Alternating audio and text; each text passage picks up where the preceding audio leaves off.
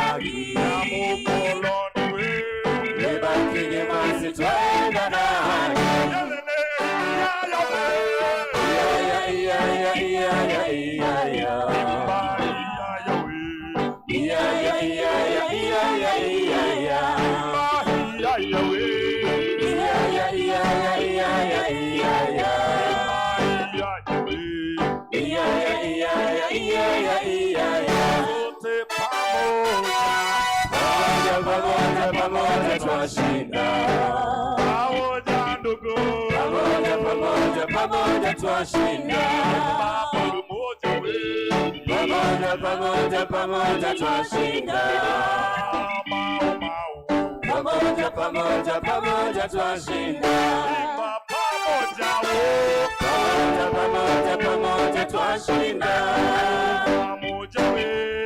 pamoja twashinda, pamoja twashinda.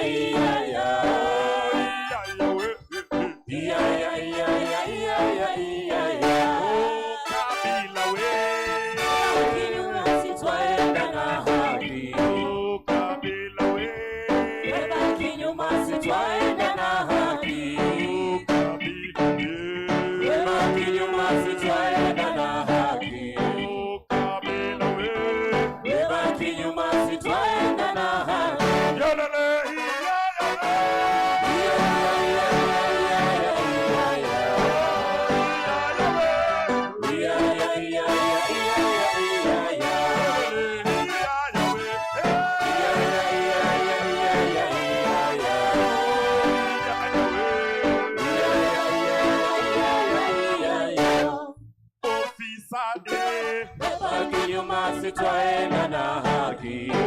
Corruption mbaya. Weba kinyume sitwaenda na haki. Weba kinyume sitwaenda na haki. Weba kinyume sitwaenda na haki.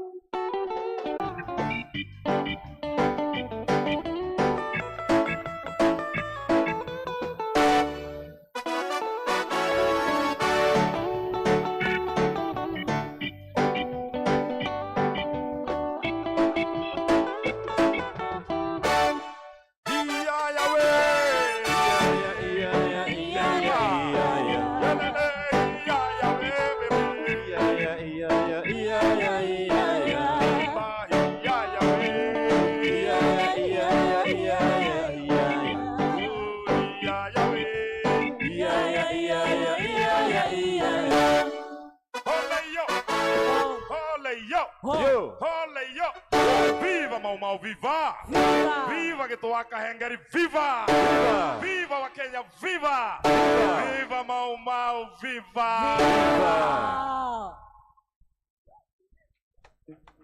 Thank you.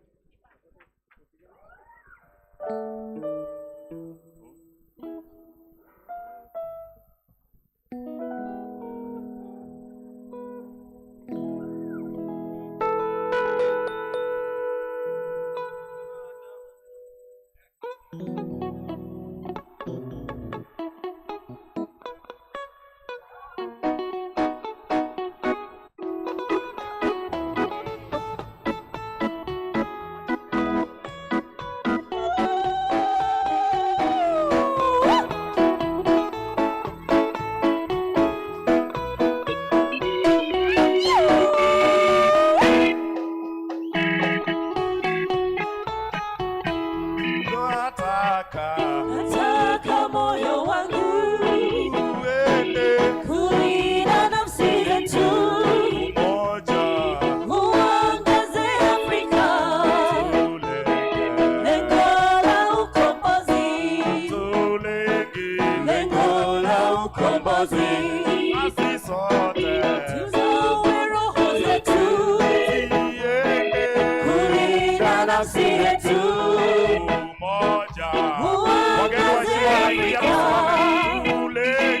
Lengo la ukombozi, lengo la ukombozi, Thomas Sankara alitoa roho yake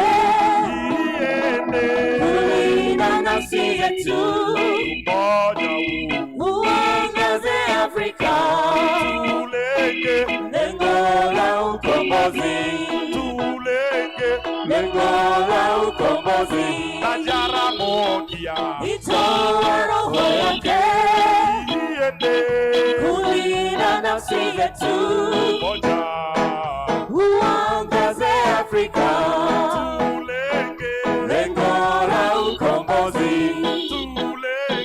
lengo la ukombozi, alitoa roho yake kulinda Afrika, lengo la ukombozi, lengo la ukombozi, alitoa roho yake kulinda nafsi zetu, uangaze Afrika, lengo la ukombozi, lengo la ukombozi, tutoe roho yetu kulinda nafsi yetu, uangaze Afrika, lengo la ukombozi, lengo la ukombozi, alitoa roho yake kulinda nafsi yetu, uangaze Afrika, lengo la ukombozi, lengo la ukombozi, alitoa roho yake kulinda nafsi zetu, uangaze Afrika, lengo la ukombozi, lengo la ukombozi, alitoa roho yake kulinda nafsi zetu, uangaze Afrika, lengo la ukombozi, lengo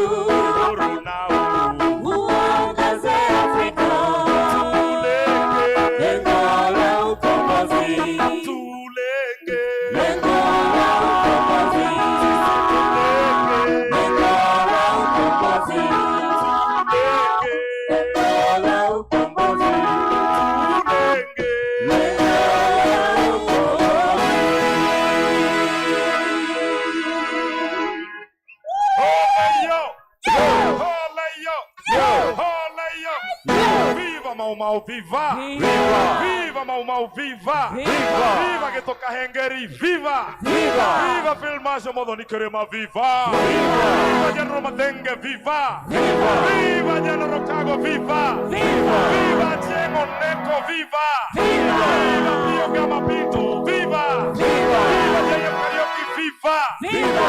Viva Diego Nel, viva! Viva! Viva, viva, viva! Viva! Ole yo! Yo! Let's all be seated. Let's all be seated.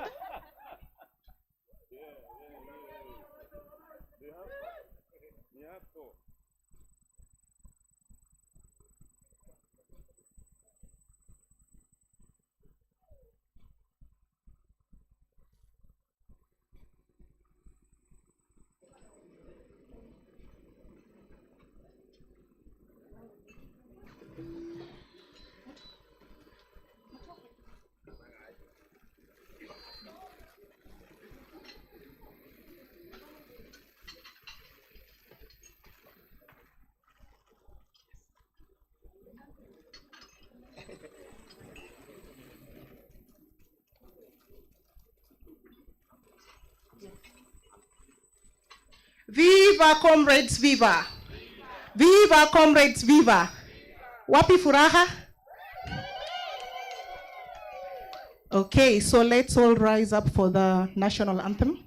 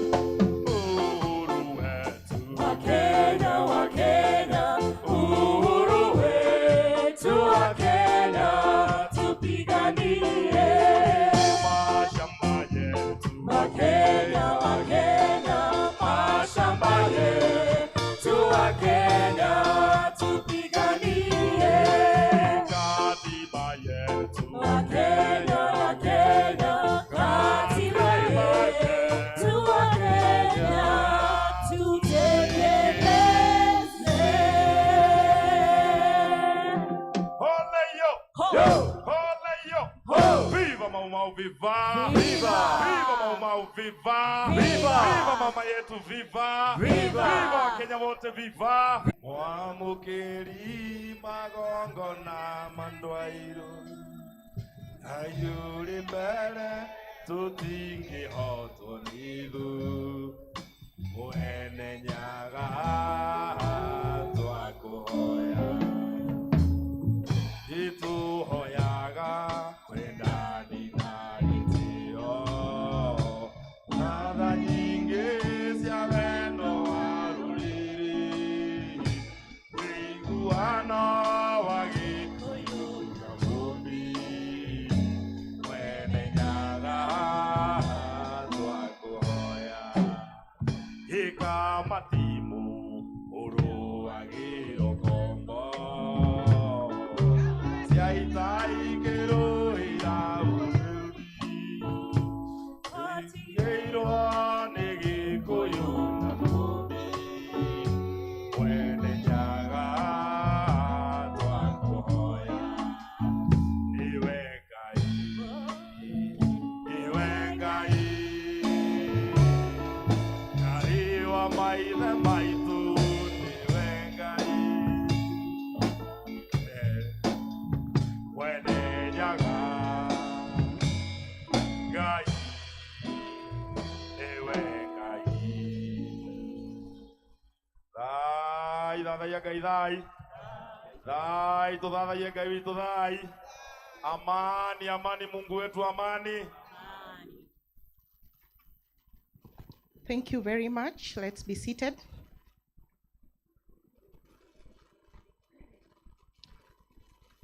Good morning, comrades.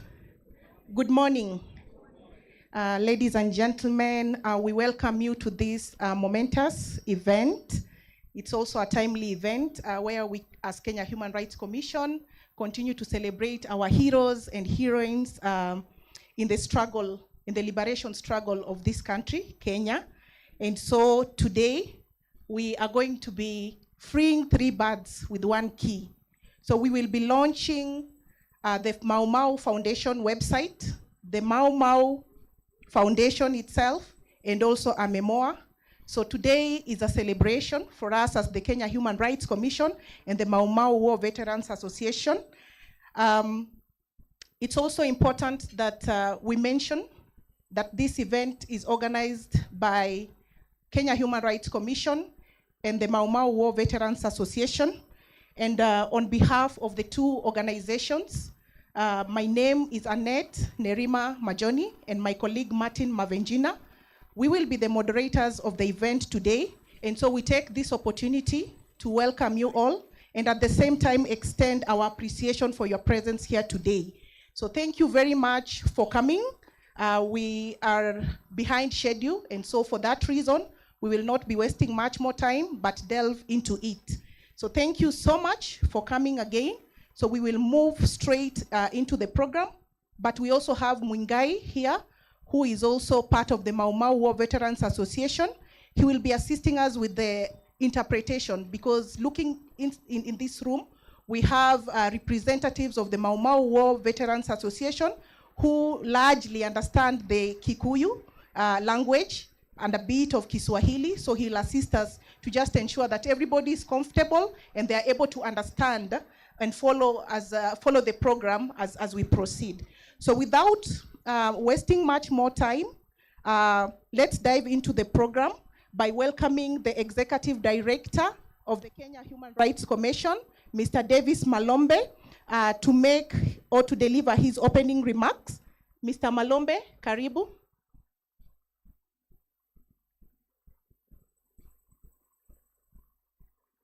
You have 5 minutes to do so. Thank you. Good morning. Kwa sababu baba yuko hapa, acha nianze na kusema haya.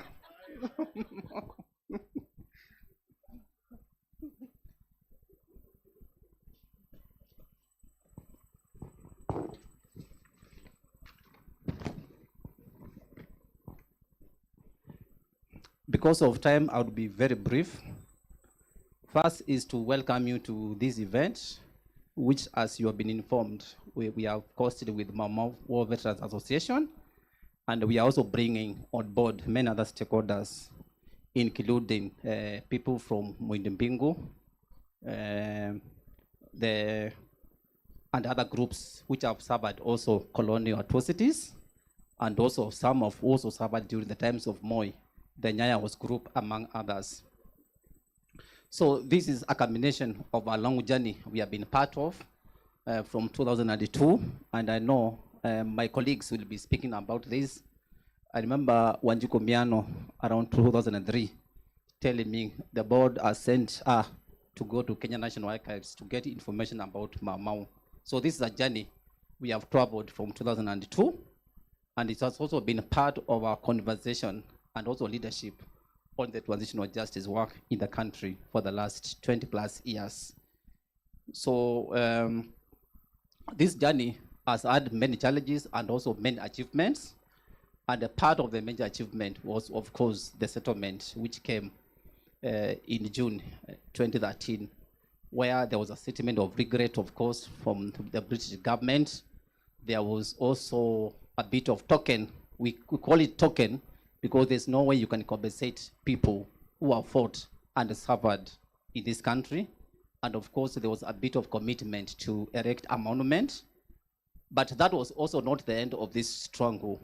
And that's why, since then, we have been doing a lot of other things with the Mau Mau War Veterans Association, and which is part of today's agenda, where we are launching of course, the website, which we feel is critical because a lot of information about atrocities which happened in the colonial period, and even others which happened after independence, a lot of that information is not available in many centralized places.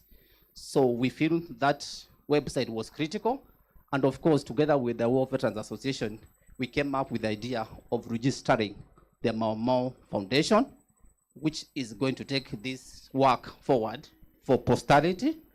And of course, Mzee Ngitu has also done a very powerful book, which is also going to be part of the launch. So partly, part of the agenda today is also to celebrate Mzee Ngitu for the great work he has done for the last 60 years plus. He's always an inspiration to us because he was telling me in the morning, he got into this struggle when he was 17, and now he's past 90 years. You can see this kind of commitment to change things in the country. So Mzee, you remain our inspiration, and you remain our mentor, and that's why part of today's agenda is to celebrate also your leadership and also work in the struggle. As a sector, we have also been planning, also convening a veterans forum where we also look back, we see where we have come from, and what are the lessons which can also help us deal with the emerging issues in the country. So today is part of that convening, and we are planning to do another major event on 6th of December as we celebrate 75 years of the Universal Declaration on Human Rights. So we'll invite you into another event where we'll be talking about where we are as a country and where we have come. This is because at KHRC, we're having this agenda of celebrating our 30 years and also remembering how KHRC has been involved in different struggles in the country. So this event is also coming in the context of 3 developments. One, you remember there was the visit of the King from the UK. And when he came here as KHRC, we issued a statement and also a petition which we submitted to the British High Commission demanding a number of things. Of course, the first one was unconditional public apology for the atrocities which were committed by the British government. What we got, as usual, was a statement of regret, which we believe very strongly is not an apology. An apology is a public acceptance of guilt and also a commitment to provide redress. and compare this to what happened in Tanzania when the German chancellor was in the country the same week, last week. He admitted and said that the German government was really ashamed of the atrocities they committed to Tanzanians, and they were willing to provide remedies on that. And of course, the other demand we made was about reparations for the atrocities which were committed. And it's not just during the colonial period. We are also talking about atrocities committed by the British government and also British citizens and also British corporations in the country since we got independence, because KHRC has been working on a lot of corporate-related atrocities committed by the British government. So we are looking at all the atrocities committed by the actors from Britain from 1895 to date.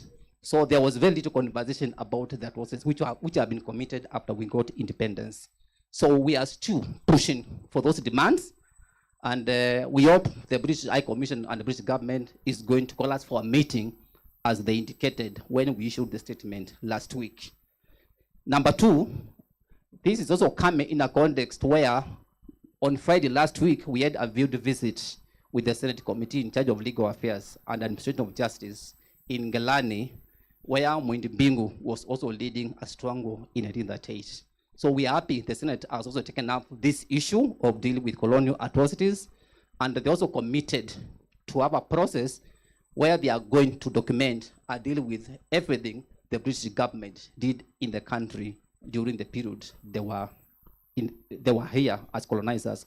And of course, the final context is what happened yesterday, where we got a settlement for the atrocities which were committed by the Patel company in Nakuru. You remember the dam which caused a lot of deaths in 2018.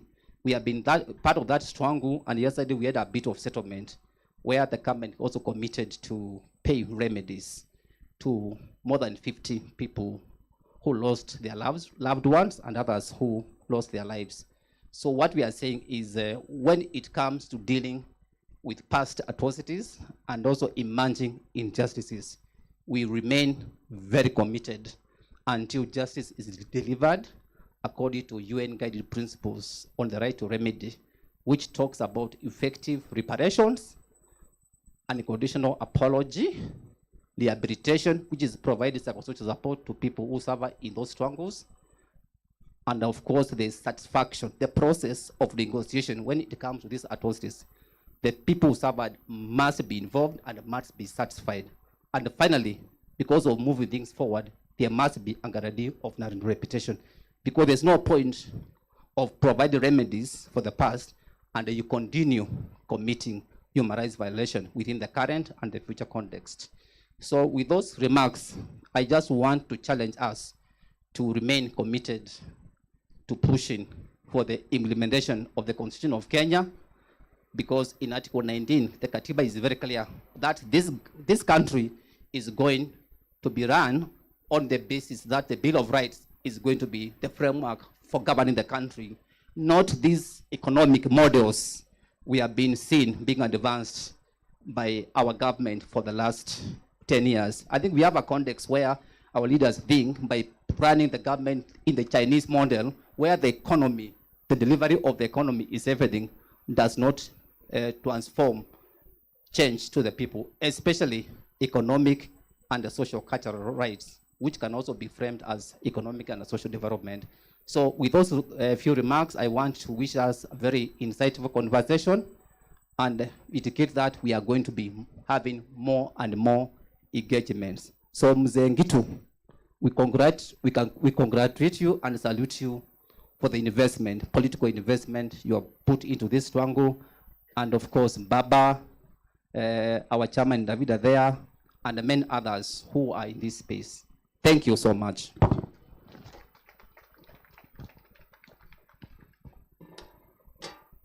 Thank you, Davis, for those powerful remarks. Indeed, our wazees are in their sunset years, and therefore the need to keep memories alive. And that's one of also the reasons why we are here today. So without taking much more time, I will invite Mr. Michael Mwingai, who is the coordinator, Mau Mau War Veterans Association, to also make his remarks in 5 minutes. Welcome. Thank you so much. My name is Mungai, the coordinator Mau Mau War Veterans Association. And I want to request, because of all these old men and women, most of them they can't hear what we are saying engage in English. So, adwaito murega inyuothe taiga igemi njega ni undu andu matugeneire muthenya wa muthi ndiraigua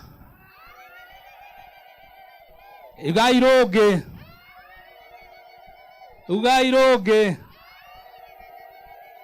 thank you ngwamba kwaria na Gikuyu nigetha manyite na njarie na Githweri ni aria mokite nigetha mamenye niki tukite gwika guku.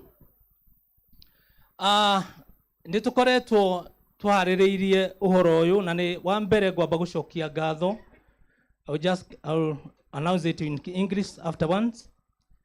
Ni undu wa inyuothe mukoretwo muguku muthenya wa muthi ithwe andu Mau Mau ni muramenya tumite bururi wothe wa Kenya. We have come from all counties in Kenya. We are here today. David Aramba, you are our chairman. And that's why twina gikeno muthenya wa muthi ni gukorwo ni turoka gwika maundu matatu haha umuthi nigetha muthikiririe muigwe. Tunakuja kufanya maneno matatu hapa leo. Leo tunakuja kuzundua Mau Mau Freedom Fighters Foundation ambayo itasaidia sisi kama vile tulikuwa tunaambia nyinyi tangu mwanzo. Tunataka hiyo foundation iwezeshe sisi kujenga monument kwa site zote ambazo watu wetu waliuawa. That is the one item. Ya pili, tunataka wale wa vijana wetu wadogo ama watoto wetu wale wa kusoma, hii foundation tusaidie kwa sababu watu wengi wetu watoto wao hawakusoma. That's why through Kenya Human Rights Commission tuko na furaha kwenyu. Kutoka mwanzo wakati tulishikana na nyinyi tukapeleka kesi Ulaya, tumefanya maneno na nyingi. Baba akatusaidia, yuko hapa. Hatujaachana na yeye baba. Na ndio tunashukuru wewe. Ukuwe na sisi, wewe ni mzalendo kama sisi. Ndio tufike mwisho. Tukiongezwa na Marombe, Mungu akusaidie. Hii Kenya tuendeze mbele. Na msirudi nyuma jameni. Ndio tufikie hao watu maneno yao. Na niko na furaha kwa mzee wetu Kitu Kahengeri. Mzee mkongwe lakini akili yake body ndio imekuwa ngumu, lakini akili ni smart. Nyinyi hamjui akili yake ni smart. Mungu amemlinda na yuko na afya sawa na tutaendelea mbele. Hiyo ingine tunakuja kuzundua ni kitabu mzee ameandika, The Betrayal of Mau Mau Freedom Fighters. Ni kitabu mzee ameweka hekima yake yote hapo. Kwa hivyo hiyo ni kitu ingine ya tatu. Ya pili. Ya tatu tunakuja kuzundua website ya Mau Mau Freedom Fighters. Na hakuna watu wengine wamesaidia sisi. Kupitia Kenya Human Rights Commission, baba ameingia ndani na haki ya Mungu amsaidie. Kwa sababu sisi tulikuwa kwa shimo, lakini Mungu akatuokolea kutoka through Kenya Human Rights Commission. Kibudha Kibwana, tunakusaruti bwana. Vile maneno umefanyia sisi. Tuna mtu mwingine anaitwa Chief Justice, former Chief Justice. Tunamjua, amefanyia sisi mema. Hata hatuwezi ongea juu ya ile kesi tulikuwa nayo. Paul Mwite, tunamuona hapa. Jamaa mchupavu huyu, ambaye alielekeza maneno yote ya kesi yetu wakiwa na Gitofu Imanyara. Mjue Mungu tunamuombea mweke pema. Na mkue hamuna hata ugonjwa. Tunataka ugonjwa itoke kwenye ndio tufike Kanaani pamoja. Hiyo ingine tutaendelea na nyinyi na tungeomba mtisiachilie. Marombe usiachilie sisi. David Aramba usiachilie sisi mpaka hii maneno imalizike. Tuta engage vile Marombe amesema na mzee atasema hivyo. Na vile King alisema tuta engage, lakini mkue ndani na sisi. Watu waweza peleka sisi kombo lakini mkue macho. Nikimalizia nikisema asante sana kwa wale wote wameingia kwa hii lasama yetu ya leo. Mungu alinde, mkue na sisi, na tukirudi nyumbani wa Mau, mwambie watu wetu kawera no karathie nake. Kawera no karathie nake. Na gatire karaco. Twathiaga tukenete, tugacoka twikite atia. Na tugutura na Ngai. Na mboco ya gwathi tugeka atia. Ngai wa muamurathi. Mungu ambariki na komea hapo. Thank you. Makofi kwa Mungai. Okay. Asante sana Mungai for those excellent remarks. Kwa majina naitwa Martin Mavenjina, nafanya kazi na Kenya Human Rights Commission. Right Honorable Prime Minister, distinguished guests, ladies and gentlemen, allow me at this juncture to invite our board chair, the board chair for the Kenya Human Rights Commission, to make his opening remarks. Mr. Devinder Lamba, you're welcome.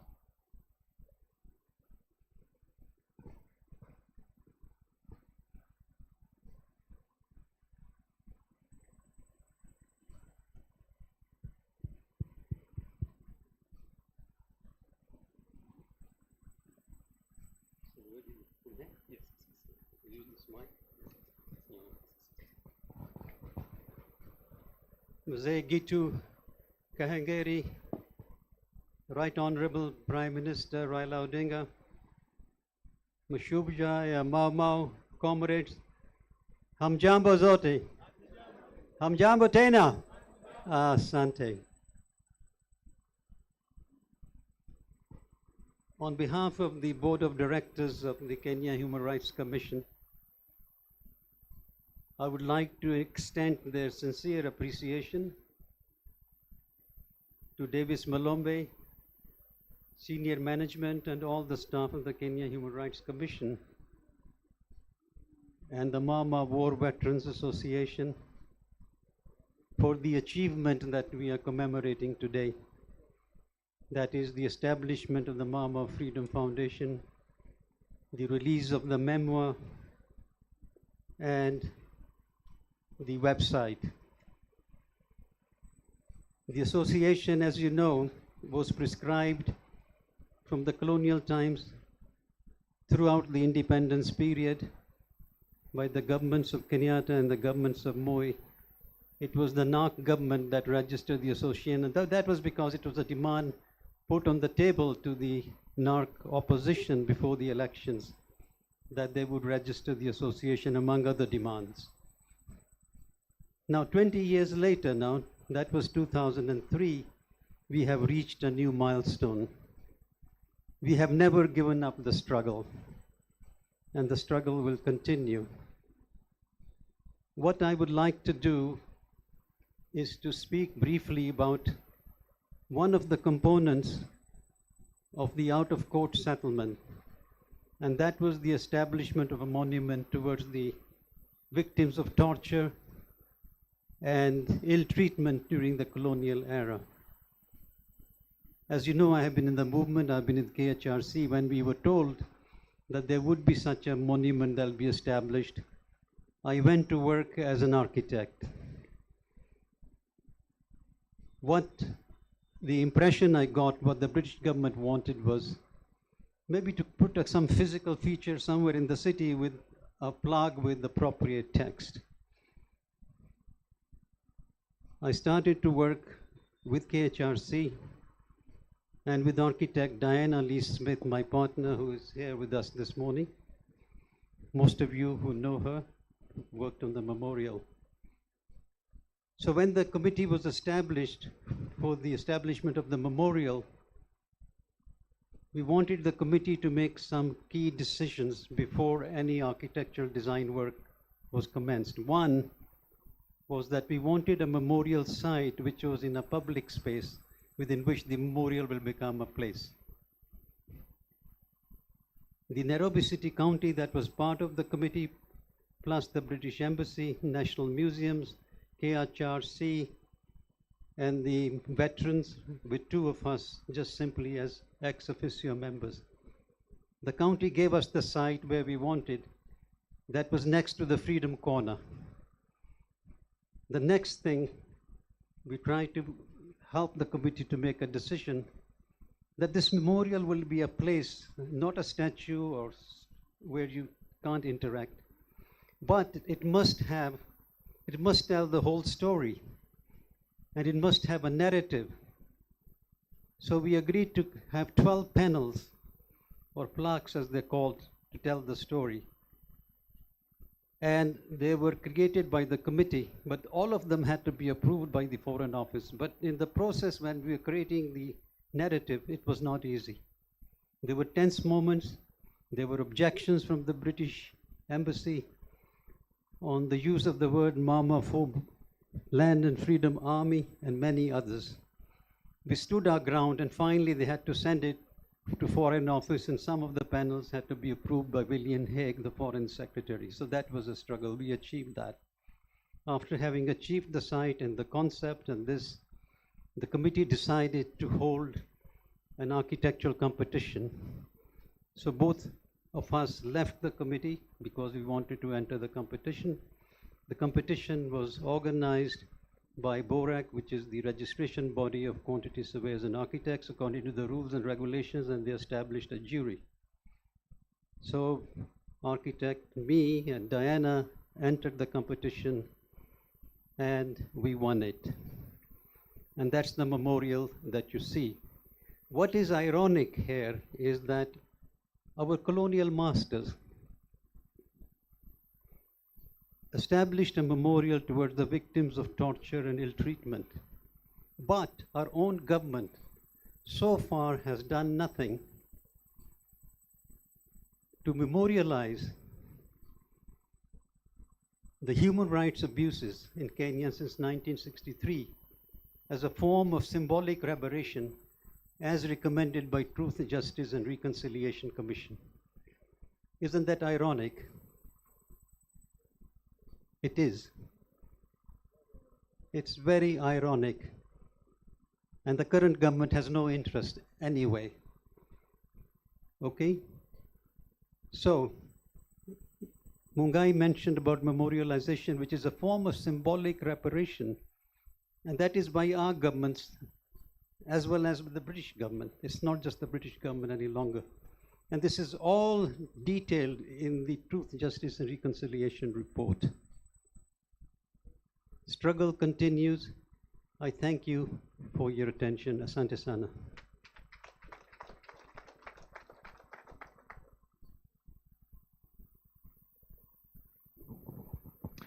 Thank you, Mr. Davinder Lamba, for those wonderful remarks and giving us a rich history about how our journey with the Mau Mau began, and also re-emphasizing KHRC's commitment to continue working with the Mau Mau War Veterans Association. I think most of us here in this room have appreciated from the rich history that has been shared by our board chair, Mr. Davinder Lamba.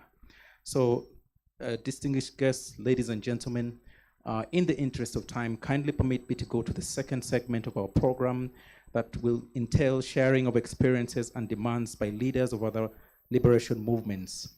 And to start us off, I would like to humbly request Mr. Wachira Waheire, the National Coordinator for the National Victims and Survivors Networks, to come and make his remarks.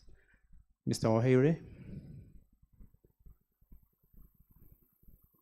Makofi kwa chair as Mr. Waheire comes. Yeah.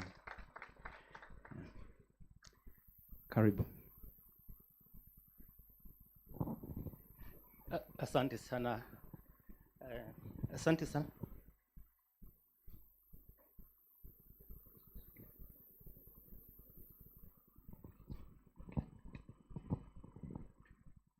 Asante sana Bwana Mavenjina na waandalizi wa sherehe hii. Mimi jina langu ni Wachira Waheire kama mlivyoelezwa, na nawakilisha kikundi cha National Victims and Survivors Network.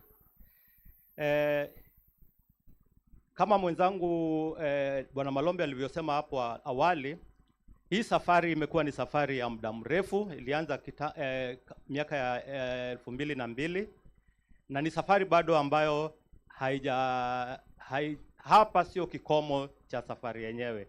Mimi nilikuwa nataka kutaja tu mambo mawili yanayohusiana na sherehe ya leo. Kwanza nafurahi sana kwa kubuniwa kirasmi foundation ya Mau Mau, kwa sababu hii itakuwa ndio gari ambayo itaweza kufuatilia, kwa sababu hii safari ya haki za mpito ni safari mrefu na kuna opportunities ama kuna nafasi nyingi sana ambazo hii foundation inaweza fuata. Kwa mfano, juzi mmeona mfalme akikuja Uingereza, alikuja kutembezwa katika mita kadhaa kutoka hapa. Kuna bustani ya Uhuru Gardens, Monument na Museum iko tu hapa karibu, na mimi nilikuwa nataka kupendekeza ya kwamba kuanzia hapa foundation iwe na jukumu ya kwenda kufanya petition ama kuomba nafasi space, yani kutetea haki, kwa sababu kuna gallery ama ukumbi nyingi sana hapa museum ambazo hazina wenyewe. Na ukienda kwa mfano kama nchi kama Afrika Kusini wako na Freedom Park Museum, ambapo hiyo museum ndipo unapata kumbukumbu na historia, rekodi ya mambo mengi sana ambayo tunasema kwa sasa hatuna mahali vizazi vya sasa na vya kesho wanaweza pata kusoma historia. Na ile ningependa kusisitiza ni ya kwamba sisi kama wanaharakati wa Mau Mau, tusipoitisha ukumbi katika hii museum ilipo hapa, kutakuwa na wengine ambao watakuwa wakipeana historia ya Mau Mau ambayo sio sambamba ama haiambatani na historia yenyewe. Kwa hivyo hii mambo ya memorialization ni muhimu. Hiyo ukumbi ni ya muhimu na lazima tuchukue nafasi hii. Ningependa kupendekeza tusikapoteze wakati, kwa sababu hizo galleries nasikia ni gallery 27, zingine tayari zishachukuliwa na watu tofauti tofauti. Kwa hivyo hiyo ni pendekezo langu la kwanza, ya kwamba foundation iwe among the other things ambayo itafanya ni kufuatilia kuwa allocated gallery, kwa sababu ukumbi ni galleries ambapo hata sasa kama ni mikutano ya kumbukumbu kama ya miaka ijayo, tutakuwa tukifanyia mahali ambapo ni pa kihistoria na sio mahali ambapo tunapata hizi mambo ya mahali tuko sio mahali pazuri sana kwa sababu ya mvua, lakini mvua ni ya Mungu pia. Jambo la pili ambalo ningependa kusema ni kwamba foundation iko na jukumu. Juzi katika mazishi ya Mama Mukami, serikali ilitangaza ya kwamba bado kufikia sasa shujaa Dedan Kimathi bado hajulikani.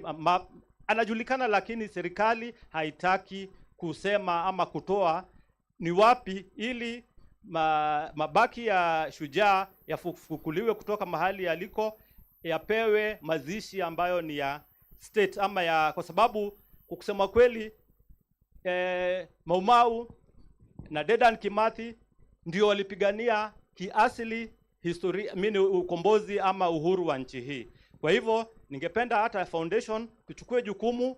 Ile kamati ilisemekana ya watu 30, serikali isipopelekewa haiwezi fanya kitu, it cannot do anything by itself, but lazima kuwe na kundi ambalo linaenda kusema sisi tumejitolea na hawa ndio wawakilishi wetu na tunataka tuonyeshwe ama tuanze hiyo process ya kutafuta identify mahali shujaa Kimathi alizikwa na ili apewe state funeral. Sitaki kuongea sana kwa sababu wakati wa alafu jambo lingine pia la muhimu ni hii compensation ambayo huyu envoy ama High Commissioner wa Uingereza alitangaza juzi. Pia ni muhimu isiwe process ambayo inakatiza ama inagawanya hiki kikundi, kwa sababu nakumbuka kuna hii compensation tranche ya kwanza ya watu 1500 na 200.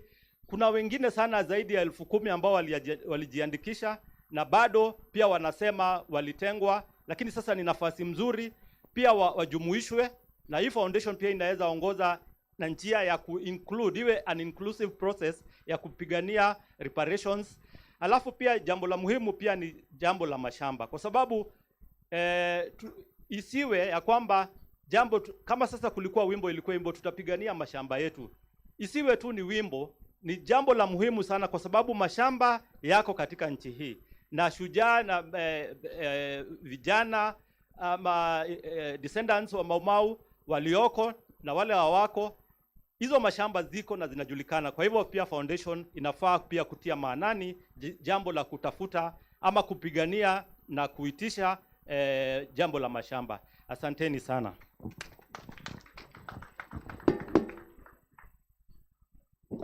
Asante sana Bwana Wachira Wahere. Makofi kwa Bwana Wachira Wahere.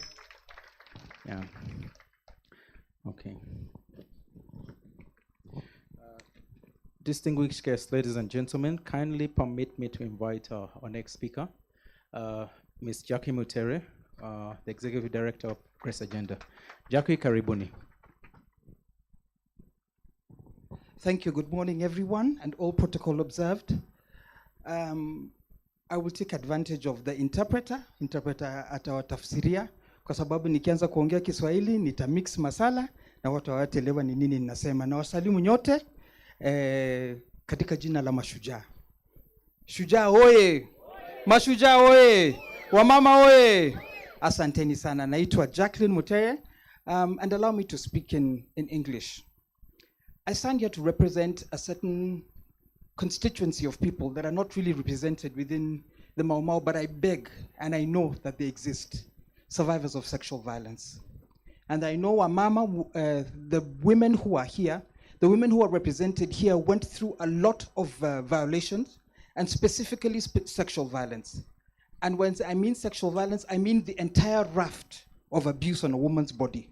I mean rape, I mean sexual assault, I mean beatings, and I mean every kind of abuse when it comes to sexual violence. That is what I speak to represent. And as I stand here today, I am inspired by the women who have taken all their time, and this Honorable Gitu Wakahengeri, who is now 90 years, and who started the fight when he was 17. I count my 15 years in the fight as a pittance in comparison to his fight. I honor you all, Mashujaa wa leo and all Wamama wa leo. I say today that this is an honorable day, this is a special day, simply because when you memorialize, one of the things that I initiated the organization of Grace Agenda and after the 2007-2008 post-election violence was about the abuse of women, the rape of the women, the sexual violence of the women that was experienced during the post-election violence, and specifically those who bore children, who conceived and had children from the violation. I initiated this organization because one of the key things I wanted was self-agency, for women to speak for themselves. Wamama Mashujaa, I honor you for speaking for yourselves. I know you have not spoken about sexual violence, but I stand here to honor you, to honor your work, to honor your resilience in the fight. Grace Agenda stands for memorialization specifically, apart from the reparations agenda, three things: for self-agency, to speak for oneself. Secondly, is for reparations for sexual violence. Sexual violence cannot be repaired the way you repair with a memory. You cannot repair sexual violence by building a dam or organizing a library or building institutions within a community. Sexual violence is about the integrity, the personal integrity of a woman, the personal integrity of a man, and hence the reparations should be specified according to the violation that occurred. Thirdly, Grace Agenda stands for memorialization. No woman's story, no heroine story should ever be lost. No story of sexual violence should ever be lost. The memory that is going to go in, the memory and the foundation that is going to be launched today should specifically have a category for sexual violence. I know it exists. It might not be spoken about, but I stand here today to say sexual violence should be on the map. I honor you, women and men of Mau Mau. Today is your day. A luta continua. Shujaa.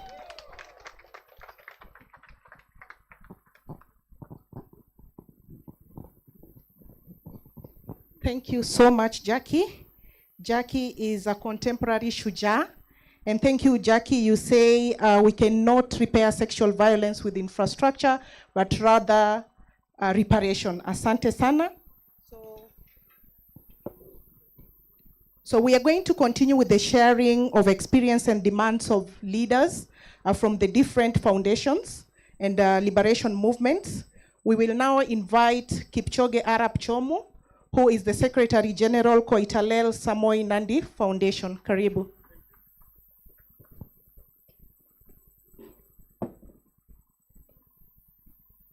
Mashujaa we. Kwa majina naitwa Kipchoge Arap Chomu. And whenever I say Kipchoge, you know where I come from. I come from a place of Peters, world Peters in many areas. I come from a place of heroes and heroines. I come from Rift Valley. I come from Nandi community. This is where Koitalel Samoei resisted the colonial government for more than a decade. I'm also the great-grandson of that great man. So I'm honored to be with you as in this Mau Mau wonderful convention. Nitajaribu kuongea Kiswahili licha ya kwamba sielewi sana. Nandi, among all other communities, resisted the colonial administration. Unajua kuna tofauti kati ya resistance and rebellion. Some people rebelled, but the Nandi and most of the Kenyan communities resisted the colonial administration from the word go. Na wakati Koitalel aliunganisha Wanandi wote na kukataa ubebari ya Wasungu for more than 15 years. Unajua Wasungu waliaibika kuandika 15, wakaandika 11.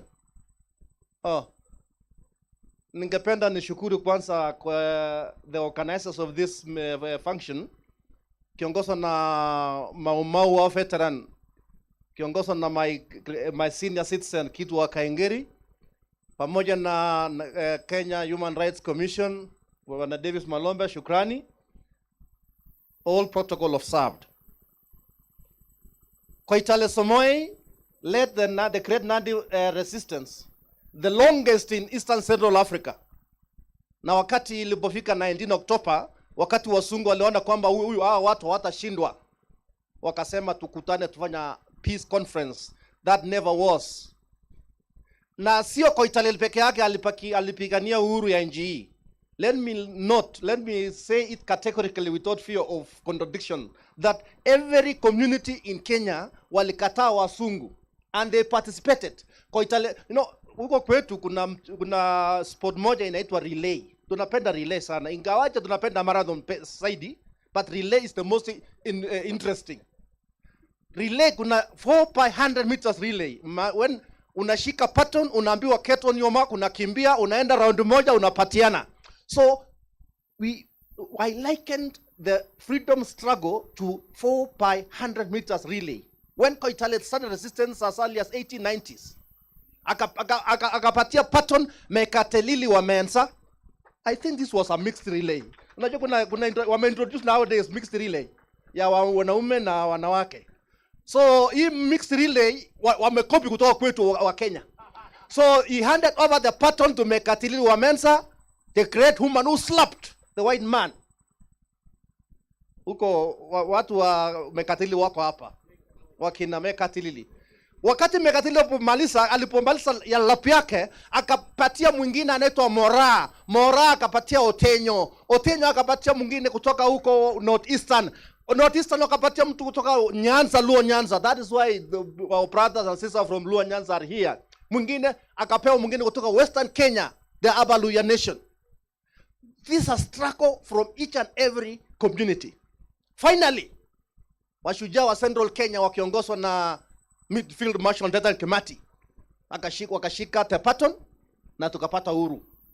6 decades now, we are enjoying the fruits of those who resisted and paid for their with their blood. To cut the long story short, ni kwamba hata sisi huko Nandi wakati tulikutana tukisema mambo familia ya Koitalel, want to kukumbuka rais wetu wa Nandi anaitwa Koitalel Samoei. huwa tunaanzia cell, huwa tunawekwa cell kwanza saa 3 asubuhi, saa 4, saa 5 tunafunguliwa, tunaenda sherehe until 19 October, wakati His Excellency the late Emilio Mwai Kibaki alipotangaza kwamba freedom fighters are heroes, sio wabebari, sio watu ambao ni wabaya, they are not criminals. In fact, may his soul rest in peace, he stands as the only head of state in the independent Kenya ku attend na grace 100 years ya Koitalel Samoei. As a family, tuli appreciate na tukafanya maombi yetu kwamba tafadhali let's tufanye kitu ya kumbukumbu ya huyu mzee. Na Kibaki akakubali. Akasema ya kwanza tutachenga mausoleum. Ya pili tutaweka university. Ya tatu tutasettle, tutaona maslahi ya sisi descendants ya Koitalel Samoei, because mpaka saa hii we are landless, we are jobless. Ingawaje tumejaribu kusoma kidogo ya kumbaru, lakini Mungu angali nasi. Unfortunately, with the exit of that regime, Mamba University, because of lack of political goodwill, imekwama mahali. Ukienda wakati unasikia iko Mosoriot, siku nyingine unasikia iko Nandi Hills, labda next week utasikia iko Eldoret, labda next year utasikia iko Nairobi. So we are in a mess. Ya pili, mambo ya mausoleum. I know some of you, Kitu wa Kaingeri was there the other day. Mausoleum is incomplete. Mambo ya Koitalel Samoei welfare family sahi in the worst. We don't have even one single member of the Koitalel Samoei family, both in county government and national government. And this is the freedom our great-grandfather died for. It is so unfortunate. That is why we are nonetheless, strive and struggle continues. Wakati wasungu weupe walipotoka, wasungu weusi walipoingia, wakatunyang'anya mashamba, saa hii tunaishi tukiwa kama yule wanyama ambao wanaishi msituni inaitwa nini? Baboons. Tunaishi kwa rocks. Mahali iko steep, unfertile. Tunangoja Mungu, lakini Mungu wetu hivi karibuni atatukumbuka. Finally, kwa niaba ya Koitalel Samoei Foundation, tumekuja na watu wachache watatu, na kwa niaba ya group yetu, our director Stephen Sukut angekuwa na sisi, lakini hakuwa anasikia mzuri. Tumeomba mambo yafuatayo, kwamba mambo ya mausoleum ikamilike, mambo ya university inyoroshwe, mambo ya family welfare wese to be addressed. Juzi tukatoa pendekezo letu kwa yule mfalme wa Britain alipokuja Kenya. People don't know. Nafikiri watu wengine wamesoma. I wrote a book. Kibaki aliniambia tulipoenda State House, akatuuliza, hakuna mtu ambaye ameweza kuandika juu ya Koitalel Samoei. Hatukuwa nayo. So nikaenda nyumbani nikaketi na wazee. I wrote a book entitled Unyielding Hope, The Life and Times of Koitalel Samoei. Sasa kwa hiyo kitabu ukisoma utasikia jinsi Koitalel aliuawa na kichwa chake ikakatwa, sijui hiyo kichwa iko wapi, na as a family tulidemand, we are not requesting, kwamba hiyo kichwa irudi Nandi for honor to be reburied honorably. Tulipotuma watu huko Britain wakatuletea vimbo za Koitalel Samoei, lakini we still demand for the return of that head. Ya pili, tuko pamoja kwa mambo ya historical injustices. We need to be compensated. We need reparation. We need to recognize these people, these heroes and heroines ambao waliweza kumwaga damu yao kutetea inji, kuokoa na kuona kwamba Kenya iko huru. It's so unfortunate that those who were serving, the collaborators, are now enjoying the fruits of independence, while those who served and died in prisons, in the forests, are now still languishing in abject poverty, wakati wale wengine wanapotawala na kukula mali na kukunywa na kustarehe. When some of you people and your parents and your great grandparents died and you have never enjoyed the freedom. Tunashukuru sana, especially let me make this appreciation. Leadership ambao wamekuwa na freedom fighters. Nimesikia wengine wako hapa na wengine hawako. I used to see David Lamba kwa TV peke yake. Thank you so much. Nilikuwa najua yeye mzee wa filimbi. I think this is the same person ambao wanapiga filimbi samani wakati wa ile nyingine. Yeah. So I really appreciate you.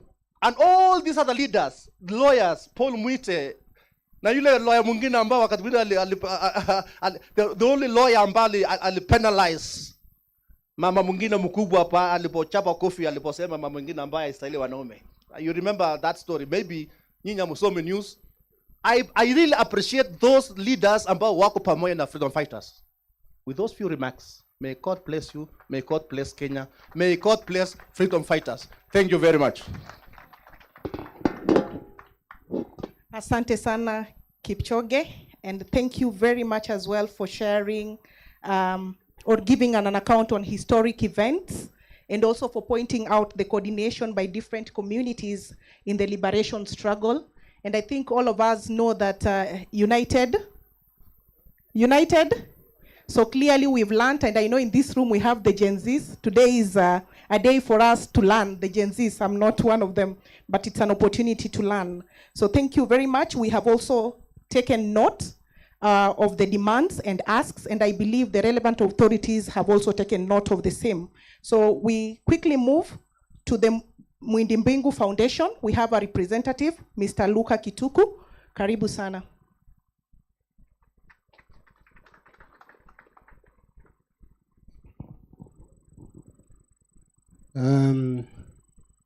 Kwa viongozi na wale waliotayarisha hii mpango ili tukutane, tujuane, tuelewane, kwa kiongozi wetu wa Mau Mau Kitu Kaengeri.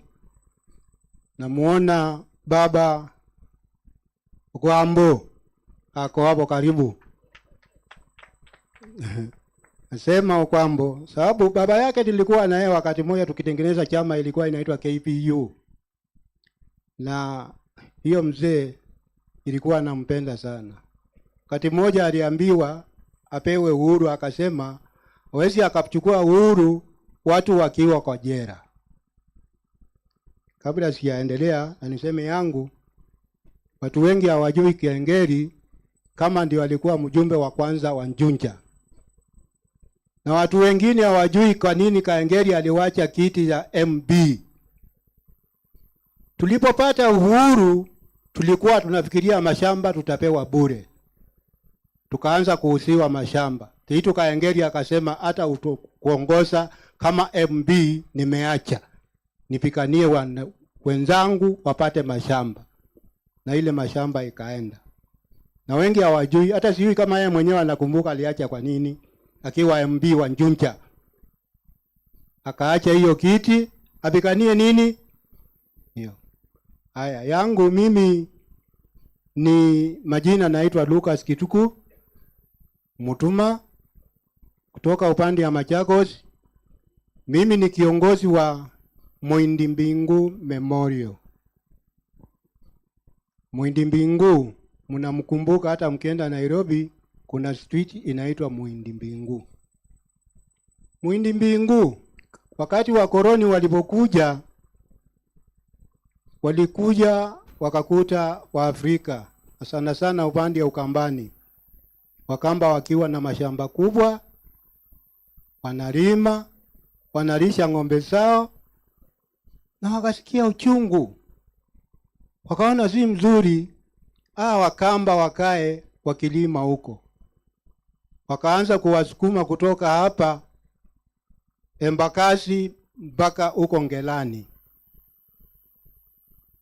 Na baada ya hapo wakaanza kuchukua ng'ombe za Wakamba.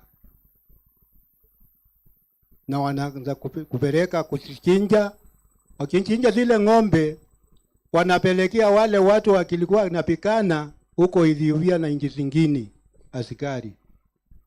Na wakati walikuwa wanakuja kuchukua ng'ombe zetu, walikuwa wanapika watu vibaya sana, wanapika akina babu zetu, wakikuta bibi yako mna mimba, wanamulalia, ile mimba inatoka, na wanalala na bibi ya mwenyewe, bwana yake akiwa hapo karibu, anaona na macho yake na watoto, na wakachukua ng'ombe zetu sawa kamba, na sana sana watu wa Ngelani.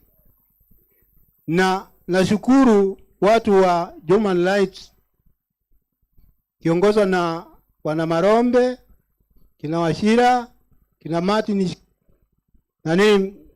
Martin kwa kutusaidia sana, na tulipoenda kwao walitupokea na wakatusaidia.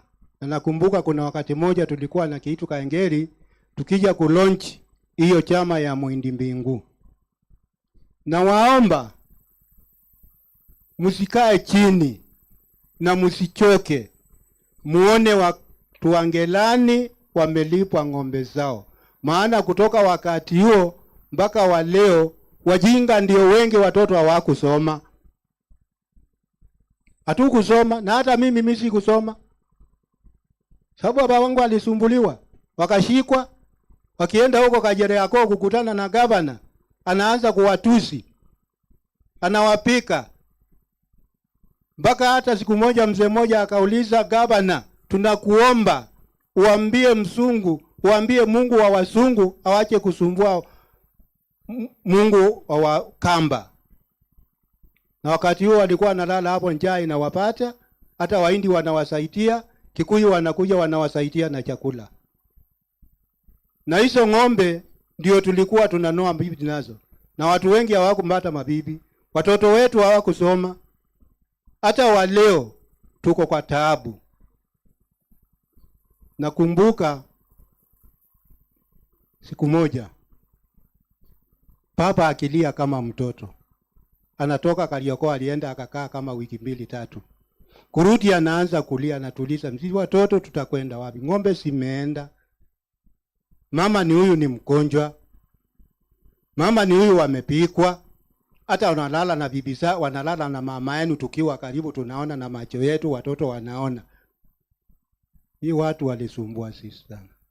Tunaomba watu wa Human Rights na serikali mseme turudishiwe ng'ombe zetu, tulipwe, na tulipwe gharama ya ile kitu tulipata. Hata umbwa zetu walikuwa wanapika nyumbani, umbwa ndio zilikuwa askari wetu, wakisikuta wanapiga risasi wanaua.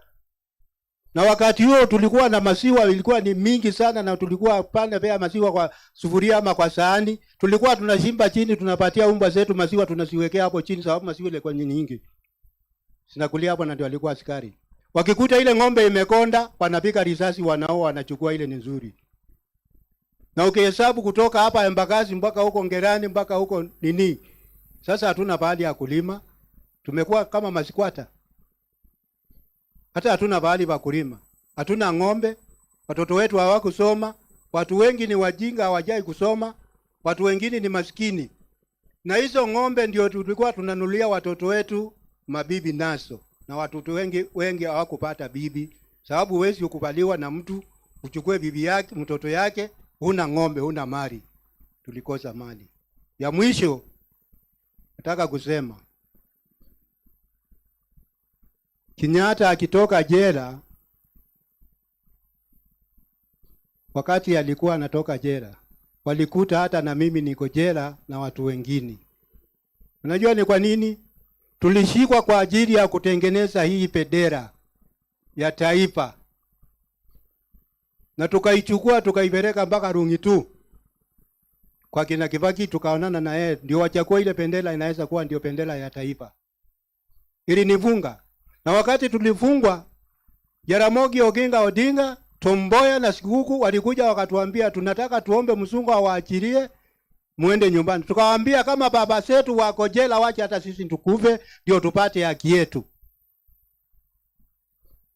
Na tukafungwa mpaka tukakaa ndio tukatoka. Walipotoka na sisi tukakaa kidogo kidogo kama miezi 3-6 tukaachiliwa.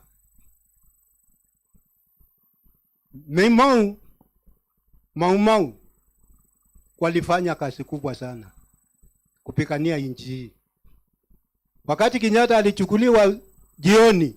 Baba yangu alikuja kuchukuliwa saa 12 asubuhi. Na sababu alikuwa yeye ni mzee kushinda hao, alifungwa miaka 7 nyumbani, awe akichungwa na chief na assistant chief.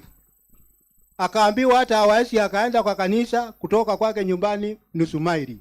Akapeana shamba ndio yeye kwa kanisa. Na hata walio hapo ndio tunaomba, tunaabudu.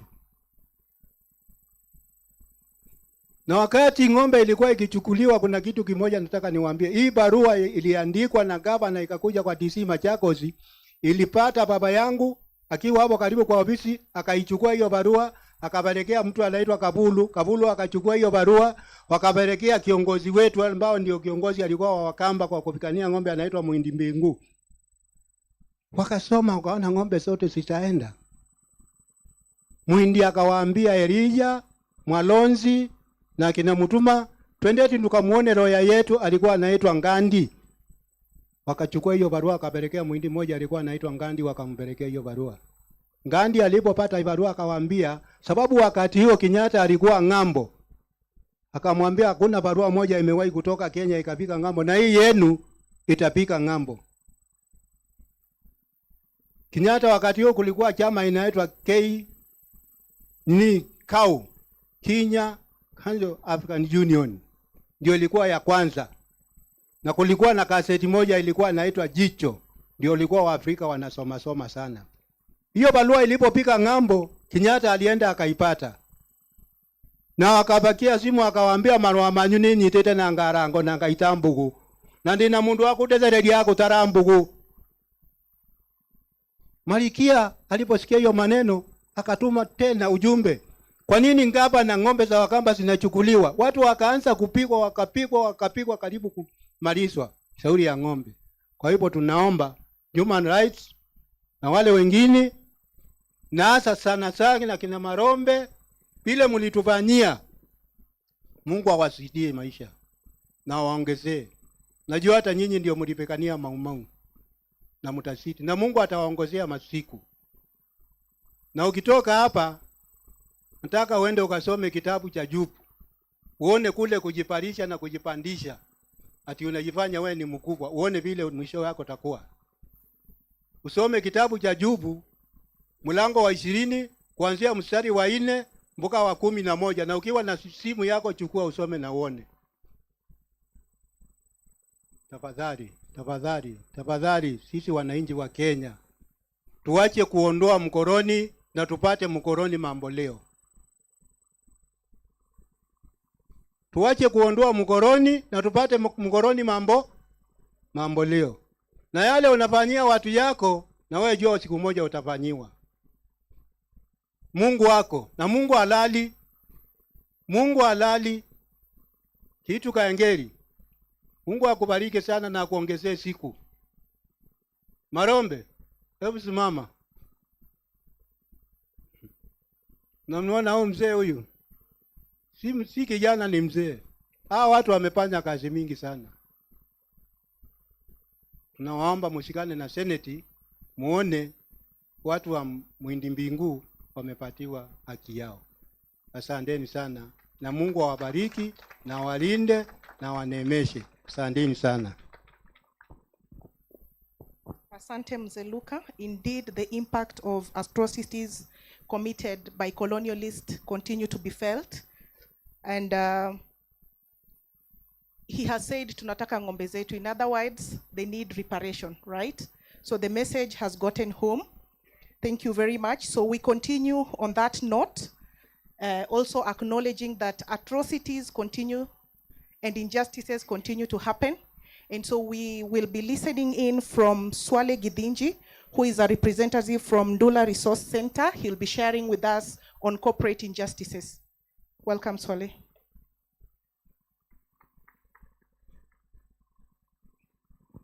Thank you. Right Honorable Prime Minister, all protocols respectfully observed. Naitwa Swale Githinji. Hamjambo. Mimi nitazungumza tu mambo matatu. Nafanya kazi na shirika linaitwa Ndula Resource Center ambalo liko karibu sana na boma ya Shujaa Mzee Geto Kahengeri. Kila asubuhi Geto akiamka kikohoa sisi usikia tunaamka tunajua kumekucha. Sasa mimi tazungumza jambo la kwanza, uhusiano kati ya dhulma ambazo zinaendeleshwa na makampuni makubwa ya kigeni na mapambano ya Mau Mau ambao siku ya leo tunasherehekea. Wakati Mau Mau walienda msituni kupigania uhuru na mashamba, na hadi tulipopata uhuru 1963, sisi kama Ndula Resource Center tunaona kwamba bado ukoloni ambao Mau Mau walipigania bado hujaisha bado, kwa sababu mambo ya msingi yale ambao Mau Mau wazee wetu ilifanya waende msituni wakaumia sana, wakapoteza ujana wao, mali yao na familia yao, mpaka leo hii yanaendelezwa, lakini yanaendelezwa kwa njia tofauti sana. Yanaendelezwa through hizi kampuni za kigeni ambazo zina milki ardhi ile yenye rutuba nyingi zaidi na ekari nyingi kabisa, hasa upande wa Kiambu, Murang'a, pia upande wa Nandi ambapo Koitalel amezungumza, pia upande wa Coast Province, na kule kwetu zile kampuni mbili ni kampuni ya Kakuzi na kampuni ya Del Monte. Na sisi tunasema kwamba hiyo ndio ile colonial legacy in the context of colonial agriculture as we see it today, ndio zile dhulma ambazo zinatuumiza sana. Na sana ya kwanza ni mambo na mashamba, kwamba Mau Mau walipopata uhuru tuliambiwa sasa hakuna cha bure, kwamba watu wanunue ardhi kwa anayependa kuuza na anayependa kununua, na hiyo ilifanywa Afrika wengi sana mpaka leo wakae kama wachuchumaji, squatters.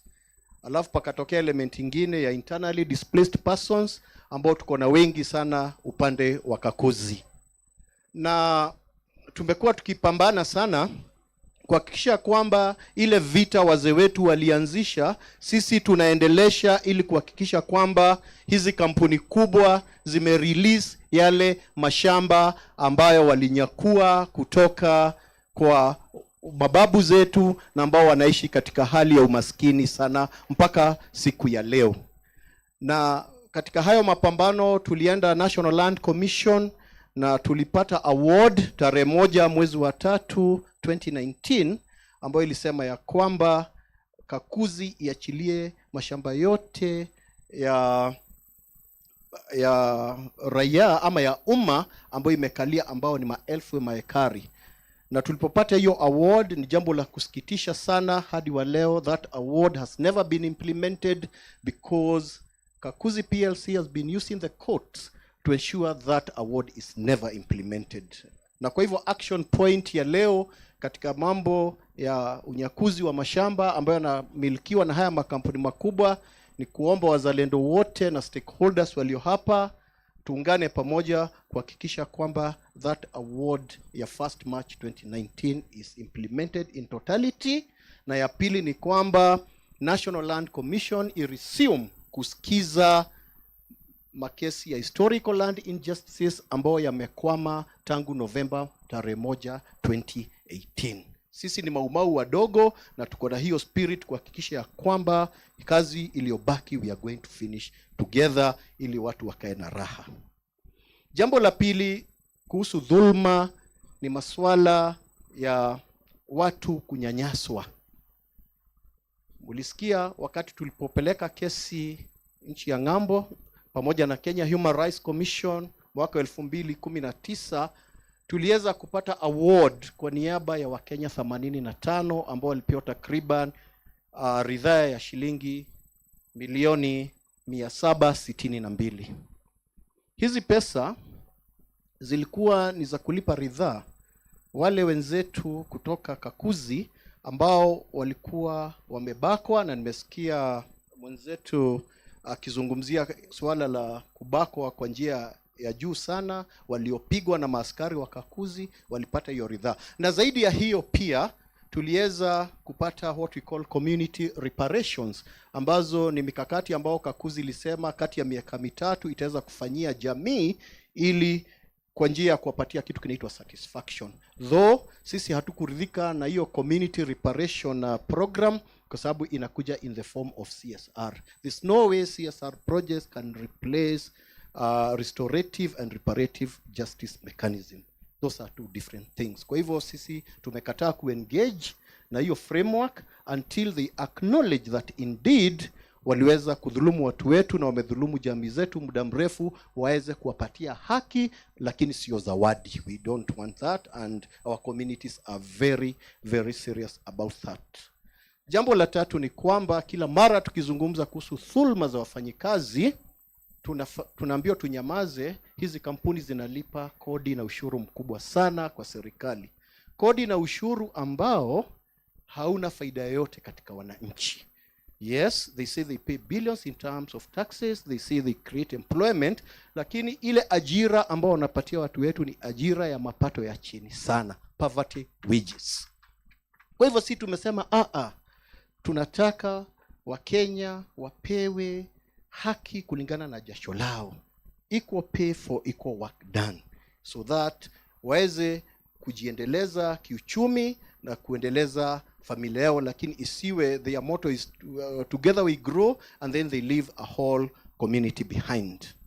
Sehemu ya pili nitasema ni tukio gani matatu muhimu ambao sisi kama Ndula tukishirikiana na jamii za Kakuzi na Del Monte tumefanya.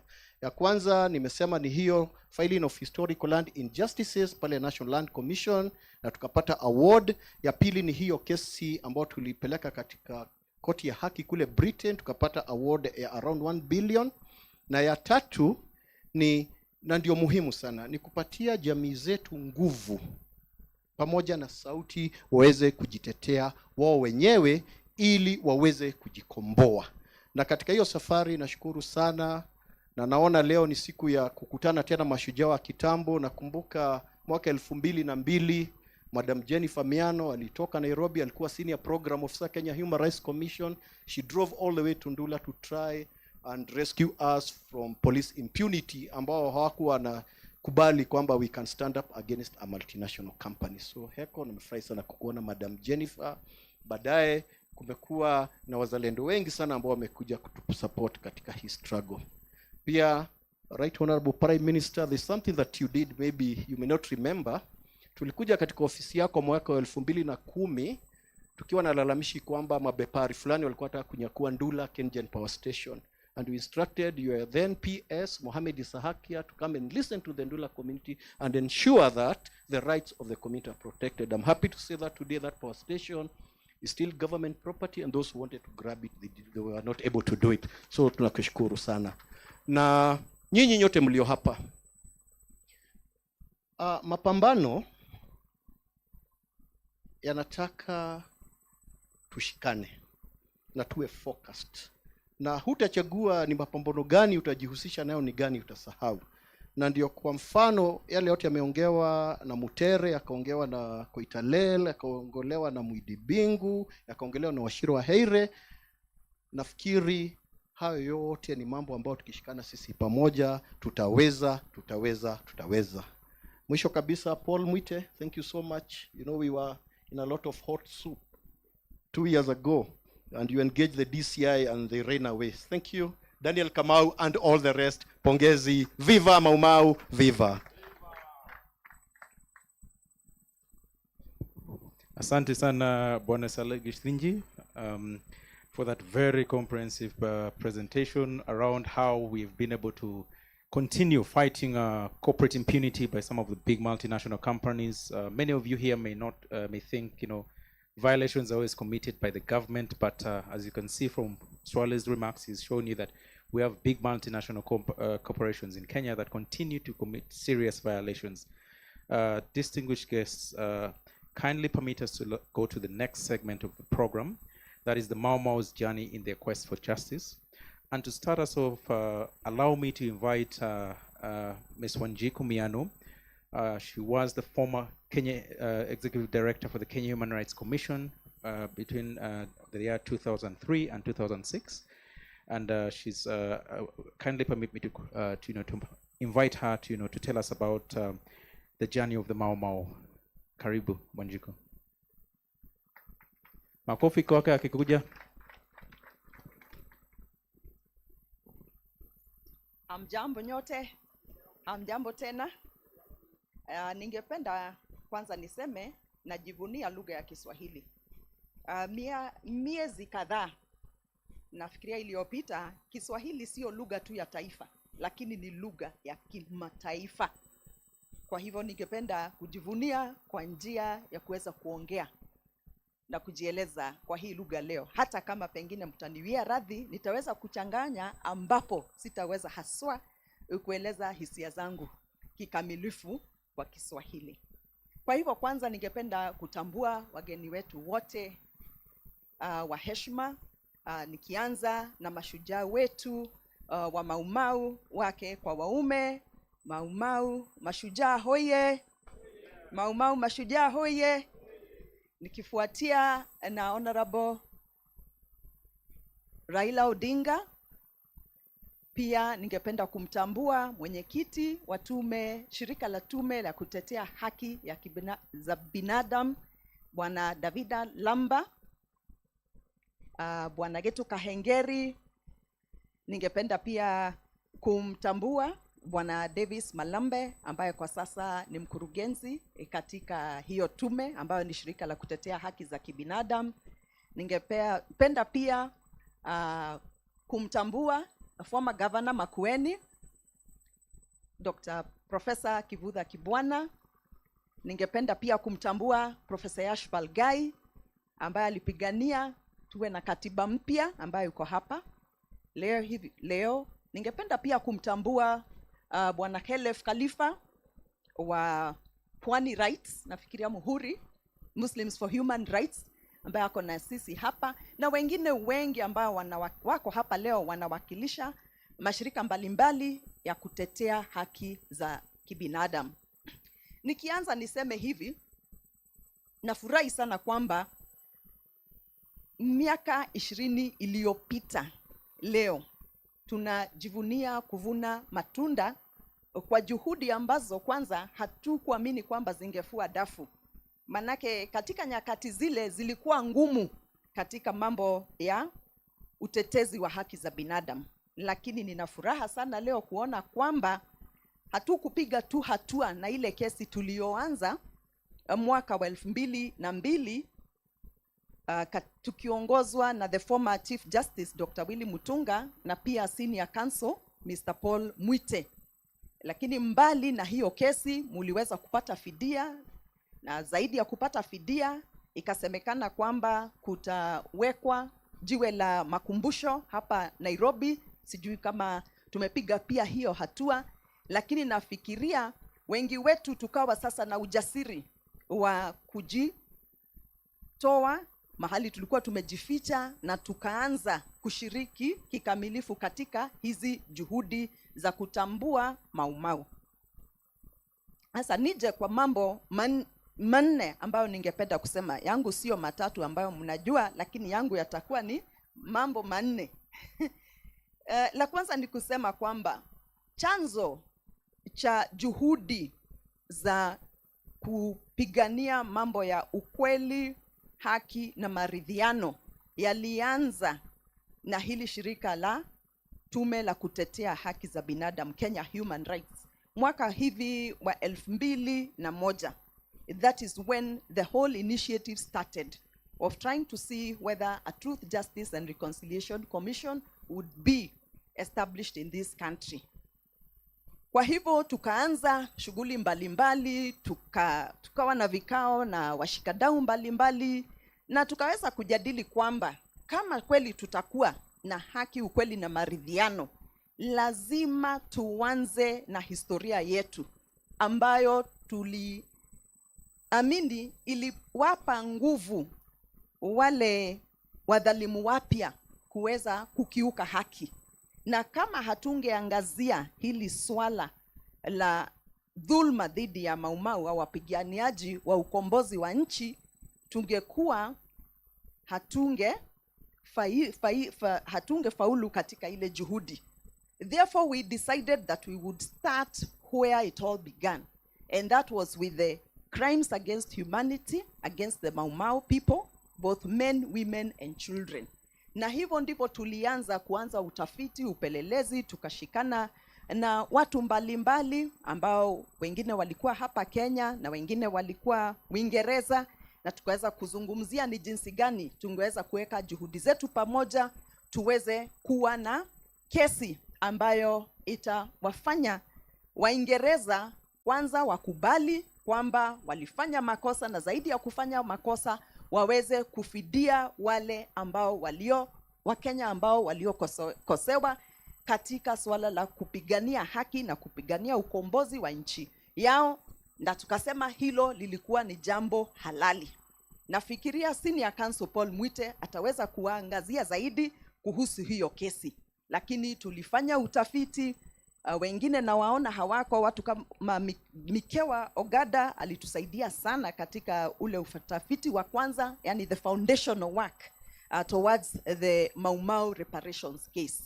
Na nafurahia kwamba hizo juhudi zinaweza kuonekana leo katika mambo mbalimbali ambayo tungesema yanaonyesha ni ishara kwamba tuliweza kufauli katika hiyo kazi. Nikiendelea zaidi kuangazia yale mambo mengine, ni kwamba kitu najiuliza ni mambo gani ambayo tumeweza kujifunza kutokana na hii juhudi ya kupigania haki za Mau Mau, haki ya wakombozi wa nchi. Ya kwanza kwangu ni kwamba usije ukapuuza jambo dogo.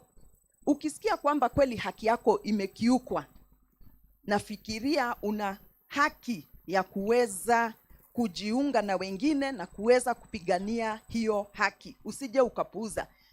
Nikubalie niongee na lugha ya mama kwamba odumorito no uriotare mwambiririe. Neguo tuliona kwamba hili jambo ni gumu sana, that it was very difficult to commence an enterprise of this magnitude, lakini tuliweza baadaye kushikana na wengine kufanya nini? Kufaulu. Kwa hivyo tusije tukapuuza juhudi, hata kama imeanza katika swala tu au hoja tu. Tukishikana na wengine tunaweza kufanya nini? Tunaweza kufaulu. Kwa hivyo kwangu hilo ni jambo moja ambalo nimenifunza, tusije tukapuuza hiyo nguvu yako we mwenyewe na nguvu ya wale wengine. Anza tu na uendelee. La pili ni kwamba Mau Mau wametufunza kwanza ni muhimu sana kuweza kupinga udhalimu. You rise up and resist. Tusikae tu pale tukisema kwamba tumedhulumiwa. Ni nini hicho tunaweza tukafanya au tukasema tukapingana na ule udhalimu? Na zaidi ya kupingana, tukae wakakamavu. Tumesikia kwamba mzee Bwana Gitu Kahengeri ni ako na zaidi ya miaka 90, lakini bado yupo hapa na sisi akitupa motisha ya kuendelea. Kwa hivyo tuwajua kwamba mapambano bado. Swale wa Ndula Human Rights ametueleza kwamba bado wanaendelea kupigania haki za mashamba, na tuwajua kwamba Mau Mau waliweza kupinga udhalimu kwa sababu mashamba yao yalikuwa yamenyakuliwa na kwa sababu hawakuwa na uhuru. Na ni jambo tunaendelea kuona kwamba tunapigania, na haswa limeangaziwa vizuri na Swale wa Ndula Human Rights Commission, haki na mashamba. Kwa hivyo lazima tuweze kuwa na ule ujasiri wa kupinga na kuweza kuwa wakakamavu katika ile safari ya kupigania haki. Jambo lile lingine mimi ambalo nimejifundisha kutokana na Mau Mau ni kwamba hili tukiona wengine ambao wanapigania haki, hata kama hawatafaulu, hata kama watafaulu, hilo jambo linatupa motisha kwamba hata sisi wenyewe tunaweza tukapigania haki zetu. Na hivyo ndivyo hili vuguvugu la Mau Mau lilifanya. Walipopigania haki na wakaweza kuondoa mkoloni, zile vuguvugu zingine katika Afrika yote ziliweza kupawa motisha na nguvu na wakaendelea, including the Black Civil Rights Movement in America. They were greatly inspired by the Mau Mau. Tafadhali tuende tusome hiyo historia. Kwa hivyo Mau Mau, the Mau Mau is a force to reckon with, na imetupatia motisha hata sisi ambao tuko wa hii karne na pengine wale wengine wadogo, present and future generations, tutaendelea kupata motisha kutokana na Maumau na jinsi walivyozitatiti katika kukomboa nchi. So they have inspired not only citizens in this country to continuously fight for their freedoms, but citizens of other countries. Lile jambo lingine ningesema ni kwamba kwa kupigania fidia, Maumau kufidiwa na kujulikana not as an outlawed movement, not as outlaws or a criminalized movement, tumeweza kurudisha hadhi ya nani shujaa katika nchi. Na nikubalia niseme hili, watu wengi tunajua wametuzwa wakati tuko na siku kama za Mashujaa Day ama Jamhuri Day ama Mashujaa Day, na unapata mtu anapata Elder of the Burning Spear na zinginezo, na tunaulizana hawa watu wanapata kutuzwa jinsi gani? Na kwa miaka mingi hatukuwa tunasikia watu ambao wanastahili wanatuzwa. But I think what the Mau Mau, the struggle for recognition of the Mau Mau in the country has done, it has brought us to begin to reflect on who are our heroes. Nani shujaa kati yetu? Shujaa ni mtu ambaye anaiba mabilioni ya pesa, halafu kesho mnamtukuza kama mwekezaji shujaa ama maarufu nchini. Ama shujaa ni mtu ambaye anajitolea kwa hali na mali na kupigania ukombozi sio wake tu na hana ubinafsi, lakini wale watu wengine wote na nchi yake.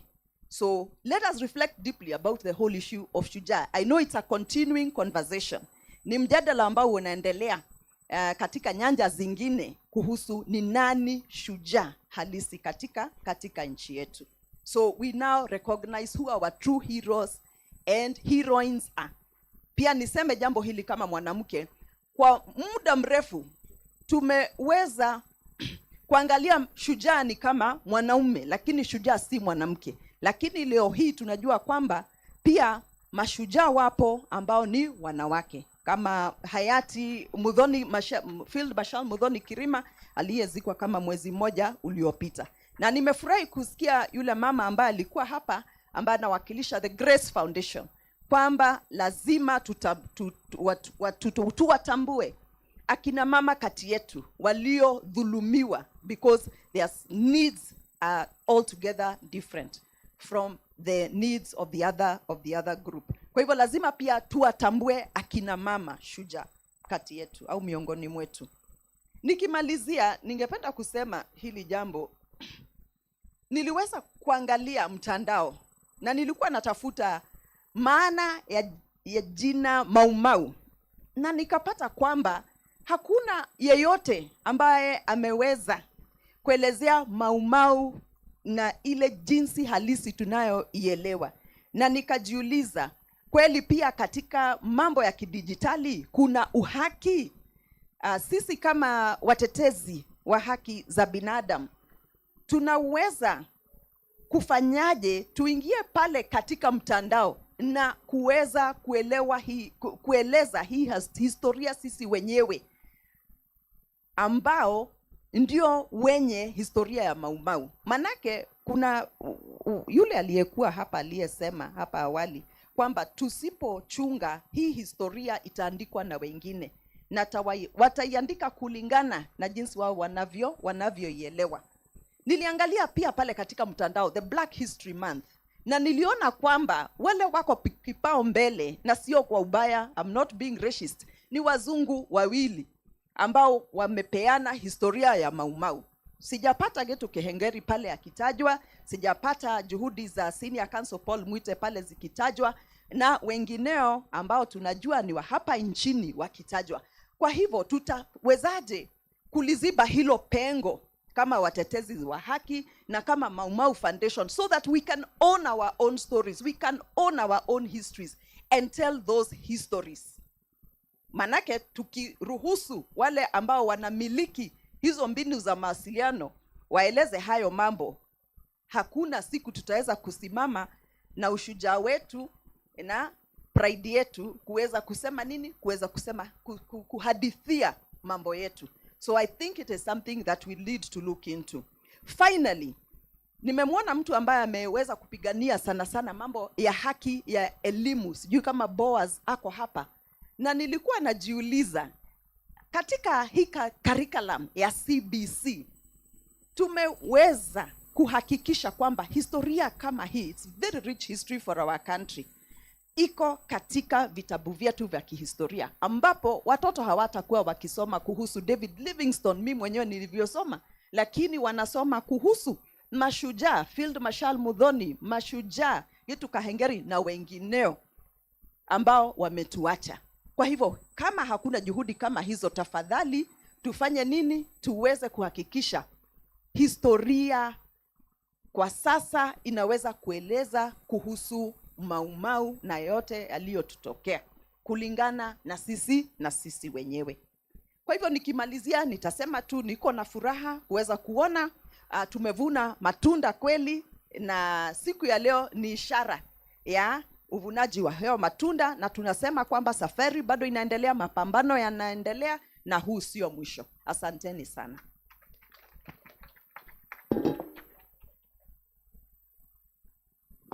Asante sana Wanjiku Miano for those powerful and inspiring reflections on the Mau Mau's journey in their quest for justice. Ladies and gentlemen, allow me to, in absentia, acknowledge three personalities who would have loved to be here, but for circumstances beyond their control, they are unable to be here.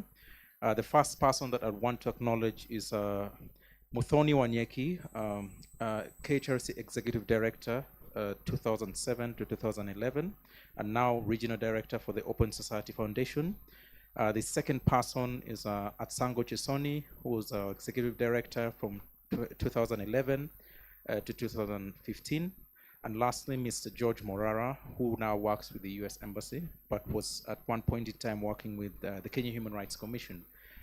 These three personalities played a very important role in the Mau Mau's quest for justice in the different capacities that they served while at the Kenya Human Rights Commission. So, and I would like us to all especially, acknowledge the important role they played to see our heroes here with us today. Now, ladies and gentlemen, I want to now take this opportunity to invite Senior Counsel Paul Muite to share with us his reflections. Karibuni Senior.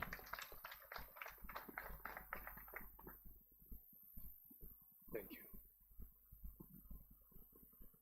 Mashujaa Mau Mau members, wana member wa Mau Mau War Veterans Association. Muriega. Aria makuhota kurugama matikirugame ni tuigue karwimbo karia kanyu twathiaga tukenete tugacio rugendo rwitu rwari rwe tugithie na tugicoka. Ni wega muno, ni ngatho. Kwanza muniruhusu nishukuru sana tume ya Kenya Human Rights Commission kwa sababu ya idea yao ya kusupport Mau Mau Foundation. Brilliant idea, mchukue pongezi sana. And I have no doubts it will succeed because I know the thoroughness with which you do your work. Ya pili, muniruhusu nitoe shukrani, acknowledgements. This is with regard to the Mau Mau case. Kwanza, to Kenya Human Rights Commission. Without their participation, I have no doubts we may not have succeeded. Mtu wa pili ni Professor Makau Mutua, who was the chair of Kenya Human Rights Commission. After talking with Martin Day, tukakubaliana hii kesi tutawakilisha. Lakini mimi nikaona inahitaji utafiti wa kiini wa ndani. And I requested Professor Makau Mutua to involve the Kenya Human Rights Commission, and he agreed. And I would like to acknowledge and kutoa shukrani kwake. Pia Muthoni Wanyeki, George Morara, David Alaba, Betty Murungi, Wanjiru Meano, who had just spoken, Gitobu Imanyara, my colleague, Kivuda Kiboana, the former governor, wa Makueni, na CJ Emeritus Willie Mutunga. Without the individual and collective input of all these people, the Mau Mau case in London may not have succeeded in the manner that they did. And on behalf of the members of the Mau Mau War Veterans Association, we thank each one of you, including the many Kenyans, young people who did the research, which was a lot of hard work. I was pleasantly surprised, mimi mwenyewe, during the preparation for this case, to discover that although 80% of the Mau Mau were from the Gikuyu, Embu, and Meru communities, each community in Kenya had 1 or 2 or 3 or 5 members of Mau Mau. And I was very pleasantly surprised. So this was a national movement. It was not just about the Kikuyus. Going forward, let me make the following few points. I know I can see that Mheshimiwa, the Prime Minister, has gone out, but I want to give special thanks to him on behalf of the Mau Mau, my clients, because he accorded the case and the members of the Mau Mau War Veterans Association a lot of assistance in our case at that time. And I wanted to mention to him that going forward, his assistance is still needed. When we were discussing the settlement out of court in London, and Mzee Gitu Kahengeri may remember this, we made a point to the British government that apart from the monetary compensation, tuliwasilisha kesi hii for the Mau Mau to be recognized, for them to get back their dignity and their humanity. They were not terrorists, they were freedom fighters. And we wanted that acknowledged and accepted. That is why we are demanding an apology. And even today, you will remember the statement that was read on behalf of the British government on the floor of the House of Commons, stated in one paragraph that they wanted to have this issue of the atrocities of what was done during the Mau Mau War behind Kenya and behind Britain, so that we can have cordial relations. And we agreed. But we told them it is not enough to compensate the 5,222 people that they compensated, because that left out many individuals who were detained, who were killed, but those who were killed left descendants, ndio si waliwacha watu wao na familia zao. We would like them recognized. And going forward, to my mind, and this is what I'm going to repeat to the Prime Minister, we would like that effort to be bipartisan. We would like the official opposition led by Mheshimiwa Prime Minister and the government of His Excellency President William Ruto to take up this issue in a bipartisan manner. We are assisting veterans. Any nation that does not recognize and respect their heroes cannot nurture heroes tomorrow. If you want to nurture your heroes, you must accept, you must recognize, and you must honor those who have sacrificed for the nation. So we would like a bipartisan report, a bipartisan approach in resolving this issue. Mheshimiwa Prime Minister Raila Odinga, I was telling members here and the participants that it is important to acknowledge which we do, the valuable, invaluable assistance which you accorded to the Mau Mau War Veterans Association when you are in government, led by the late Mheshimiwa Mwai Kibaki.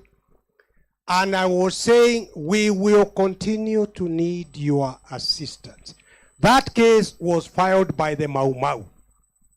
Going forward, the new initiative has to be government to government, because the Mau Mau cannot protocol-wise engage the British government. We had filed a case against Britain as Mau Mau. Now going forward, it would have to be government to government, and my own view is that we should give serious consideration to adopting a bipartisan approach, the official opposition which you lead, Prime Minister, and the government of President, His Excellency President William Ruto. The case was filed by Mau Mau. This needs to be government to government. And the first step is to have an exhaustive, accurate list of who was who in Mau Mau, because we don't want anybody to be left out. Sidio? Kuna wengi ambao walikuwa detention. Sidio? Kuna wengi ambao waliwawa. There are many, many others, including the many women who are risking their lives cooking for the Mau Mau. Everybody who participated in one way or the other should be in a list. So a list, accurate and exhaustive, that does not leave anybody behind. I was mentioning, Prime Minister, how surprised I was when we were doing the preparation for the case to discover that although maybe 80-90% of the Mau Mau were from Gikuyu, Embu, and Meru communities, indeed, every community in this country had 1 or 2 or 3 or 5 members in Mau Mau. Mau Mau was a national movement, and we would like them included. When we get a report like that, a wall of honor needs to be built so that their names are inscribed on that wall. In my view, that is even more important than the compensation. Obviously, some compensation would have to be granted to them. And I was very pleased recently to read in the media that the current High Commissioner, British High Commissioner to Kenya, is open, the government of Britain is open to discussions. Prime Minister, let us take advantage of that statement. Let us take advantage of the statement that Britain read on the House of Commons. Let the Kenya government engage the British government. And finally, the issue of land. Many people lost their land, and Mau Mau have lost land twice.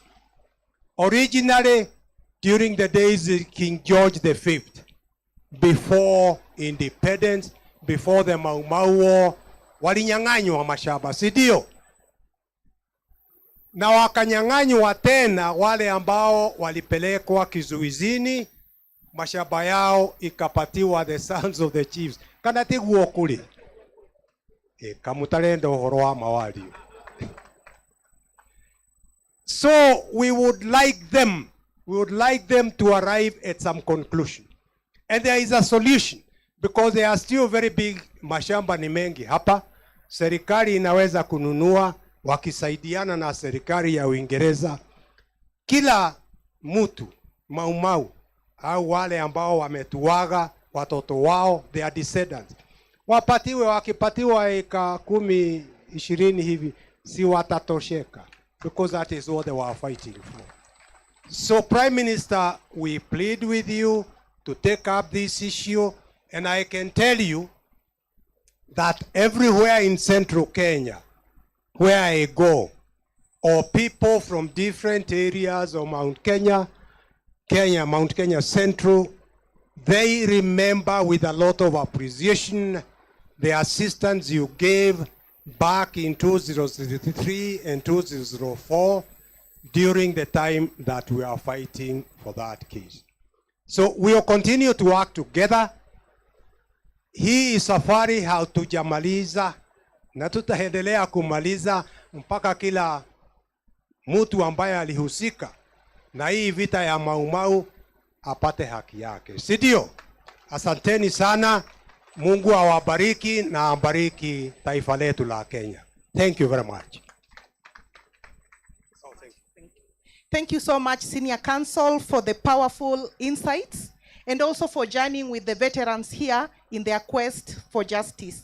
We really appreciate, and also the proposal for a bipartisan approach in resolving the outstanding Mau Mau issues. The government conversation around the same is really a proposal that is much welcome. Thank you so much. Ladies and gentlemen, ni wakati wa kutumbuizwa. I know we have been sitting for close to 2 hours, so we want to invite the Field Marshal Band watupatie numbers 2. Kama tuko tayari kucheza pia itakuwa mzuri, tufukuze baridi, si ndio? Sawa sawa, asanteni. If you feel free, unaweza amka ucheze. Mzalendo jitole mhanga, angalia Kenya yateketea. Mzalendo jitole mhanga, angalia Kenya yateketea. Mzalendo rejea nyumbani, angalia Kenya yateketea. Mzalendo rejea nyumbani, angalia Kenya yateketea. Baba kazi hana, mama chungulia kwa uchungu, mtoto njaa. Oh kijana, karo imekosa. Baba kazi hana, mama chungulia kwa uchungu, mtoto njaa. Oh kijana, karo imekosa. Oh ya kijana mhanga, angalia Kenya, Kenya, Kenya yateketea. Imba nasi mzalendo jitole mhanga, angalia Kenya yateketea. Mzalendo rejea nyumbani, angalia Kenya yateketea. Mzalendo rejea nyumbani, angalia Kenya yetu yateketea. Sulu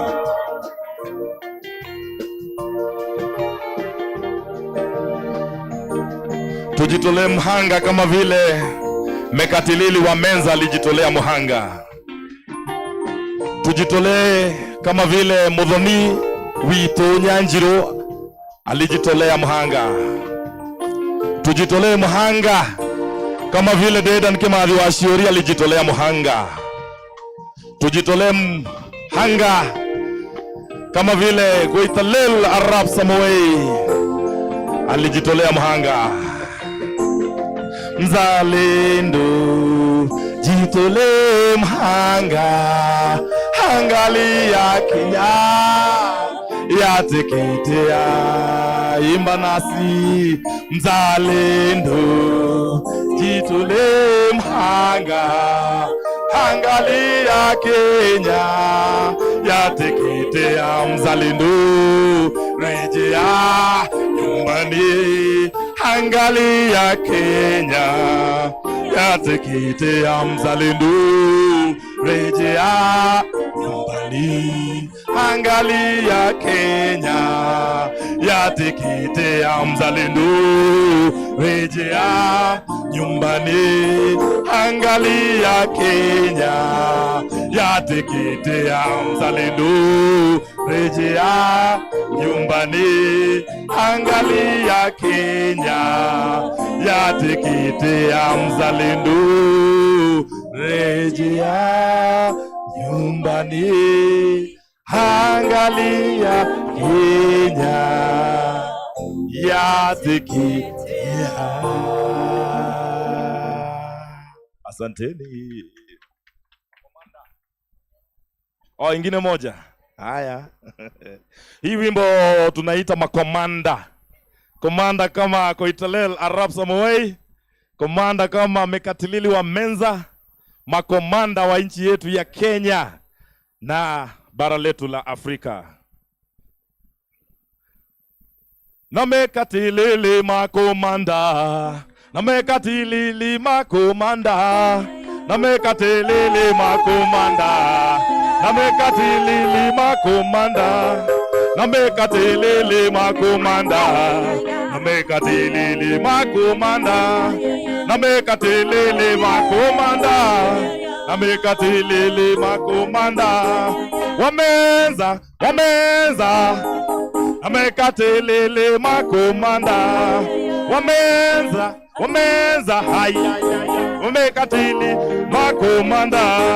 Kwetale la moi makomanda, kwetale li wetu makomanda, na kwetale wetu makomanda, na kwetale wetu makomanda. Kwetale, kwetale, hay hay hay, na kwetale wetu makomanda. Kwetale, kwetale, na kwetale wetu makomanda.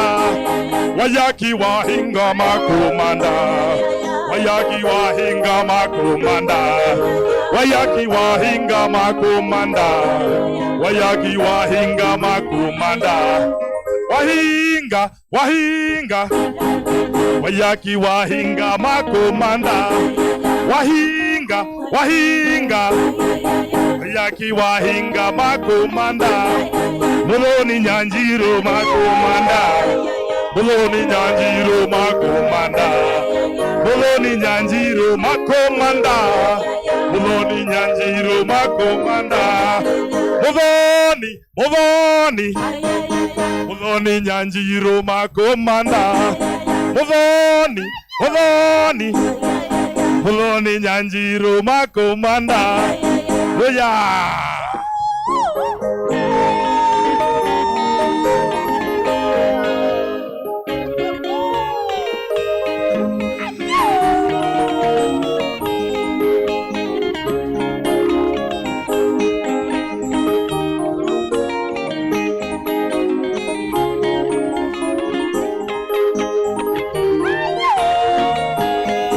Muloni Nyanjiro makomanda, Muloni Nyanjiro makomanda, Muloni Nyanjiro makomanda, Muloni Nyanjiro makomanda. Muloni, Muloni, Muloni Nyanjiro makomanda. Muloni, Muloni, Muloni Nyanjiro makomanda. Nadungu geshero magerila, dungu wageshero magerila, dungu wageshero magerila, dungu wageshero magerila. Geshero, geshero, nadungu geshero magerila. Geshero, geshero, nadungu geshero magerila. Jenoro kago ni makomanda, ajenoro kago makomanda, ajenoro kago makomanda, ajenoro kago makomanda. Akago, akago, jenoro kago ni makomanda. Akago, kago, jenoro kago ni makomanda. Apioga mapinto makomanda, yoga mapinto ni makomanda, yoga mapinto ni makomanda, Pyoga mapinto ni makomanda. Pinto, pinto. Roro pinto makomanda. Pinto, pinto. Nagama pinto ni makomanda. Na mau ni magerila. Na mau ni makomanda. Na mau mwe makomanda. Inyole nyue mwe makomanda. Na mau ne makomanda. Na mau ne makomanda. Na mau ne makomanda. Na mau ne makomanda. Mau na mau ni makomanda. Mau na mau ni makomanda. Yeah.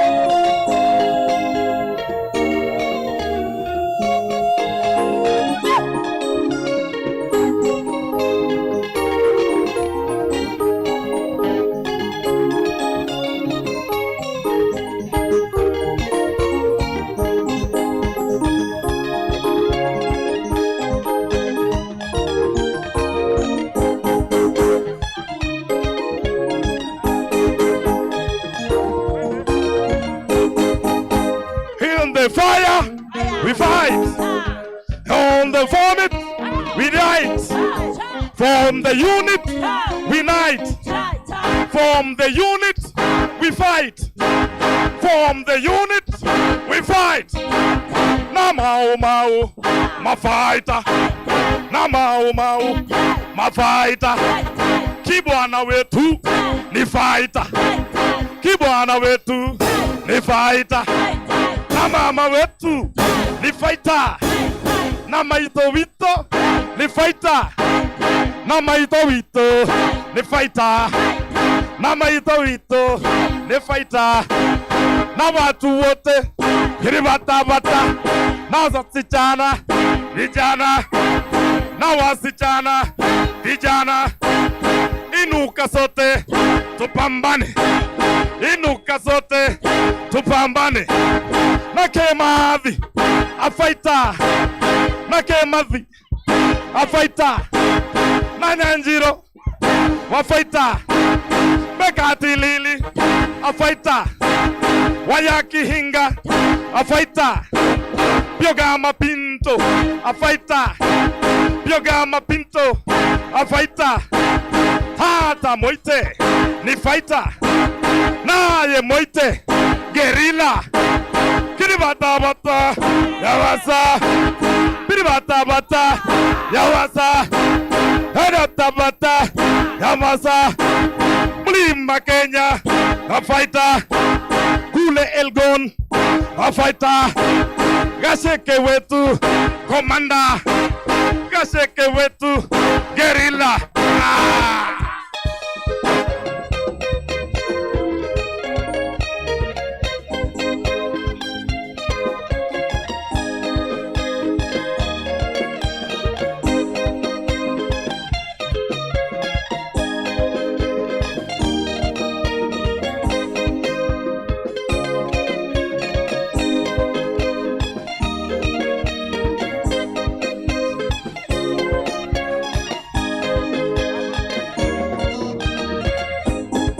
Na Davida lamba makomanda.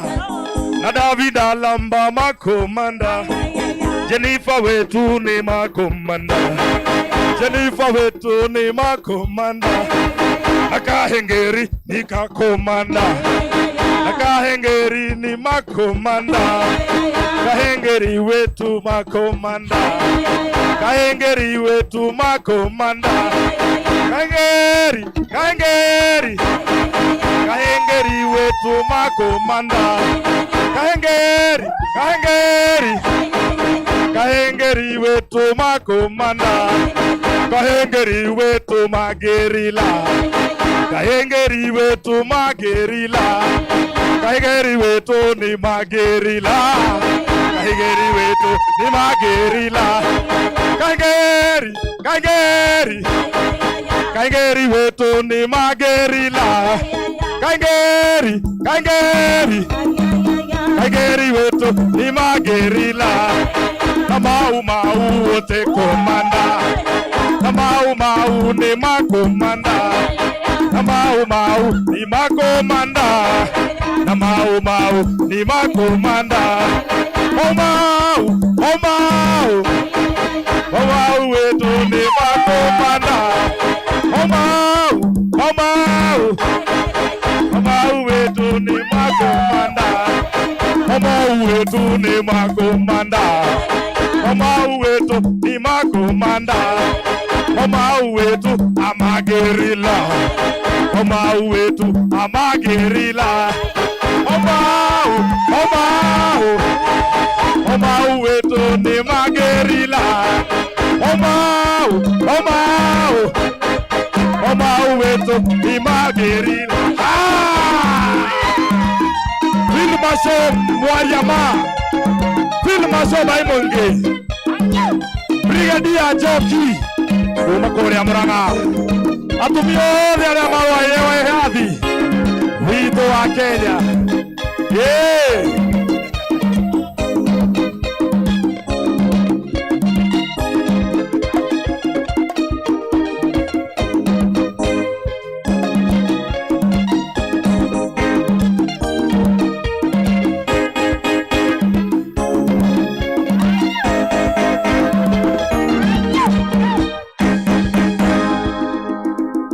Mau Mau viva! Viva! Viva Mau Mau viva! Viva Tumia Mau Mau viva! Viva Tumia Mau Mau viva! Ole yo!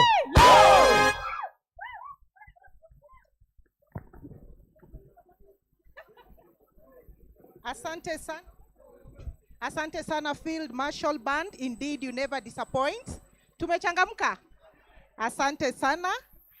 From Ms. Wanjiku Miano, you had Kenya Human Rights Commission. We have been in this transitional justice work for over 20 years. That would not have been possible without resources and support. Okay? And so at this juncture, I will welcome our Executive Director, Mr. Davis Malombe, to just take us through the next session. Davis, welcome.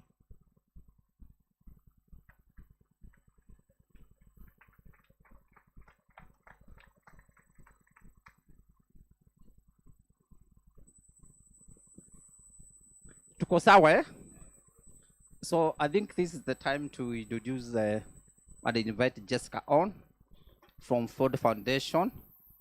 But before I do that, there are also apologies from the former Chief Justice, Dr. Winnie Mutunga, who is in Tanzania, attending the launch of a report, Professor Isa Shiviji. So he wanted to be here because actually he's the one who pioneered this work when he was the ED of KHRC.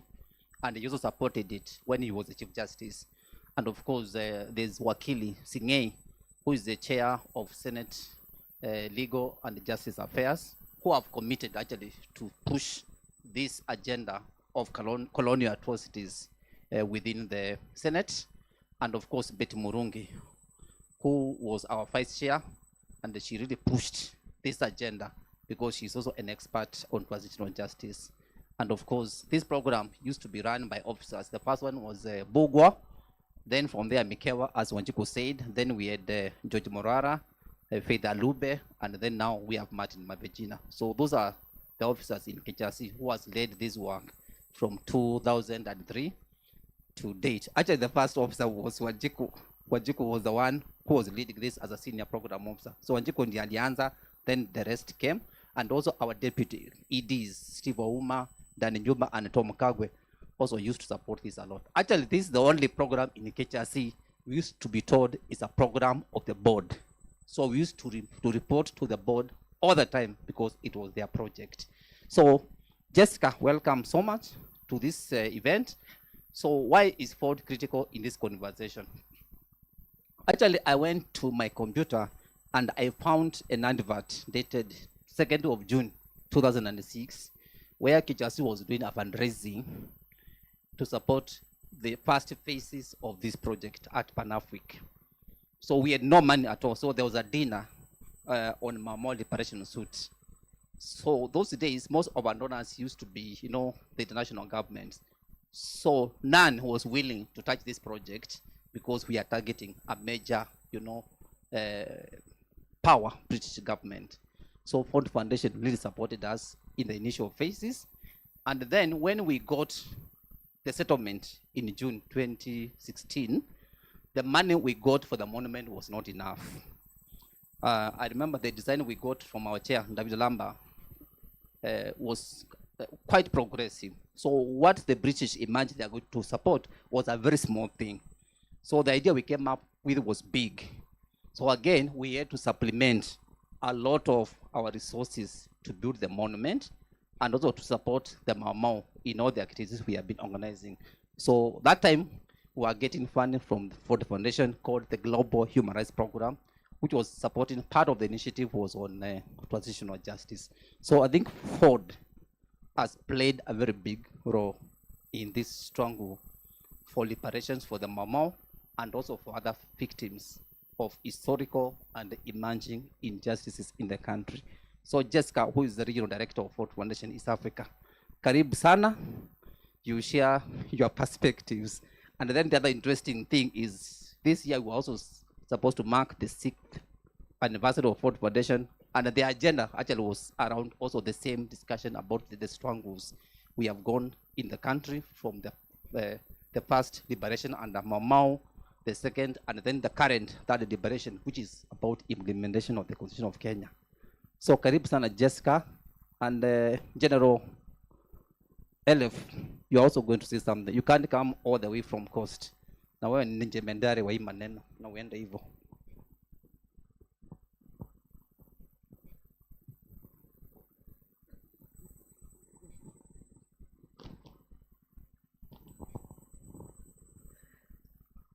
Good afternoon to all of you.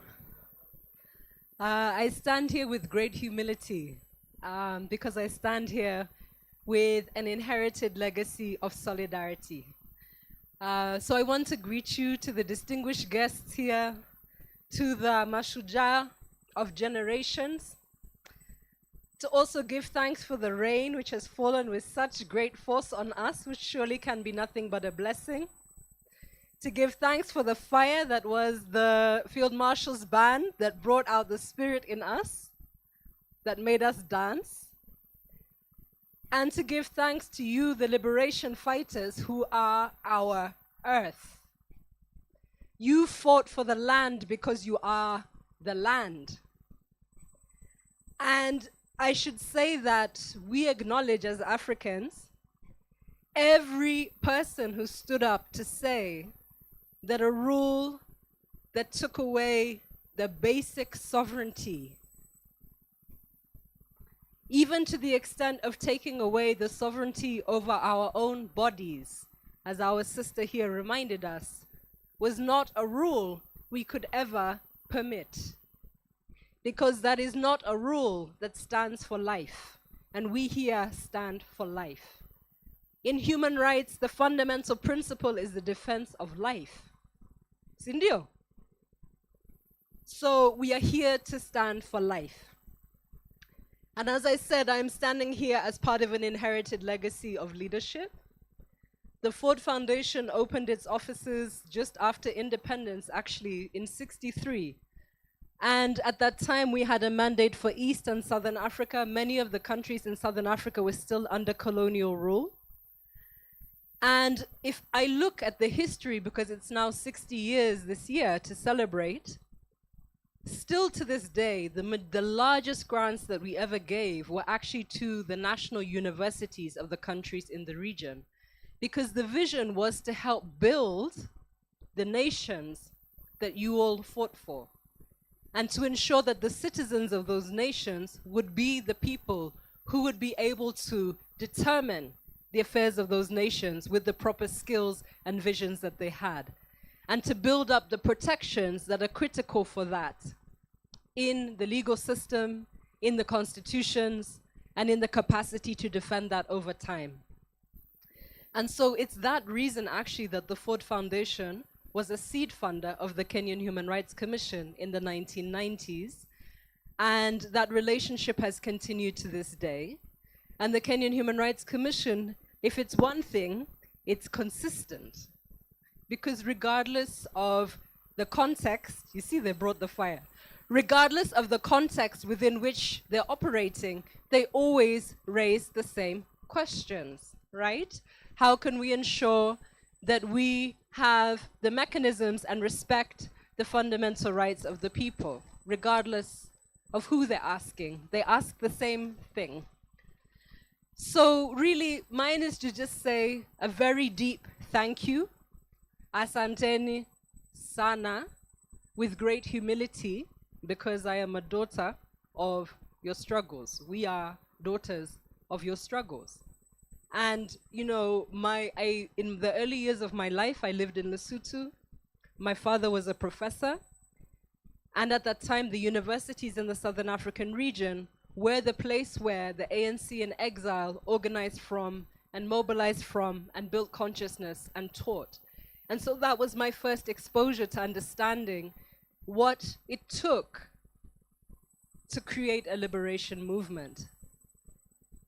And so I will just end, like I said, with deep respect, and to say that all of the labor of transformation is never lost. Because it is true that this movement in Kenya inspired and has inspired so many across the world. And it is true that, as our wazee would say, a luta continua, but remember that they also ended with Victoria es certa, which means victory is certain. So again, a congratulations on this historic day with the launch of this important foundation. Thank you for the work. Thank you for the contribution to everybody's life, and to defending the principle that it is possible to have justice.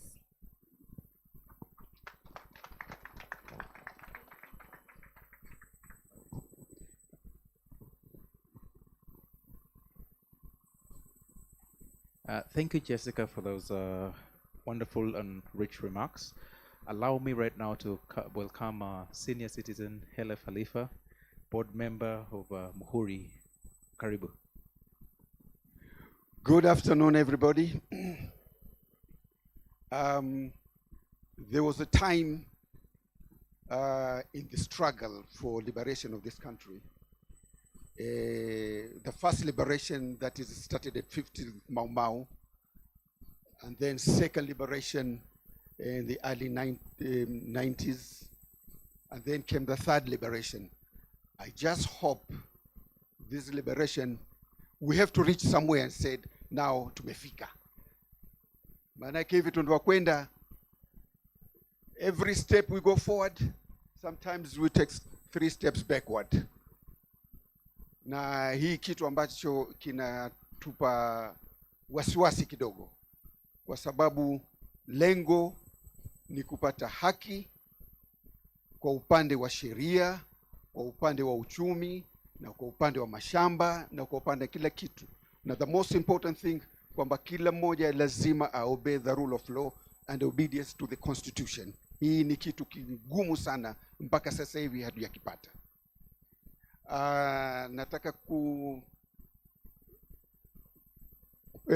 rafiki yangu hapa Yashpal Gai na Jill Cottrell Gai, tumefanya kazi pamoja kwa muda mrefu sana, na pia nataka kuona the presence of Diana Lee Smith, which she's here also. Mambo yangu ni matatu, hayo ndio aliyosema. The first liberation, second liberation, third liberation. I hope this is the last one. Manake hivi tunavyokwenda inatutia wasiwasi. This country belongs to all of us. Unfortunately, this country ina misingi ya kikabila ile ndani kabisa. Na hii kitu yataka tuache. Ukabila sawa, lakini the first and most important thing, we are all Kenyans. We are born in this country, raised in this country, we have equal rights. Na kila mtu lazima aheshimu ile sharia. na poleni sana kwa maisha magumu. Kila mtu analia, hii serikali imetupa shida sana kwa maisha magumu. Kwa hivyo poleni na asante sana. Thank you. Thank you, Khelef. Ukizungumzia mambo ya rule of law, Khelef will never disappoint. Mkileta mchezo kidogo on injustices, mutaenda kotini. Thank you so much, Khelef, for those powerful remarks. We quickly now move to inviting Dr. Bernard Mogesa, who heads the Kenya National Commission on Human Rights. He's going to share with us the plans that the Kenya National Commission on Human Rights has as regards this topic. Daktari, karibu. Thank you very much, the Right Honorable Prime Minister Raila Odinga, distinguished guests, Mzee wa Kaengeri, distinguished freedom fighters, ladies and gentlemen. I'm pleased to stand in this platform this afternoon to say that as Kenya National Commission on Human Rights, our creation, our establishment was championed by the Kenya Human Rights Commission, and therefore we keep working together to ensure that we secure the human rights of all Kenyans. When I look in this house, those who have fought for the freedom in this country, we can ask ourselves one question, that did we achieve what you fought for? That is a very pertinent question for all of us to address. And as Kenya National Commission on Human Rights, I can give the answer is no, and these are the areas that we must think about to ensure that our freedom fighters are not only acknowledged, but we also ensure that what they fought for is achieved. One of the key areas that we must address as a country, and of course the government, are the rising levels of poverty in our country. We must address the inequalities that are ever evolving in our own country here. We must address the youth unemployment. We must address issues of transparency and accountability. And we must also stand up and fight and ensure that we deal with impunity. Why should we, for example, experience disappearances of Kenyans in this country, which has been documented from time to time? Why do we still experience human rights defenders facing a myriad of challenges, including threats on their own lives?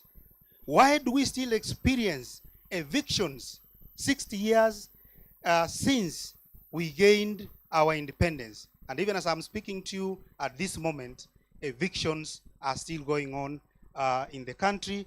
And already as a commission, we have issued a statement. It's on our website condemning the evictions that are ongoing currently. Why do we, for example, not address what the African Court has said about Kenya and the protection of human rights? That is all impunity. And for us as a commission, each one of us must stand and fight the impunity that goes on in our own countries. Let's protect the vulnerable groups. Let's recognize and protect the rights of indigenous people in our country. And if we want to give a gift to these freedom fighters who are here, those who have died, let us rise up and ensure that what they fought for is achieved within the shortest time possible. Let us respect the rights of older persons. When I look at a majority of them, in fact, all of them are older persons. But I can tell you from statistics, as a country, we have not yet achieved the international standards of the protection of the rights of older persons. Thank you very much.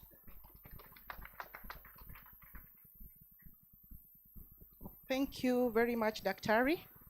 So, ladies and gentlemen, it's my pleasure to now welcome the man of the moment, the national leader, Honorable Shujaa Dr. Gitu wa Kahengeri to make his remarks. Karibu sana Shujaa.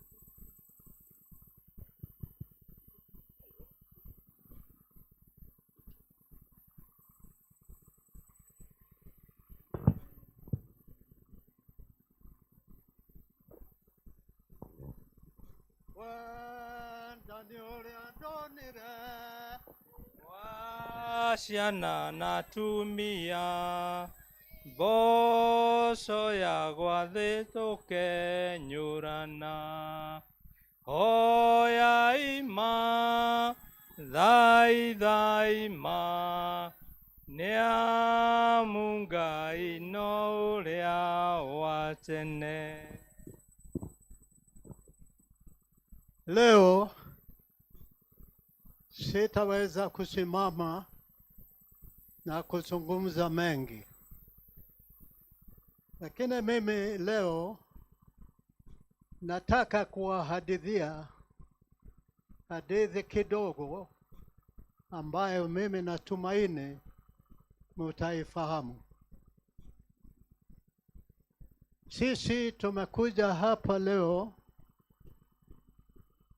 kwa sababu ya watu waliopigania uhuru wa nchi hii. Katika mwaka wa 1952 karibu nchi nzima ilienda katika vita na Waingereza, lakini kwa bahati mbaya kabisa kuna watu wengine ambao waliandikwa vibaraka wa serikali hiyo waliotaka kupigana na sisi. Tulipigana vita ya miaka 7. Watu waliuawa katika nchi hii kwa kiwango kikubwa, na si wa Kikuyu, na si wa Jaluo, na si wa Kalenjin, ni watu wa Kenya. Kwa sababu tulipokwenda katika vita vya Mau Mau, sisi hatukuenda tukiwa kabila, tulienda tukiwa watu wa Kenya. Na sisi hata ingawa tulizuiwa kusoma, tulijua mipaka yetu. Tulijua mpaka moja wetu ni Namanga, wa pili ni Moyale, wa tatu ni Busia, na wa nne ni Bahari ya Hindi. Kwa hivyo vita vyetu vilikuwa vita vya watu wa Kenya. Atakayehadithia wewe habari ya Wajaluo au wa Kikuyu au wa Kalenjin habari ya vita vya Mau Mau atakuwa anadanganya wewe. Kwa sababu katika nchi hii, katika utawala wa ukoloni, hatujui mtu hata mmoja Mwafrika ambaye alikuwa akitendewa vizuri na Waingereza. Kwa hivyo wakati vita vya Mau Mau vilivyotokea, kila mwananchi wa nchi hii ambaye alikuwa anaumizwa aliingia katika vita hivyo. Mimi nataka kutoa shukrani nyingi sana kwa watu wa Kenya wote kwa ujumla, kwa sababu waliwezesha sisi mashujaa kuweza kumwondoa Mwingereza katika nchi yetu.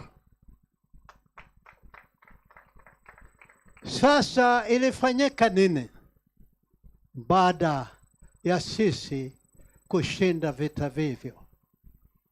Mwingereza na wale vibaraka wake walikula njama ya kwamba hao walikuwa wana support pande yake, ndio watapewa uhuru, ndio sisi tukitoka katika jela na kila mahali pengine tukute serikali imefanywa na iko katika mikono yao. Walifanya nini? Walichukua serikali, halafu wakachukua kila kitu katika nchi yetu. Pesa katika benki, vichaka, kila kitu ambacho ni matunda ya uhuru ikawa katika mikono yao. Na akaanza kukula matunda hayo wakati huo wa siku hiyo.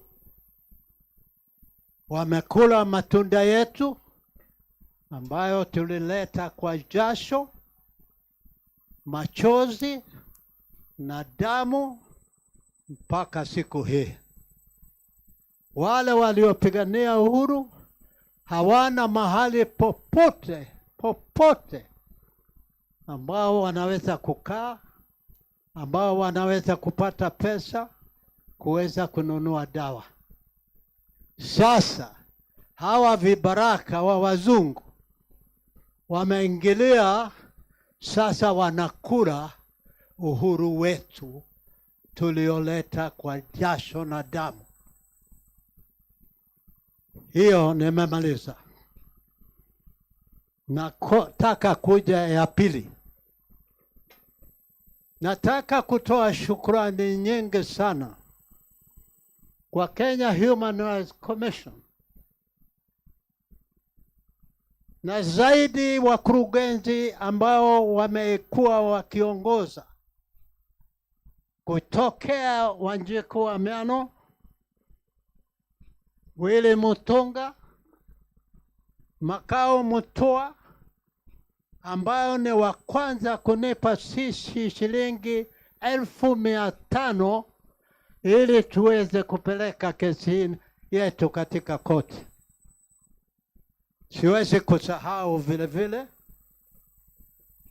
ya kwamba Minister Wetangula alipokuwa Prime Minister, alikuwa Foreign Secretary, ndio minister wa kwanza kutoa takriban taarifa yake ya kusema ya kwamba wanaunga mkono kesi ya watu wa Mau Mau ambao tulipeleka Ulaya tarehe 23 mwezi wa 6 2009.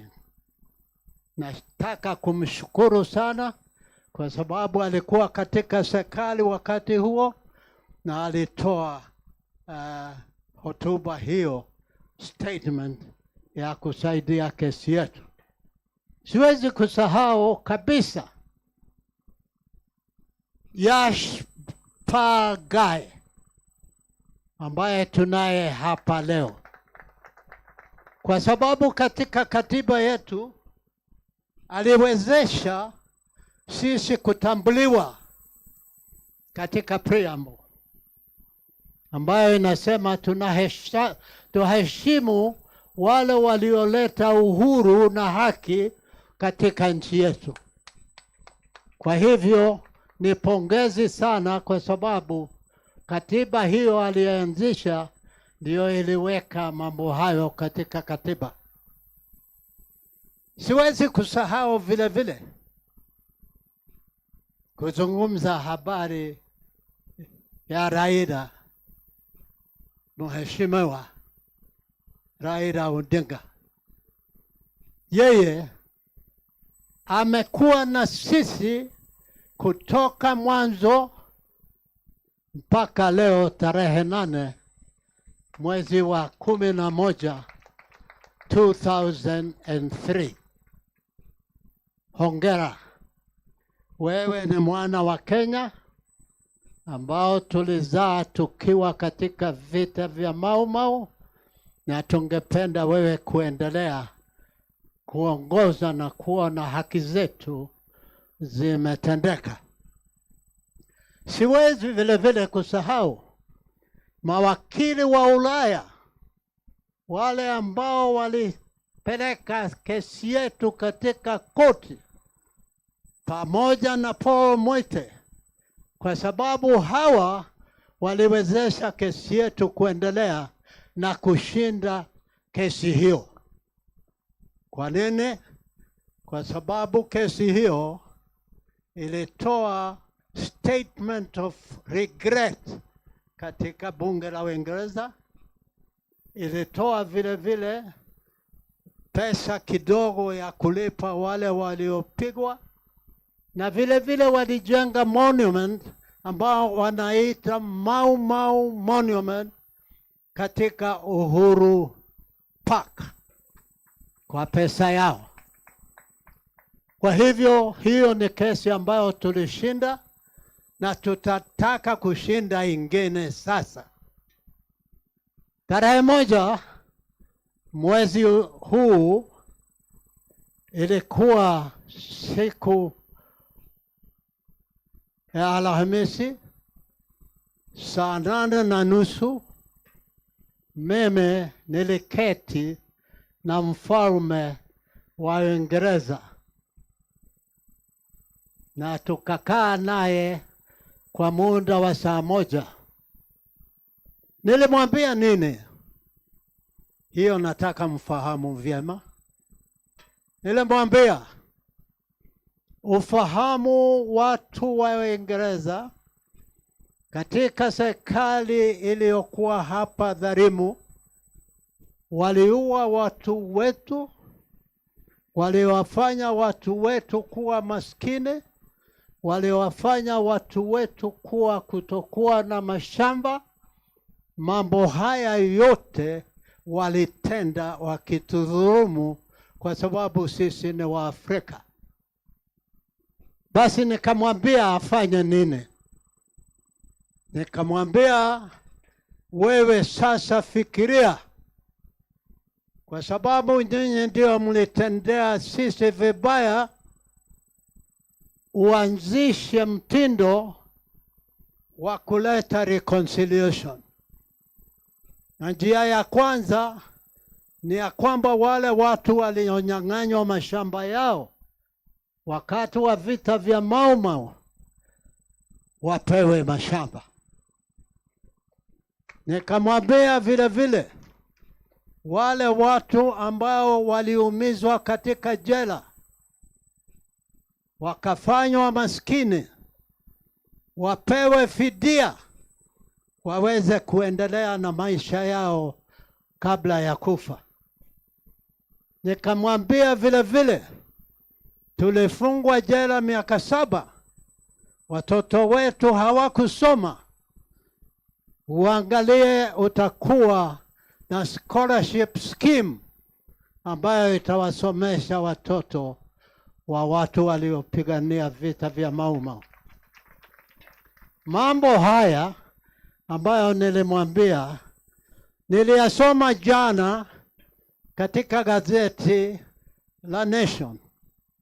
Ilisema Waingereza wamekubali kuendelea na mazungumzo juu ya reparation. Kwa hivyo nikaona ya kwamba alisikia maneno yetu, na kwa sasa tunangoja yeye kuanzisha mambo haya kwa sababu yalikuwako. Kuna njia ya pili ambayo mimi nataka kusema hapa leo. Martin, kitabu ambacho tunacho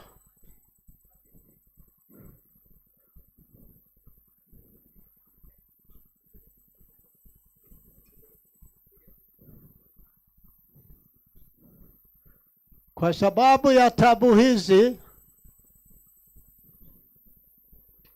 sisi ni kijibu Wanjiku wa Meano kama alivyosema, na sisi vile vile tuandike vitabu ambavyo vinaonyesha hali yetu, kwa sababu vitabu vinavyosomwa katika mashule sasa ni vitabu vimeandikwa na wazungu na wale wanaitwa wapagazi wao.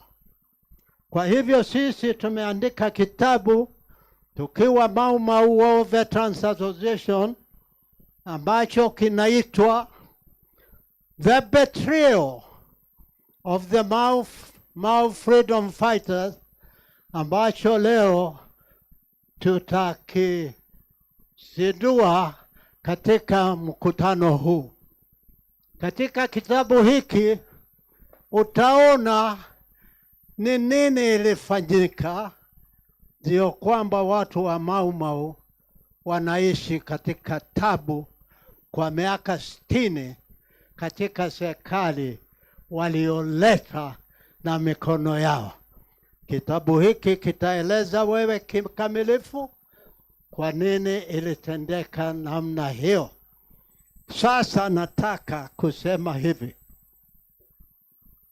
Nina ile remarks yangu ambayo nimeandika kwa Kiingereza, na mimi singependa kuondoka hapa bila ya nyinyi kuisikia.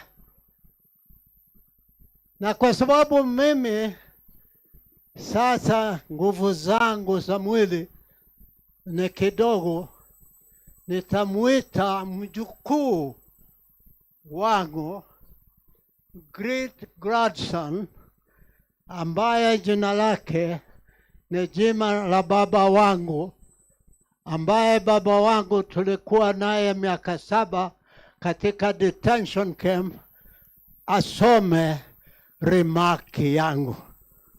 Morio, asome.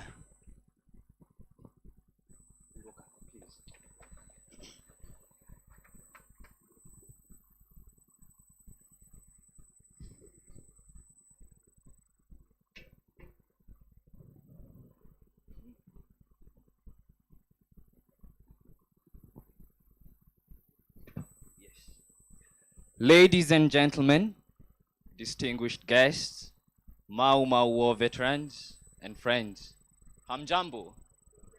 Good afternoon. Assalamu alaikum.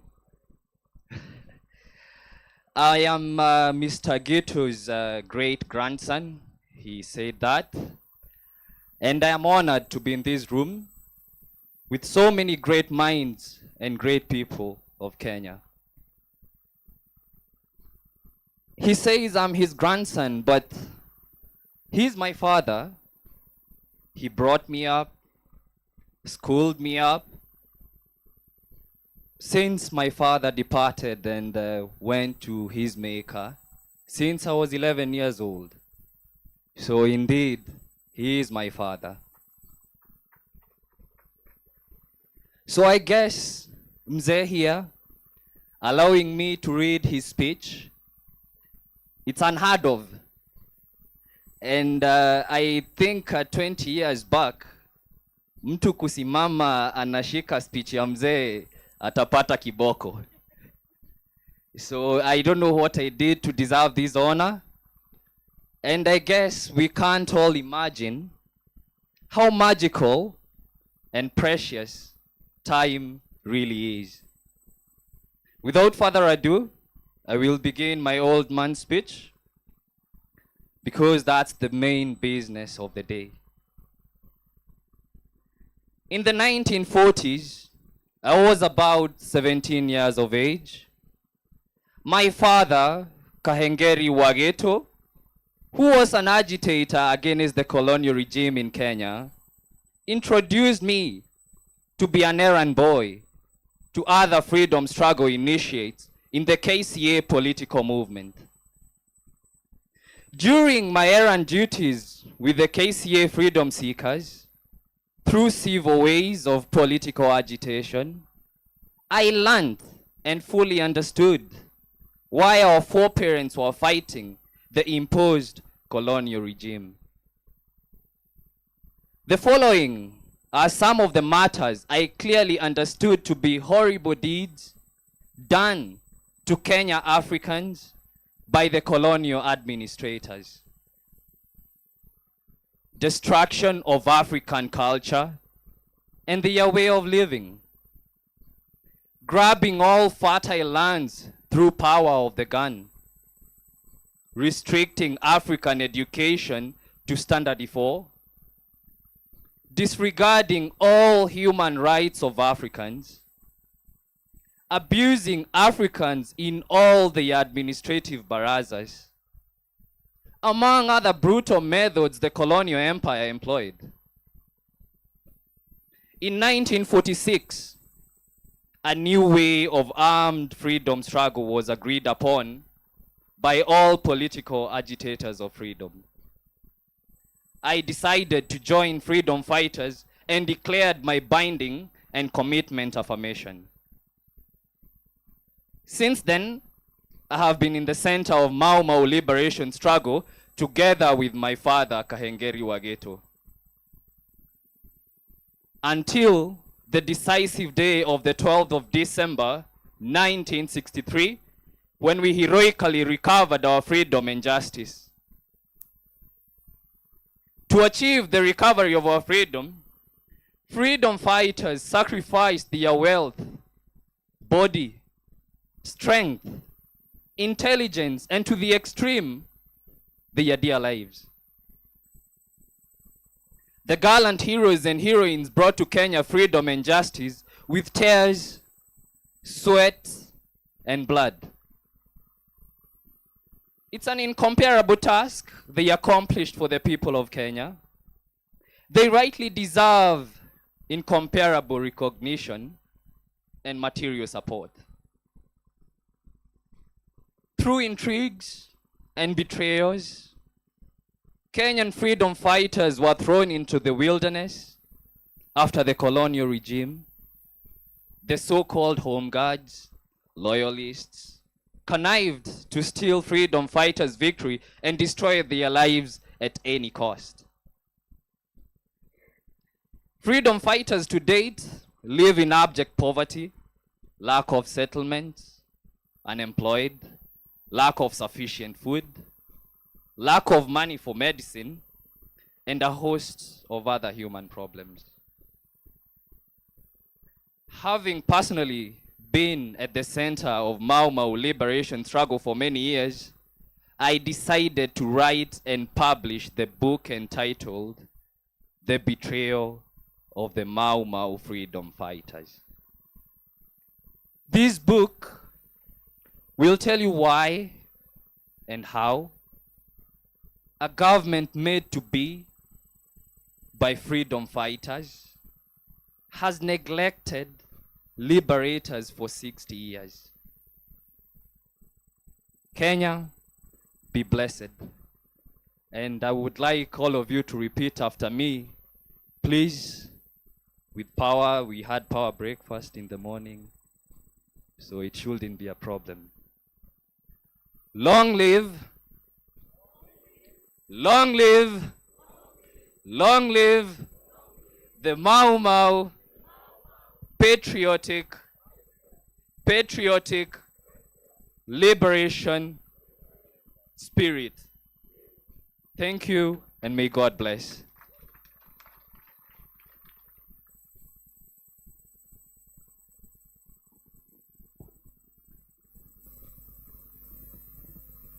Nitamaliza na kusema hivi.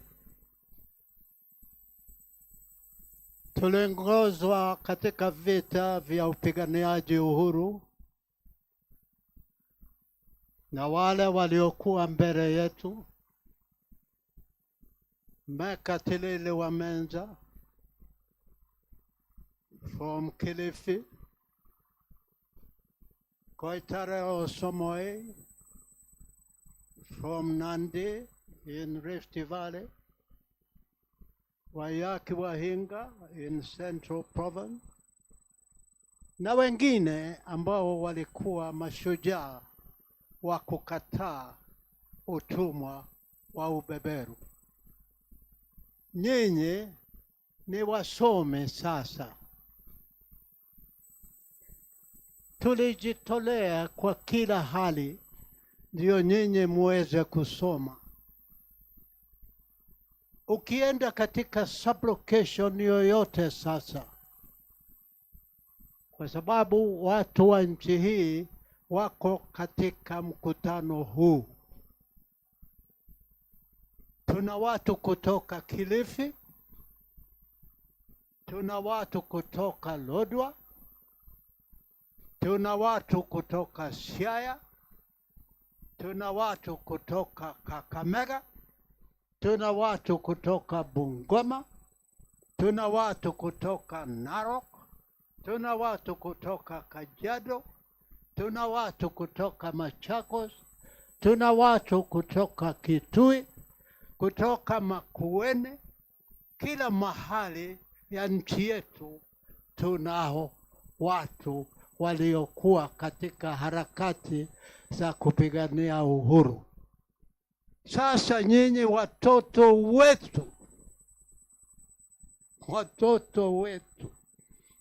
ambao tulikufa kwa juu yao wasome vizuri.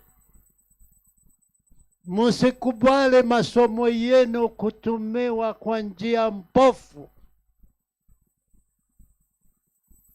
Ulisoma ujisaidie na masomo, na vile vile utambulike katika nchi yako ya kwamba ni mtoto aliyesoma wa nchi hii.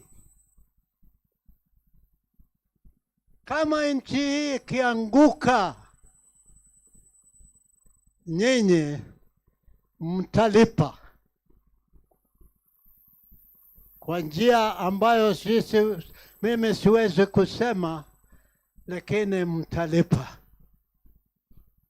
Ningependa vile vile kushukuru President kwa sababu wakati alikutana na mfalme alisema mambo kadhaa. Alisema mjue nyinyi mlinyang'anya watu vichaka, nyinyi mlipoteza haki za watu, na kwa hivyo nyinyi tengenezeni kukuwe na full reparation discussion. Hatuwezi kusahau kusema hivyo kwa sababu alisema hivyo. Right Honorable Raila Odinga, mimi ningekuambia hapa, Jaramogi Oginga Odinga alifanya kazi ambayo haiwezi kulinganishwa na kazi zingine kwa niaba ya watu wa Kenya. Chukua mtindo huo, ufanye kazi ya kuhifadhi mambo yote ambayo yalipiganiwa na hawa wapiganiaji uhuru. Sisi kama freedom fighters, na mimi naona gavana wa Makueni Kibudha Kibwana ambao amefanya kazi nyingi sana tangu tulipoanzia utetezi wa demokrasi. Na wewe pia usichoke. Ulizaliwa kufanya kazi ya namna hiyo. Sasa wale wote ambao nazungumza juu yao, nafikiri maneno yangu mumeifahamu vyema. Kithuku, endelea na kazi hiyo hiyo, kwa sababu ni kazi ya muhimu kwa nchi yako. Watu hawawezi kuishi kama mawe. Sisi kuna wakati ambao hatutahutubia nyinyi kwa sababu tumekwenda, lakini tuna matumaini mumesikia yote ambayo tumekuwa tukizungumza, na vile vile mumejua yote ambayo tumekuwa tukitafuta. Sasa mjaribu, kwa sababu jana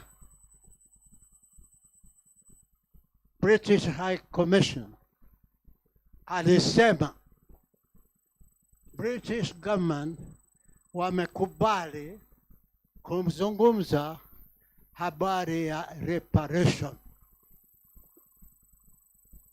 na nikarudia CIA jana, nikamwambia watu wa Mau Mau fraternity wamesikia maneno yako, na sasa tunataka wewe uongoze njia ya kufikia lengo hilo.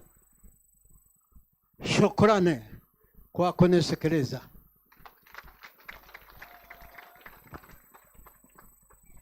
Asante sana. Thank you very much, Honorable Gitu and James Kahengeri, for the invaluable insights. Indeed, he is a shujaa wa Mau Mau. In the interest of time, I'll now welcome Honorable Okia Omtata. He's the Senator, Busia County. He is also a member of the Justice, Legal Affairs and Human Rights Committee. He's also popularly known as Mtetezi wa Wanyonge. I know we had so much of Honorable Okia Omtata during the finance bill. Sindio? Karibu sana. Honorable, give us your remarks.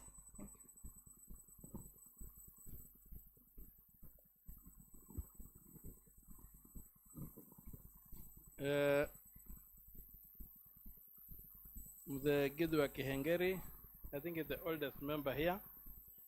Honorable, Right Honorable Prime Minister, Honorable Raila Amolo Odinga, and all my fellow brothers and sisters in the struggle, hamjambo. But nimeshukuru sana kuwa hapa na kusikia machache ambayo nimesikia. Nimekuja kuchelewa kwa sababu mnapojua saa hii tunakaa kama majaji kule kwa Senate kuamua mambo yenye imetoka Meru. Na tumepatiwa break ya saa 1:30 na nikaona nikimbie nije hapa tusalimiane alafu nirudi niendelee na ile kazi mlinipea. So asanteni sana. Yangu yatakuwa mafupi. Jambo la kwanza, nataka tuelewane. Kama huna story kwa Kiswahili inaitwaje? Kama huna hadithi, lakini hadithi inakaa kama ya sungura mjanja. Lakini kama huna hadithi, if you don't have a story, you don't exist. It's out of the story that you have that you can have claims to anything. Today, the most powerful people in the world are the Jews as a community. Why? They have a very long story. And so, our story needs to be understood, needs to be documented, needs to be told. Should I speak English or Swahili? Swahili. Okay. So, hiyo hadithi yetu inataka tuielewe vizuri, tuweze kuiandika, tuweze kuitunza na tuweze kuitangaza. Ndio watu wajue kwamba sisi pia ni watu ambao wanatoka mahali fulani na wana mwelekeo fulani. Na ndio maana katika seneti tumeamua kwamba haya mambo haya makosa yaliyotendwa na wakoloni ni lazima yaandikwe. Na kwa sasa hivi tunajaribu kutengeneza tume ambayo tunataka kwenda kwa kila county yaandike ni vitu gani wakoloni walitenda. Kama walipora mali yenu, mlikuwa na dhahabu kama Kakamega, itaandikwa na tutafute hiyo dhahabu ilienda wapi na iregeshwe kwa wenyewe. Tumeelewana? What I'm saying is that right now in the Senate, we have made a decision to document the atrocities that were done by the colonialists in this country. And we are going to form county-based committees of detail to interrogate and audit our narrative, to be able to ferret out violations of human rights and other crimes against humanity. And then from there, we would want to make it a state project to demand reparations. It will not be done by NGOs. It has to be the state with the support of NGOs, not the NGOs leading the fight. That's what I think in the Senate we have resolved, and we are working towards the legal framework for doing that.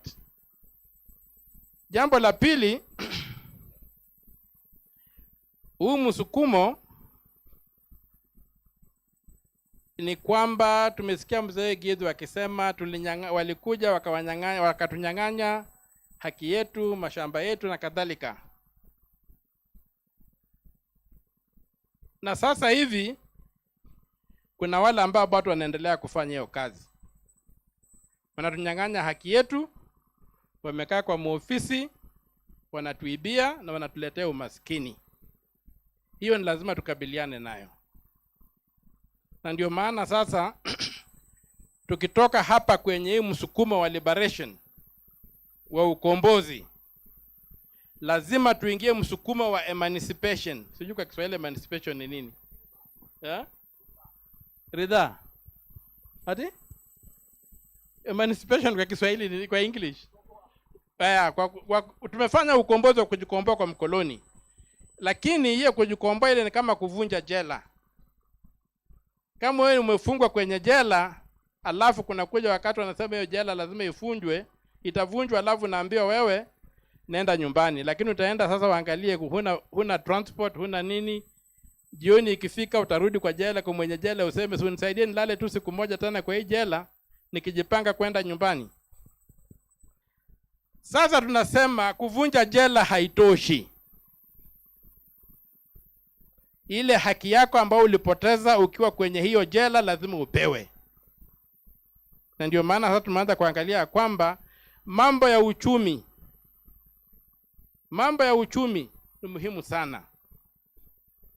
Tuache porojo yote. Suluhu ya umaskini ni sisi wenyewe kujipanga na kusimamia uchumi wetu kwa njia ambayo inafaa. Kacha. We must manufacture. Sasa tujenge viwanda. Tukianza kuingia kwa hizi industries zingine ambazo zinafanya hivi na vile, na kama motor vehicle tunajaribu kusukuma, tukiweza kutengeneza 40% ya motor vehicle hapa Kenya, itatusaidia kwa njia kubwa sana. Na unapata shida imekuwa miaka yote, watu walikataa kuweka vidole mahali fulani kwa sababu uchumi unaendeshwa na traders, not investors. We have very many transactional characters in this country.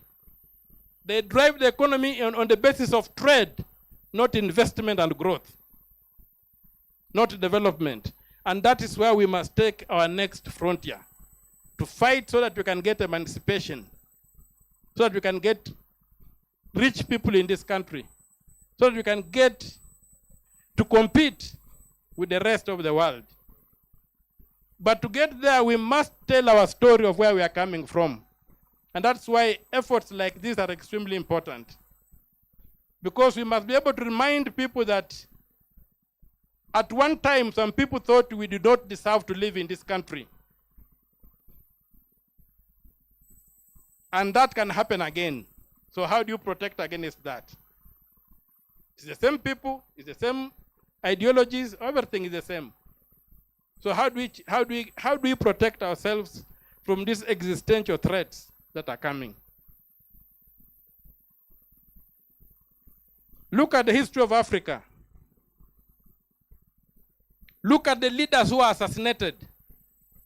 What kind of leaders were they? Look at the history of Africa. Look at the leaders who find it impossible to ascend to power even when they win elections. They can't ascend to power. What history is that? What does it tell us? So beyond liberation, emancipation.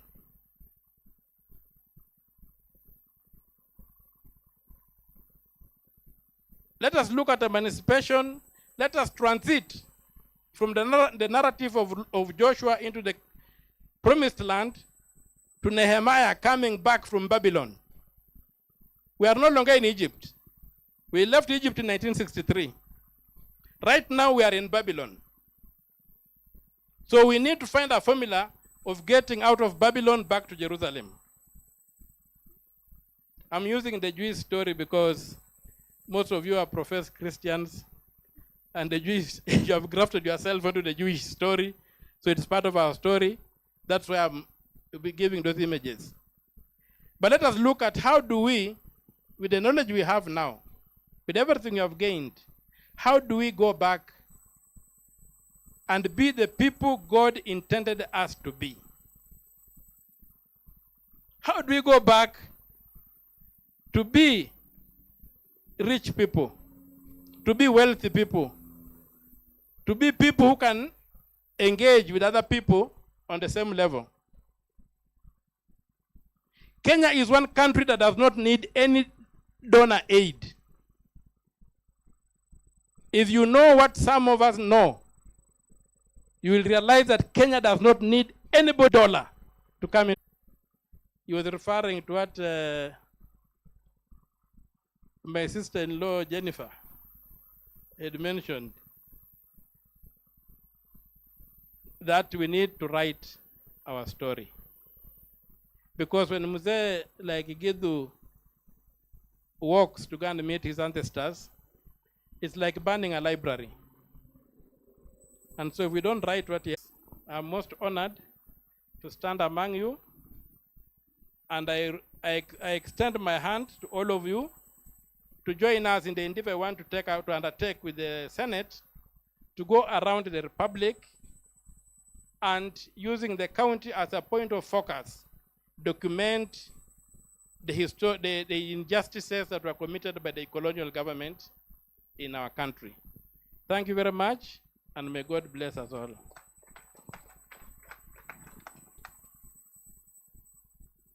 Asante sana, Senator Okiya Mtata. Thank you for re-emphasizing the Senate's commitment to pursue the unfinished reparative agenda. And in the interest of time, you will, colleagues, ladies and gentlemen, you allow me to welcome Professor Kibutho Kibwana, former governor, Makueni County. Karibuni, Professor. Makofi kwake akikuja.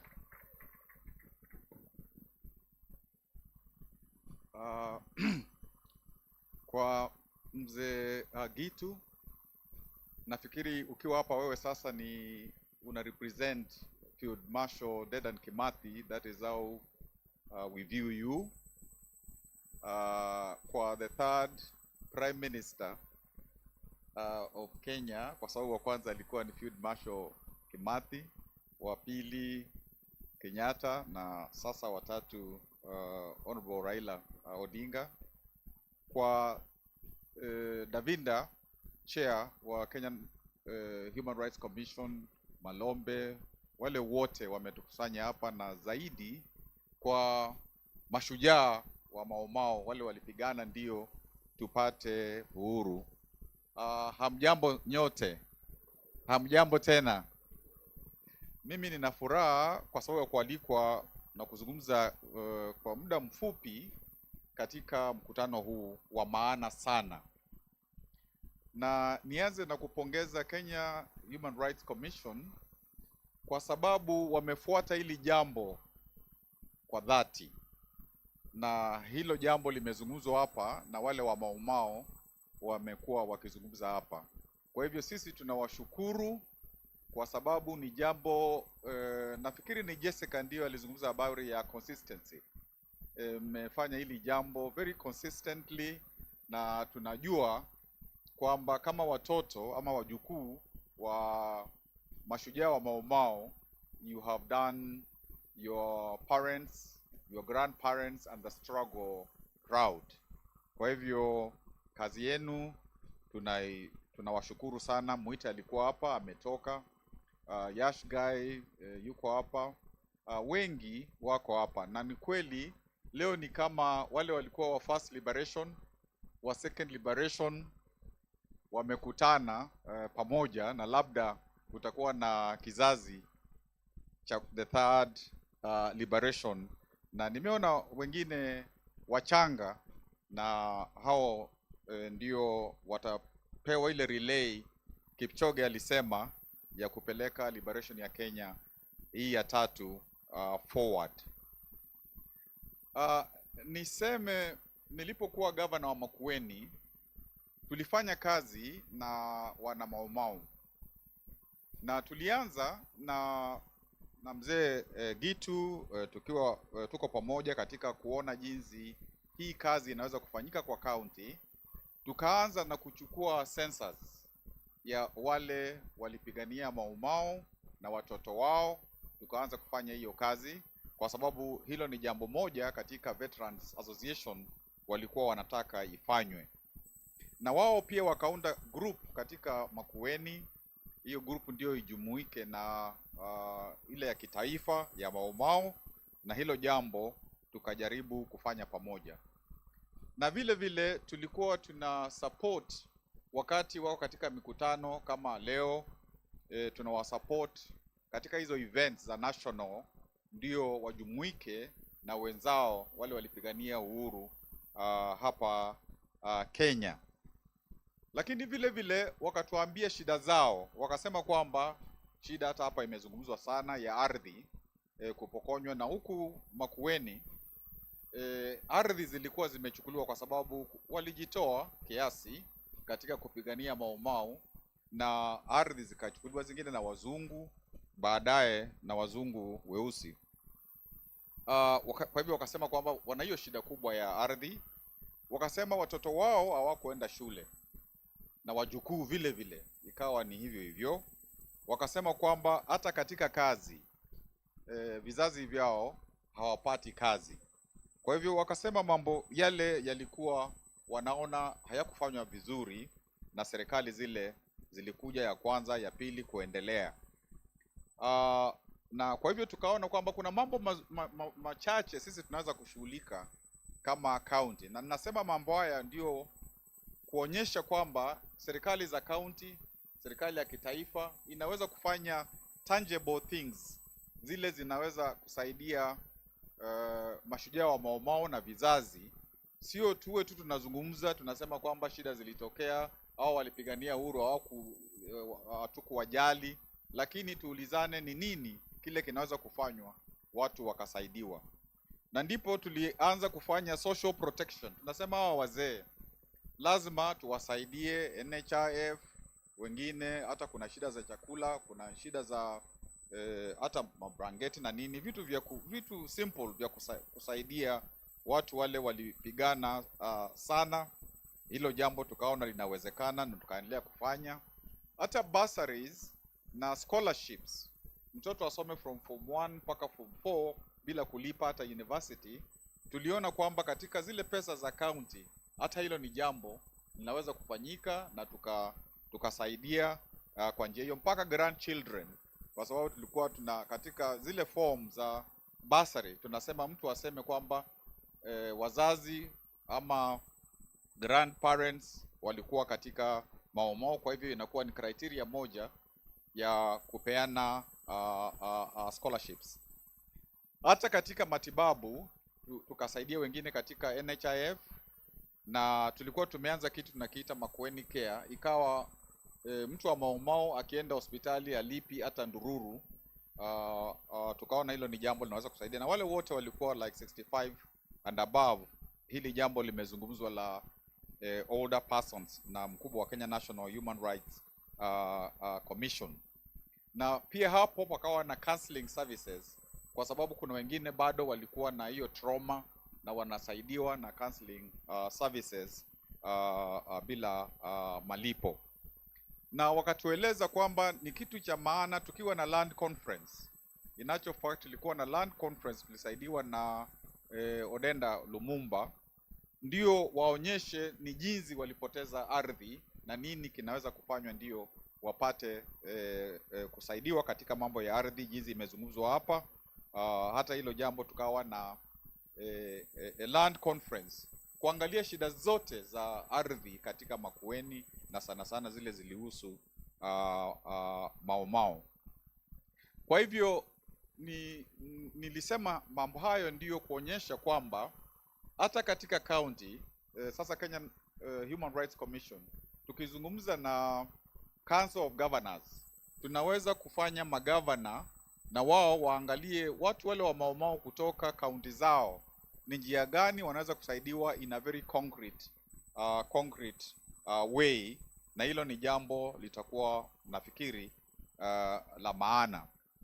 Tulipokuwa tuko katika serikali na the third prime minister, na sana sana wakati wa Kibaki, ndio for the first time tulisema kwamba Mau Mau waache kuitwa terrorists, kwa sababu walikuwa, the organization was banned na walikuwa wanaitwa terrorists, jinsi Hamas wanaitwa terrorists, na ndio walikuwa wanauawa msituni. Hata wakati wa kutoka kwa msitu wengine walikuwa wanauawa hata na serikali mpya. Tukasema kwamba hilo jambo halifai, lakini bado kazi nyingi iko ya kufanywa. Na Professor Yashgai alipokuwa leader wa commission ya constitution, na mzee Gitu alisema kwamba tuliandika katika hiyo constitution kwamba katika preamble let us recognize those who fought for our independence, lakini lazima kuwe na sheria zingine, na Wamtata ameguuzia sio tu kwenda round Kenya, na ujue kwamba ukienda round Kenya na katika Senate hiyo committee ikiwa na wengine who don't believe in what you think can be done, then there won't be a good result. It will be like the Truth and Reconciliation Commission ilienda round ikaandika report labda iko mahali imewekwa inaongojea mahali imewekwa. So I think ni kitu cha maana kuwe na sheria katika Kenya. Sheria inasema kwamba Mau Mau and Other Veterans Act, which says what are the things that they deserve, which must be done, so that kila wakati hatukutani tunaenda round, tunakutana tunaenda round. Bila hii kuwekwa katika sheria kabisa, kutolewa kwa katiba, downstepped into an act of parliament, ile inasema all, what exactly should happen, also those land matters and so on. Tutaendelea kwenda round na round na round, na tutaendelea viongozi kujitokeza na kwenda katika barrios za watu wa Mau Mau wakifariki, wanasema sasa watambua. And it is really not kind to just go to the funerals of these heroes because you want to make it appear as if kuna kitu unafanya, ila hali walipokuwa hai you have not really done much. And so Honorable Raila, this is one thing that if the country can really get a law about veterans, Mau Mau and other veterans, ndio wasaidiwe kiukweli, ndio tukubali kwamba walipigana mpaka even NC, when Mandela came here, he said inspiration was from Mau Mau. Even, we were told the American Civil Rights Movement, some of the inspiration was from Mau Mau. So something that is so large in Kenya, but Kenyans, particularly the leadership, we do not recognize it. We need to make that change. And finally, because I gave some of my time to Omutata, he's a good guy. These new heroes that we want. Finally, I think here kuna wale walikuwa wanacheza hapa sana, hata tukaingia tucheze na wao kidogo, hata katika uzee wetu mdogo.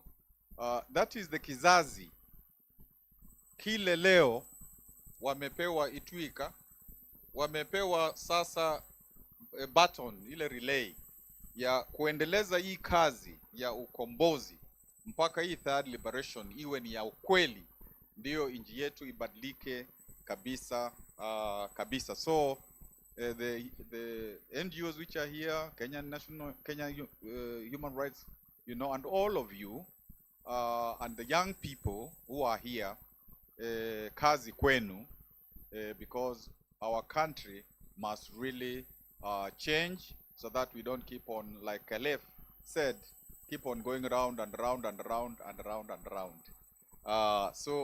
Yangu yalikuwa tu ni machache hivyo. Nilimesema kwa muktasari kwamba actually we can do actual things, real things to make a difference in the lives of the Mau Mau who are, alive, their children, their grandchildren, their great-grandchildren.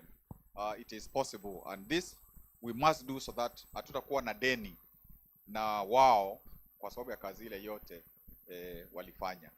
And I think now it is time to welcome the band a bit before we welcome the third Prime Minister of the Republic of Kenya. Asanteni. Asante mzalendo. Makofi ingine kwa mzalendo. Ni shujaa Mau Mau we. Ni shujaa Mau Mau wetu. Ni shujaa Mau Mau we. Ni shujaa Mau Mau wote. Ndio maana tunasema ni shujaa. Ndio maana. Ndio maana. Ndio maana. Ni shujaa Kimathi we. Ni shujaa Dedan Kimathi. Ni shujaa Mekatilele. Ni shujaa na Koitalele. Ndio maana. Ndio maana. Ndio maana. Ni shujaa ndio maana. Ni shujaa Piogama Pinto. Ni shujaa Piogama Pinto. Ni shujaa JM Karaoke. Ni shujaa Komo Karumba. Ndio maana. Ndio maana. Ndio maana. Ndio maana. Ni shujaa ndugu yangu we. Ni shujaa na mama yangu. Ni shujaa Jennifer Miano. Ni shujaa na ndugu zote. Ndio maana. Ndio maana. Ndio maana. Ndio maana. Ni shujaa Getoka Hengeri. Ni shujaa Kelefu wetu. Ni shujaa Khalif Khalifa.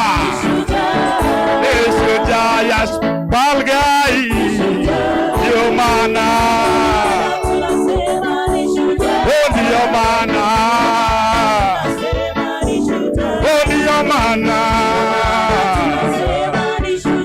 Ndio maana. Ni shujaa na baba we. Ni shujaa Molo Odinga. Ni shujaa na Jaramogi. Ni shujaa Adonija. Ndio maana. Ndio maana. Ndio maana. Ndio maana. Ni shujaa na baba we.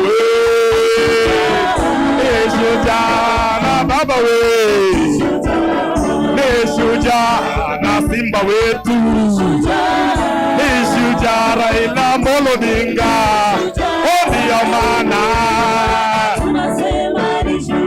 Ndio maana. Ndio maana. Ndio maana. Ni shujaa wa muzalendo. shujaa mzalendo wetu, ni shujaa na wazalendo, ni shujaa wazalendo Kenya. Ndiyo maana, ndiyo maana, ndiyo maana, ndiyo maana ni shujaa malibareta, ni shujaa malibareta, ni shujaa na Mau Mau, ni shujaa na Mau Mau. Ndiyo maana, ndiyo maana, ndiyo maana,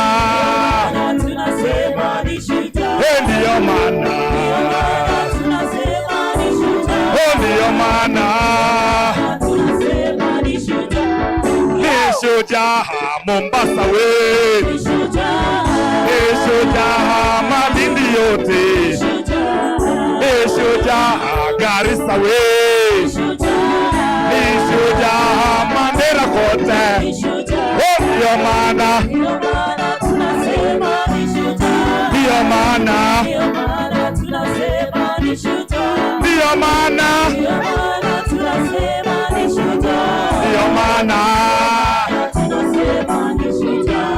ni shujaa Mwemuto we, ni shujaa Nakuru yote, ni shujaa Dandora we, ni shujaa na Korogosho.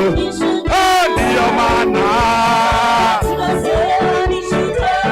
maana, ndiyo maana,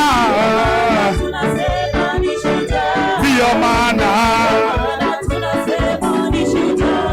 ni shujaa wazalendo wote, shujaa wazalendo wote, ni shujaa Secondary Liberation, ni shujaa David Lamba. Ndiyo maana, ndiyo maana,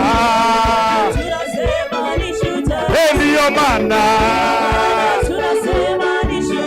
ndiyo maana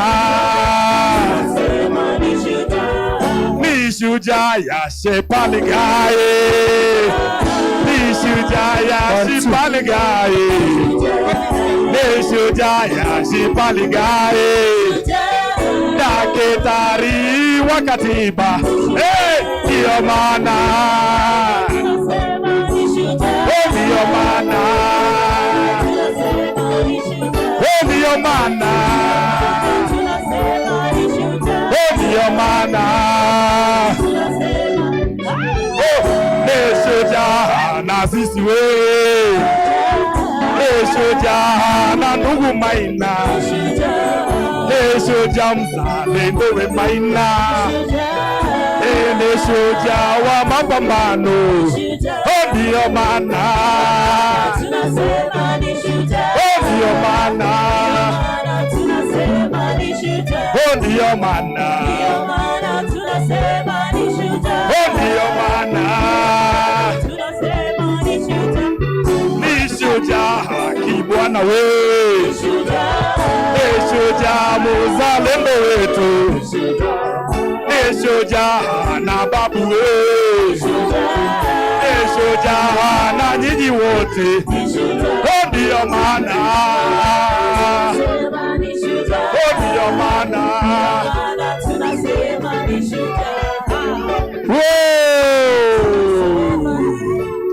Olayo, viva Mau Mau, viva! Viva wazalendo, viva! Viva KHRC, viva! Viva social justice movements, viva! Viva wamama wa Mau Mau, viva! Viva wazee wa Mau Mau, viva! Viva Kenya, viva! Viva Africa, viva! Olayo! Asante, asante, asante.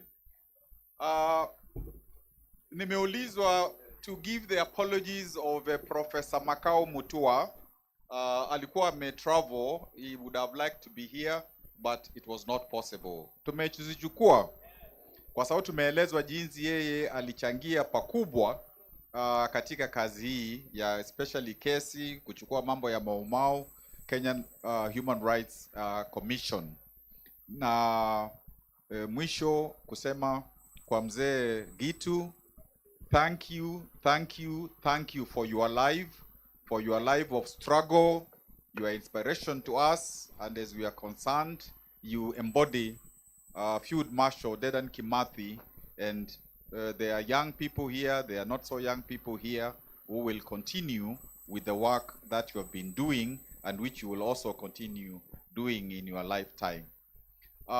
So that we can invite former Prime Minister. Let us please all stand. And before tunamuita baba, let us be quiet. Tukumbuke mama wa Koigi wa Omwere, mama Omwere, na Professor Shadrack Guto, wale walipambana na sasa wamelala.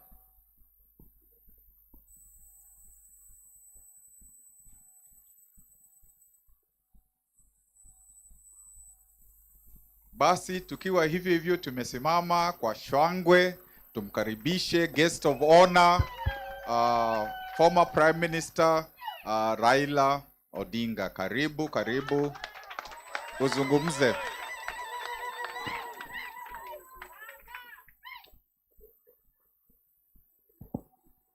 Haya, mnaweza kuketi. Mzee wetu, for the good work that they are doing, what they have done, so that we are here today. Sasa ningependa kwa ufupi kwanza tuseme kwa nini yale yalifanyika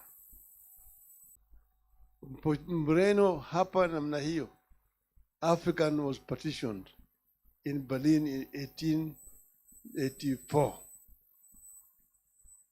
Then after, therefore, then they came now to take possession.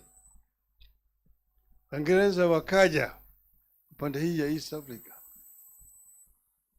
They did not come to develop Kenya.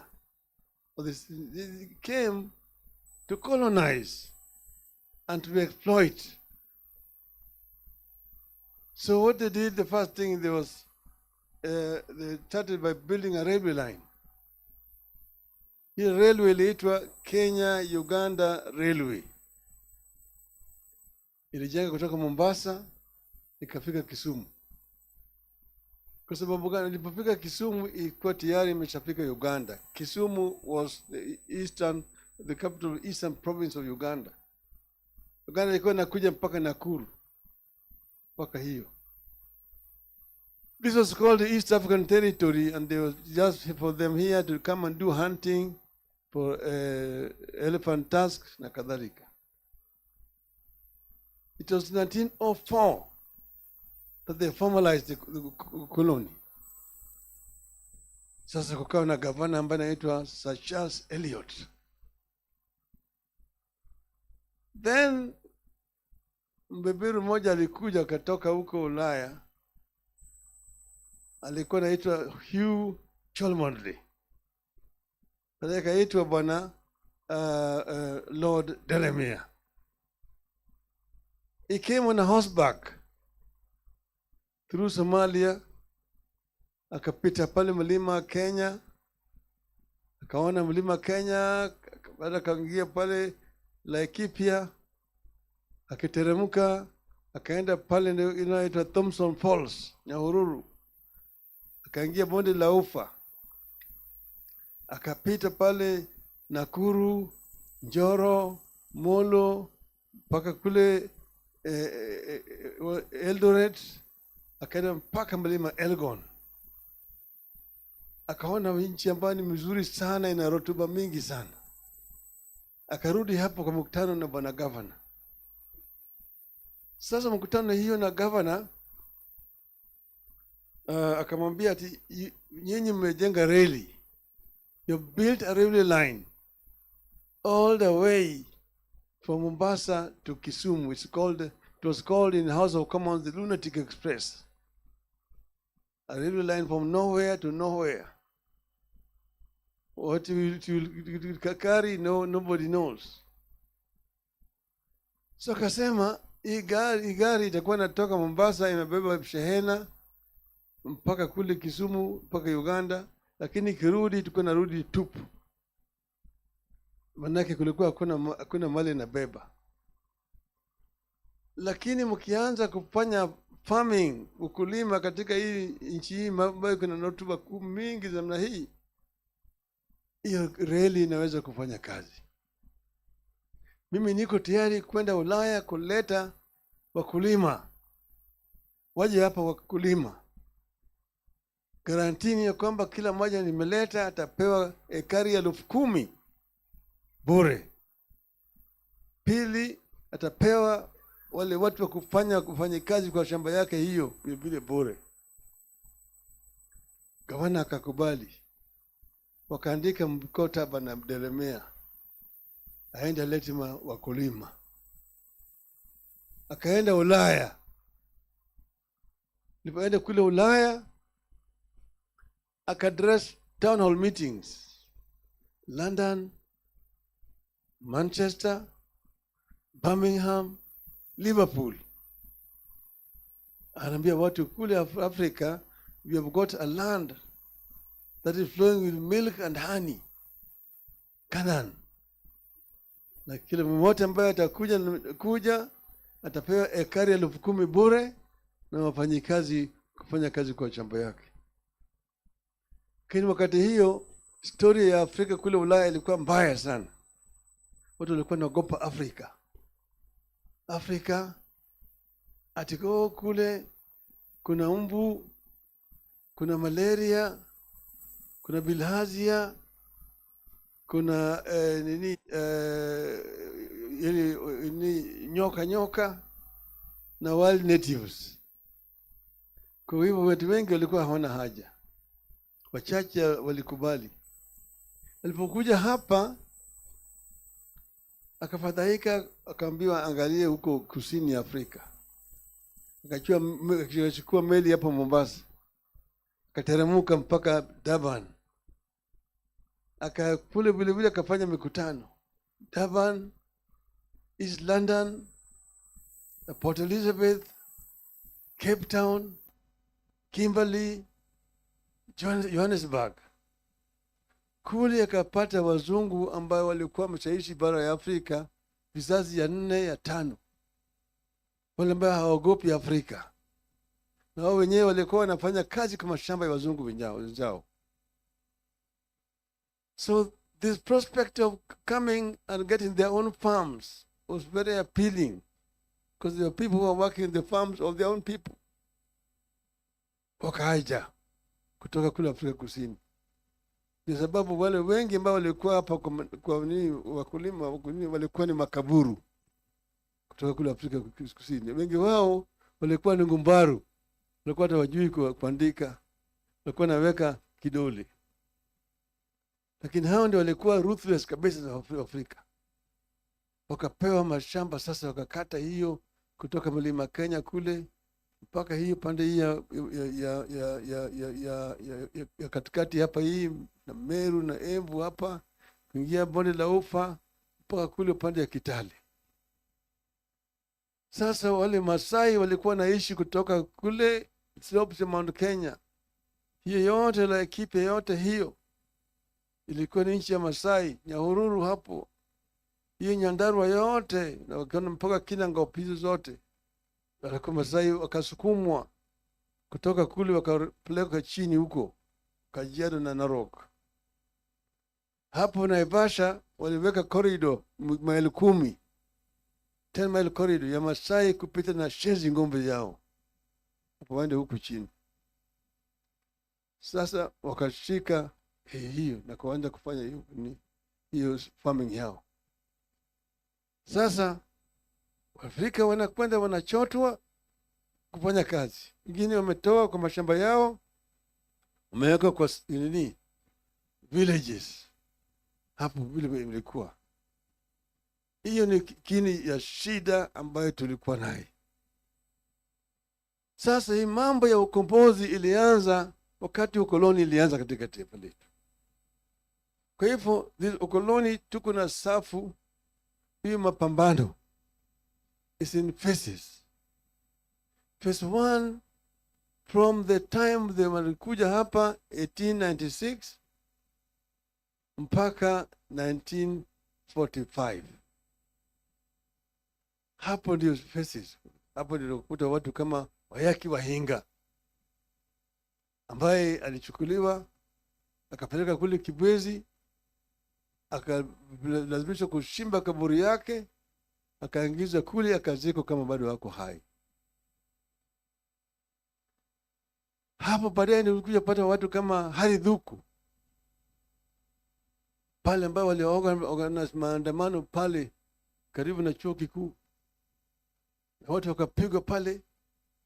Watu wengi walipigwa risasi na waliuawa wakati huo. Hapo ndio nakuta Mekatili wa Menza na wanaingia hapo. Hapo ndio unakuja kukuta wale ambao walianza sasa ili mavyama kama Kikuyu Central Association, dini ya Msambwa, Kavilondo Taxpayers Association na kadhalika. Watu kama sasa hapa ni unakuta Samuel Koitalel.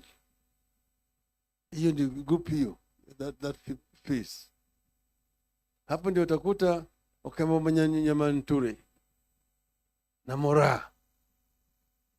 Hapa hiyo ndio unakuta watu kama Ojijo Teko. Kuna my great grandfather alikuwa anaitwa Agola Awala. Yeye mzungu alikuwa anataka awe chief. Alikataa kuwa chief, akasema siwezi kuwa weka chief na huyu mtu ambaye ngozi yake ni ovyovi. Kwa sababu kutoheshimu mzungu, akashikwa akapelekwa huko Kismayu, akakufia huko. Mtoto yake ndiye alipelekwa kwenda kuona kaburi yake huko. Hapo ndio unakuta Mwindi Mbingu ambaye alikuwa amekataa mambo ya wazungu kuchukua ng'ombe ya Wakamba hovyo na kuchinja hivi hivi. Hao wote ni wote ambayo hiyo ni phase ya wakombozi, in phase 1. 1945 Waafrika kwa mara ya kwanza wakaunda chama ya kitaifa, Kenya African Union, KAU. Hiyo ndio kuanza nationalist movement struggle. Alafu sasa hiyo kile imeunganisha watu pamoja, lakini walikuwa hawapewi nafasi ya kufanya mikutano sawa sawa. Sasa wakati hiyo vile vile mambo ya mashamba imekuwa Maafrika imewekwa pale, shamba imechukuliwa na wazungu na Afrika mfanyi kazi tuko mashamba. Hiyo ndio imeleta mambo ya kupigana kwa mashamba. Chanzo cha Mau Mau. Wakasema mambo sasa imekuwa ni mbaya. Kama ni mbaya ni basi hapa sasa KAU iko hapa. Sasa ile mzungu anatangaza hali hatari, state of emergency being declared. Sasa hiyo Mau Mau iko mzituni na wale wanashikwa, wale wa Kapenguria 6 kushtakiwa.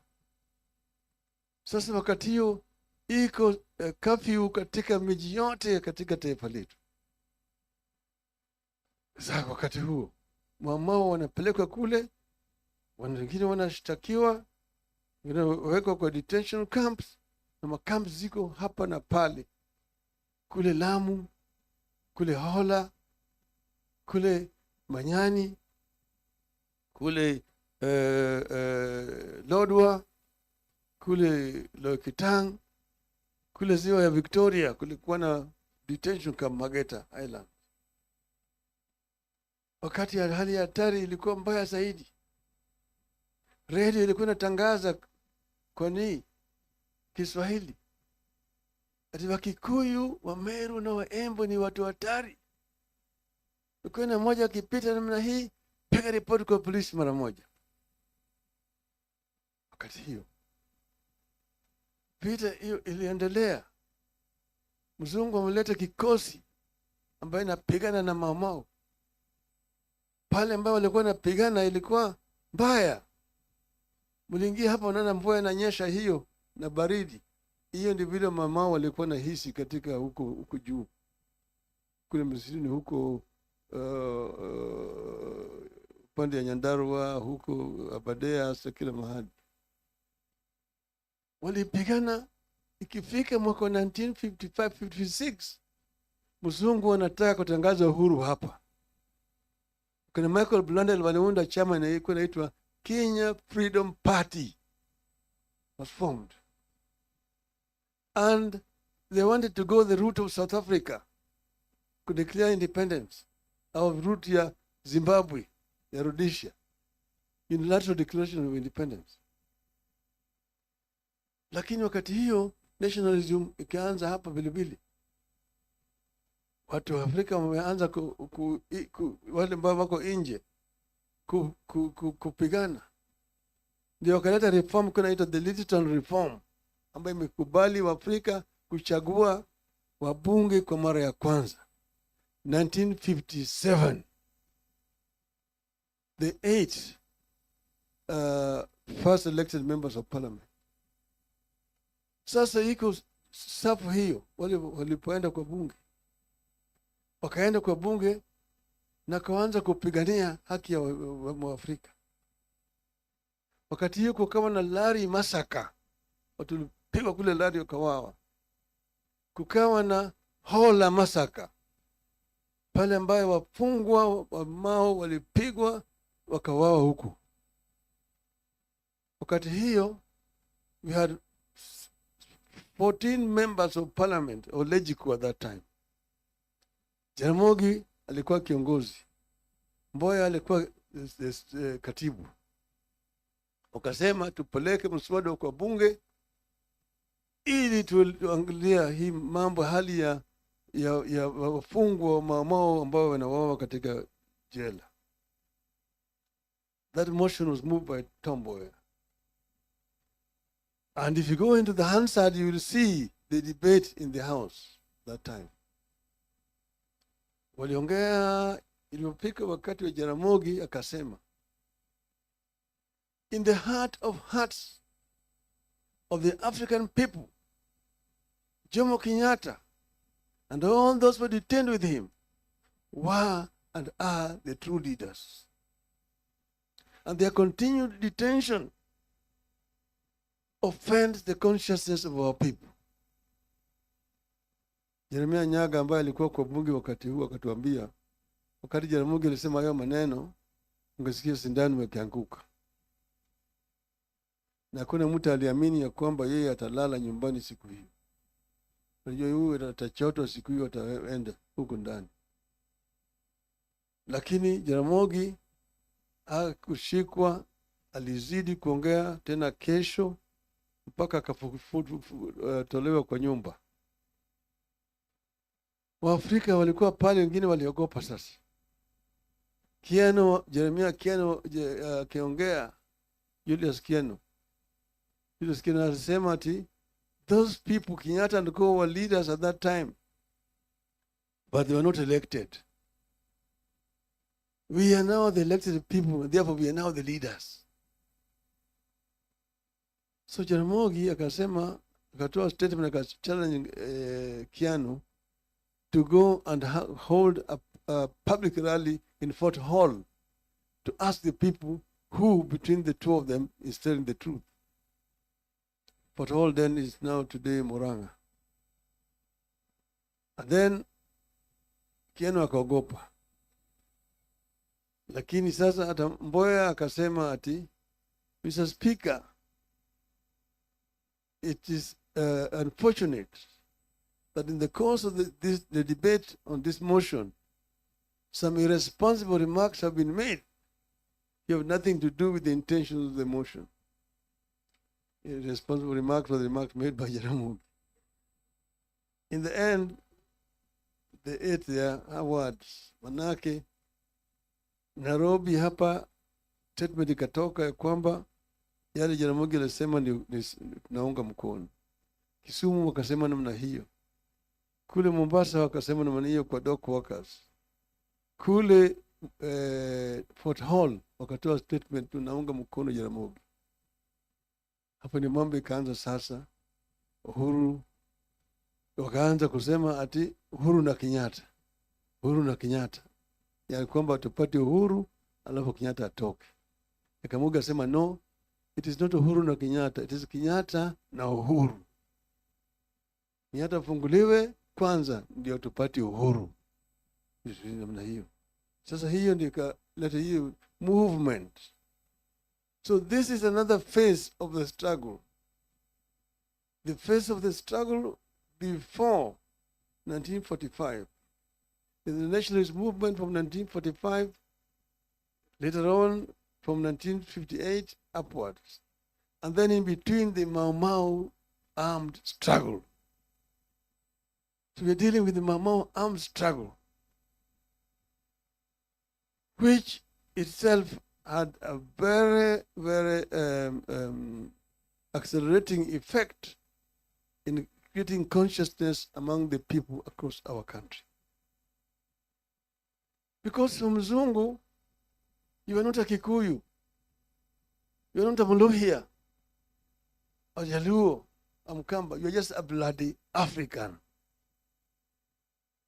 Kafia, very bloody African. So Waafrika wakaungana pamoja. Kwanza Mau Mau, pili sasa kwa hii nationalist movement ya ambayo sasa imeleta watu wote pamoja, wakaunga mkono. Kwanza kuliundwa mkono kule Kirigiti, Kiambu walienda because after 1952, when cow was banned, Africans were not allowed to hold any national party. You could only have district associations. But after 1959, they allowed. And they went to Kirigiti, Kiambu, and formed KANU. But then wale wabeberu wakaenda wakachukua Waafrika wengine wakaanza chama cha KADU to divide the nationalist movement. So this is the truth of the matter. So here, we today must ensure, because the battle against the British was fierce, and British was very, very brutal. And many people were killed. Many people were maimed. Many people were in the forest. When they came out with the issue of land,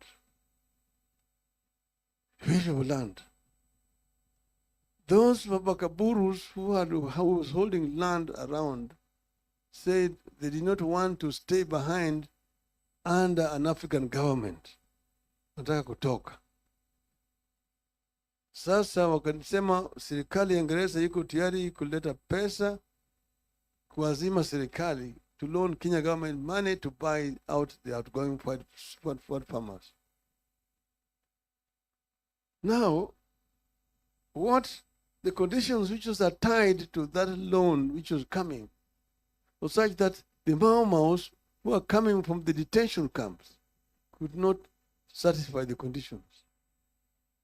It was only the loyalists and the home guards who were working with the colonial system who became the beneficiaries. And that is what Jaramogi has recorded in Note to Uhuru. That those who sacrificed for the independence of the country were betrayed.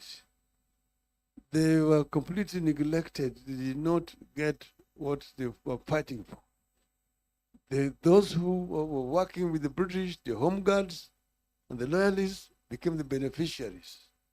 Hence, not yet Uhuru. So, Mzee Giti wa Kahengeri is a great nationalist. I've known Giti wa Kahengeri since I was a young boy. And he stood steadfast in fighting for the right of the people who sacrificed most during that struggle for independence. He has been uncompromising.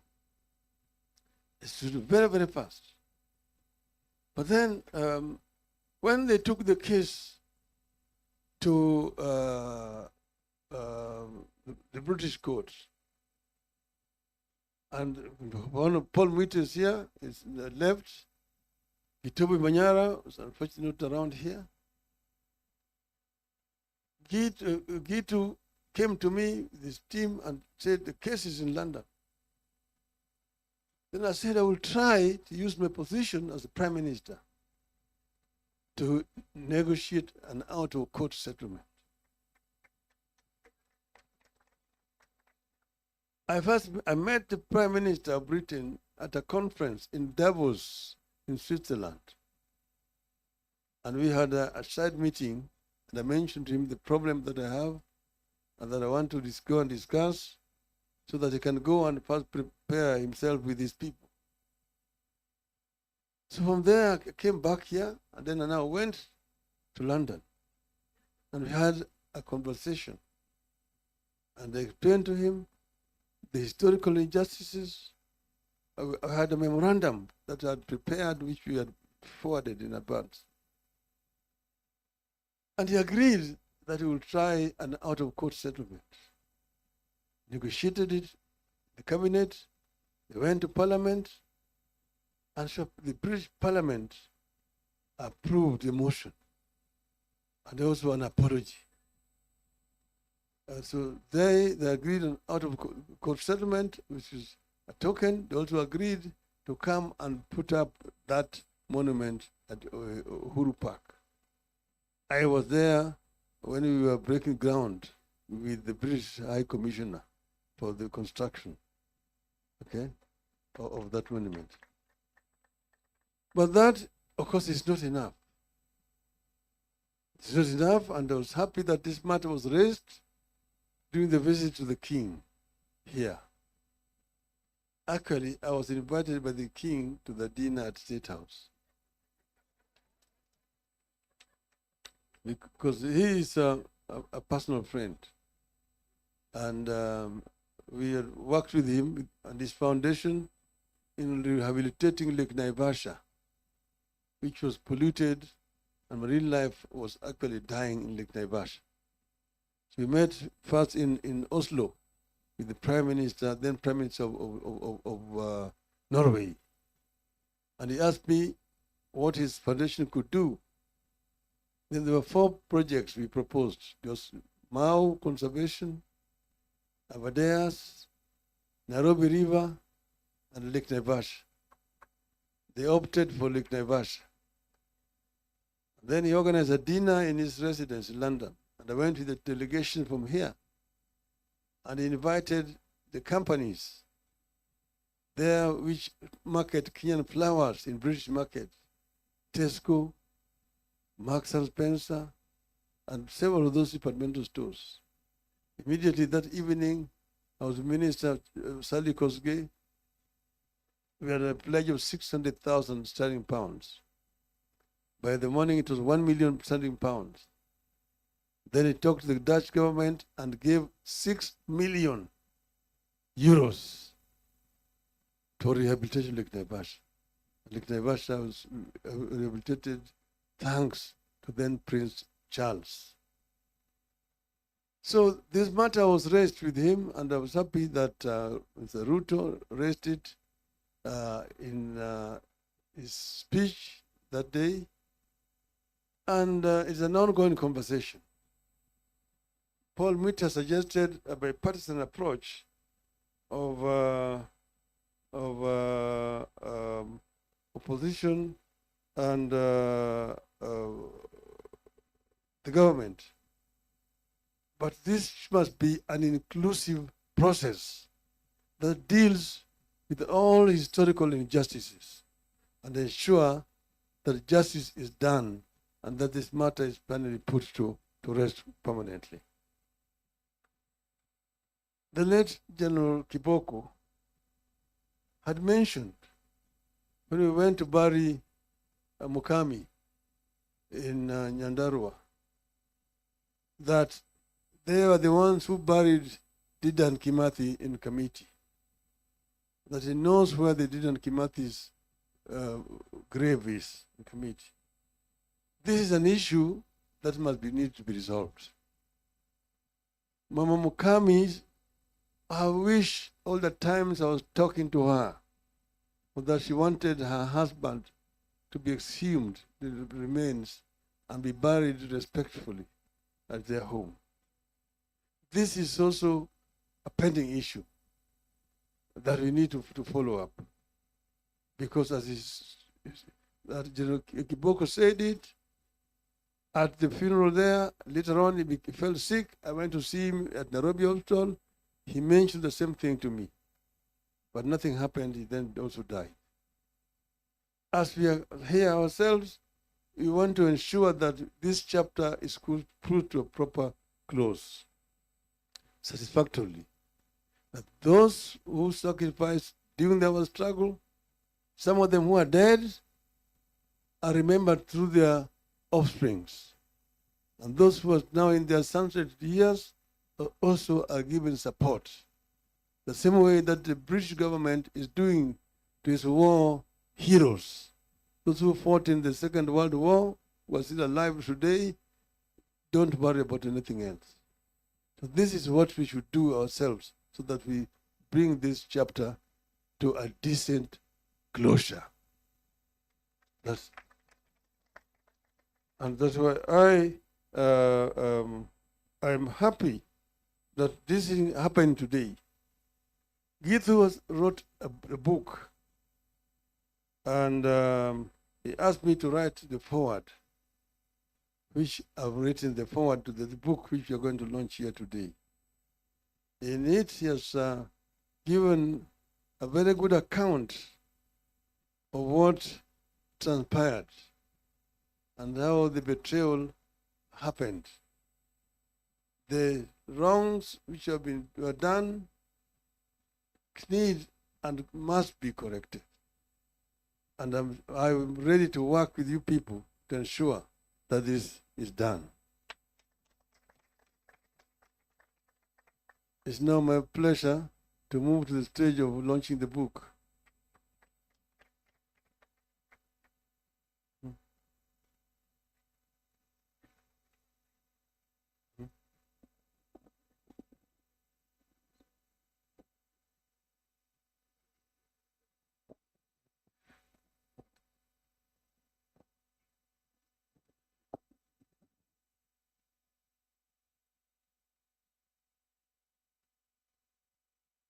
So, ladies and gentlemen, kindly permit me to invite the following dignitaries to the stage. Mheshimiwa Giti wa Kahengeri, please come to the stage. The board chair, Davinda Lamba, Davis Malombe, our executive director, Professor Yash Pagal and Jill Pagai, Wanjiku Miano, Miss Jessica Horn, Professor Kibutha Kibwana, Cornelius Oduor, the Deputy Executive Director.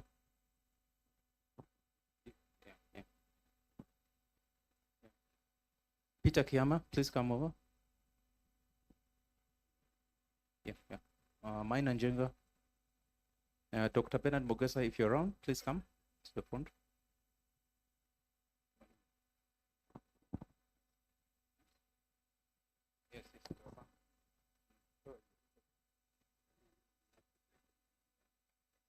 Yes, and Diana Lee Smith, the architect of the Mau Mau Memorial.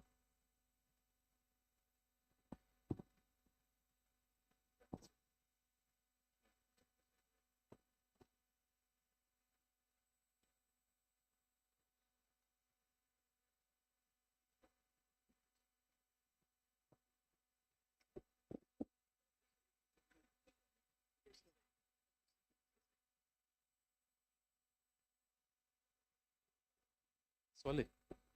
Yeah. Washira Koitalel. Brian, please give them a copy of the book.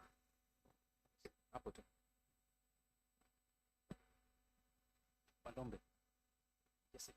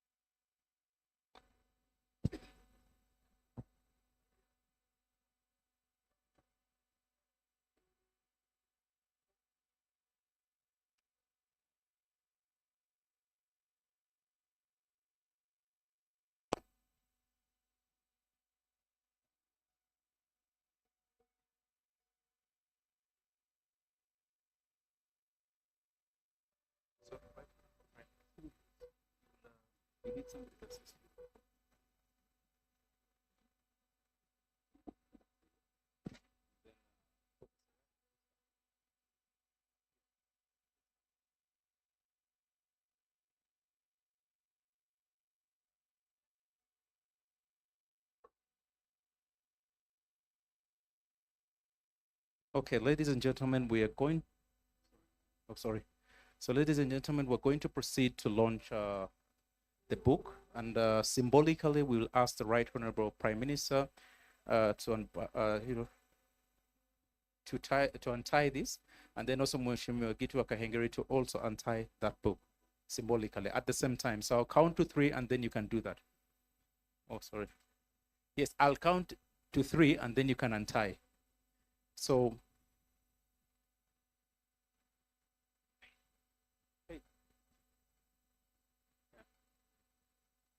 So, yeah, mko sawa? Watu wa media mko sawa? Haya. Haya. Okay.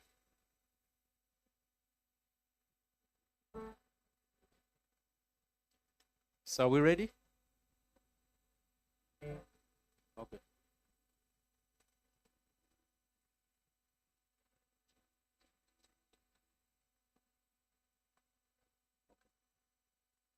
So we ready? Okay, 3, 2, 1.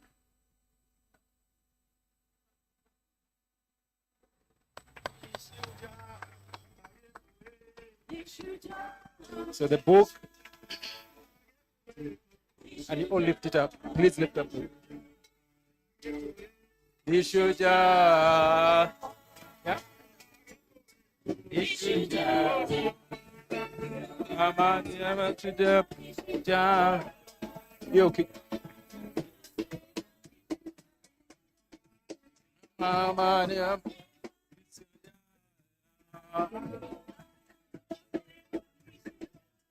Oh, Juja, well, but wait, Ishuja, Mama, Ishuja,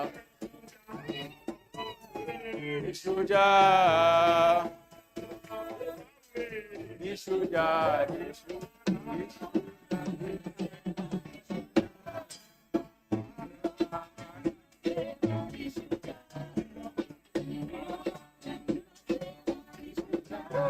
Mama.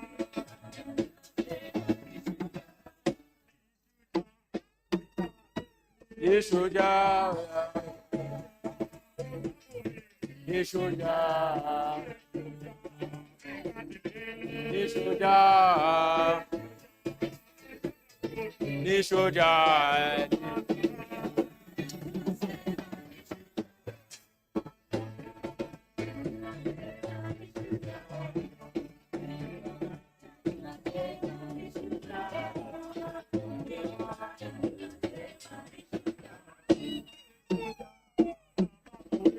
Nishuja, Nishuja, Nishuja.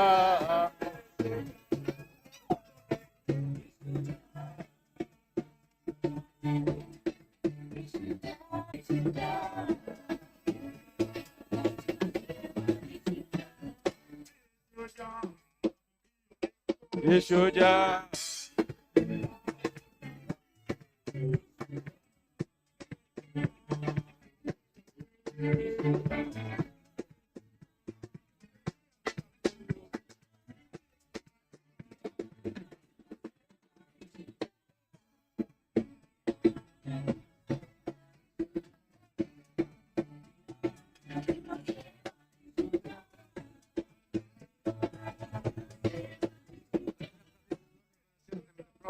Yeah, vote of thanks and lunch.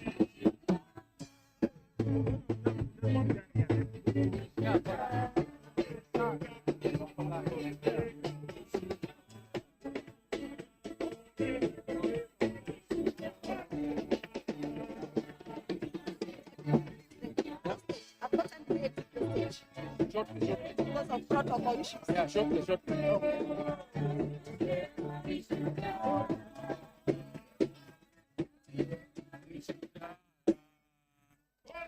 Yo, Asante sana. Thank you, Field Marshal, for the wonderful performance. I would like to humbly request all our dignitaries to take their seats briefly. And as they do so, I would want to invite the Deputy Executive Director for the Kenya Human Rights Commission, Mr. Cornelius Odro. Karibu. Thank you. What a day. Viva Mau Mau, viva. On behalf of the board and management of the Kenya Human Rights Commission, I take the pleasure to sincerely thank you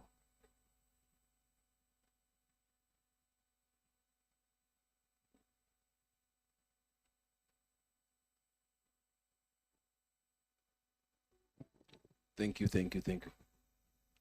So on behalf of the board and the senior management of Kenya Human Rights Commission, I take this opportunity to thank you sincerely for gracing this enormous occasion. I know it's not in vain.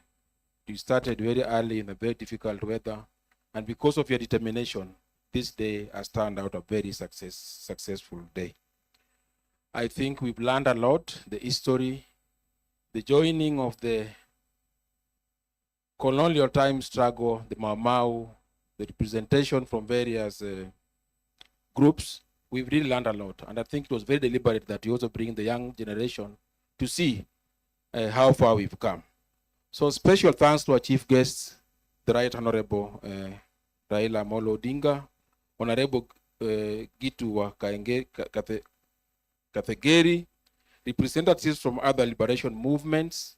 I think it's only last week that we were also having a Senate open standing committee with the Mindu Ngumi group. All individuals and organizations who have partnered with us to establish the Mau Mau Foundation. Special thanks to Honorable Paul Muite, who just left, who was the lead counsel. We cannot take it for granted the great job that has been done by the Field Marshal Band for making, for inspiring us throughout the occasion. So, as we move out, we really want to thank everybody that have left behind, civil society colleagues who have really stood with us in terms of thinking through this planning and the successful delivery of this occasion.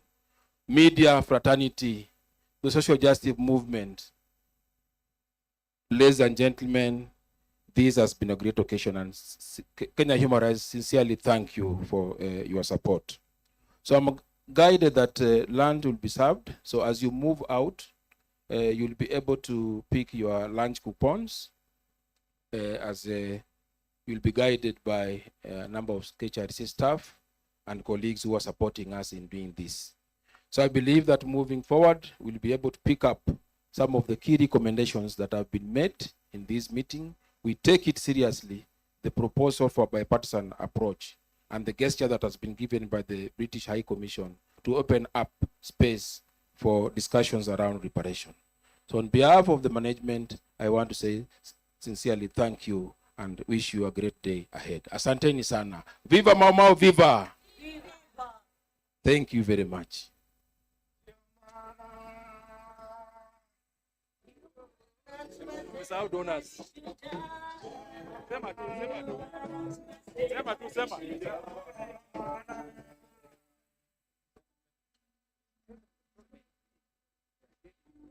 Okay, I'm reminded kindly, let's allow our chief guests to leave, and then the rest will follow in that order. Okay, Martin has reminded me that this occasion will not have been possible without the financial support of our special donors. Special thanks to Ford Foundation, Diaconia, Uraia, UNDP, Oxfam. Thank you very much.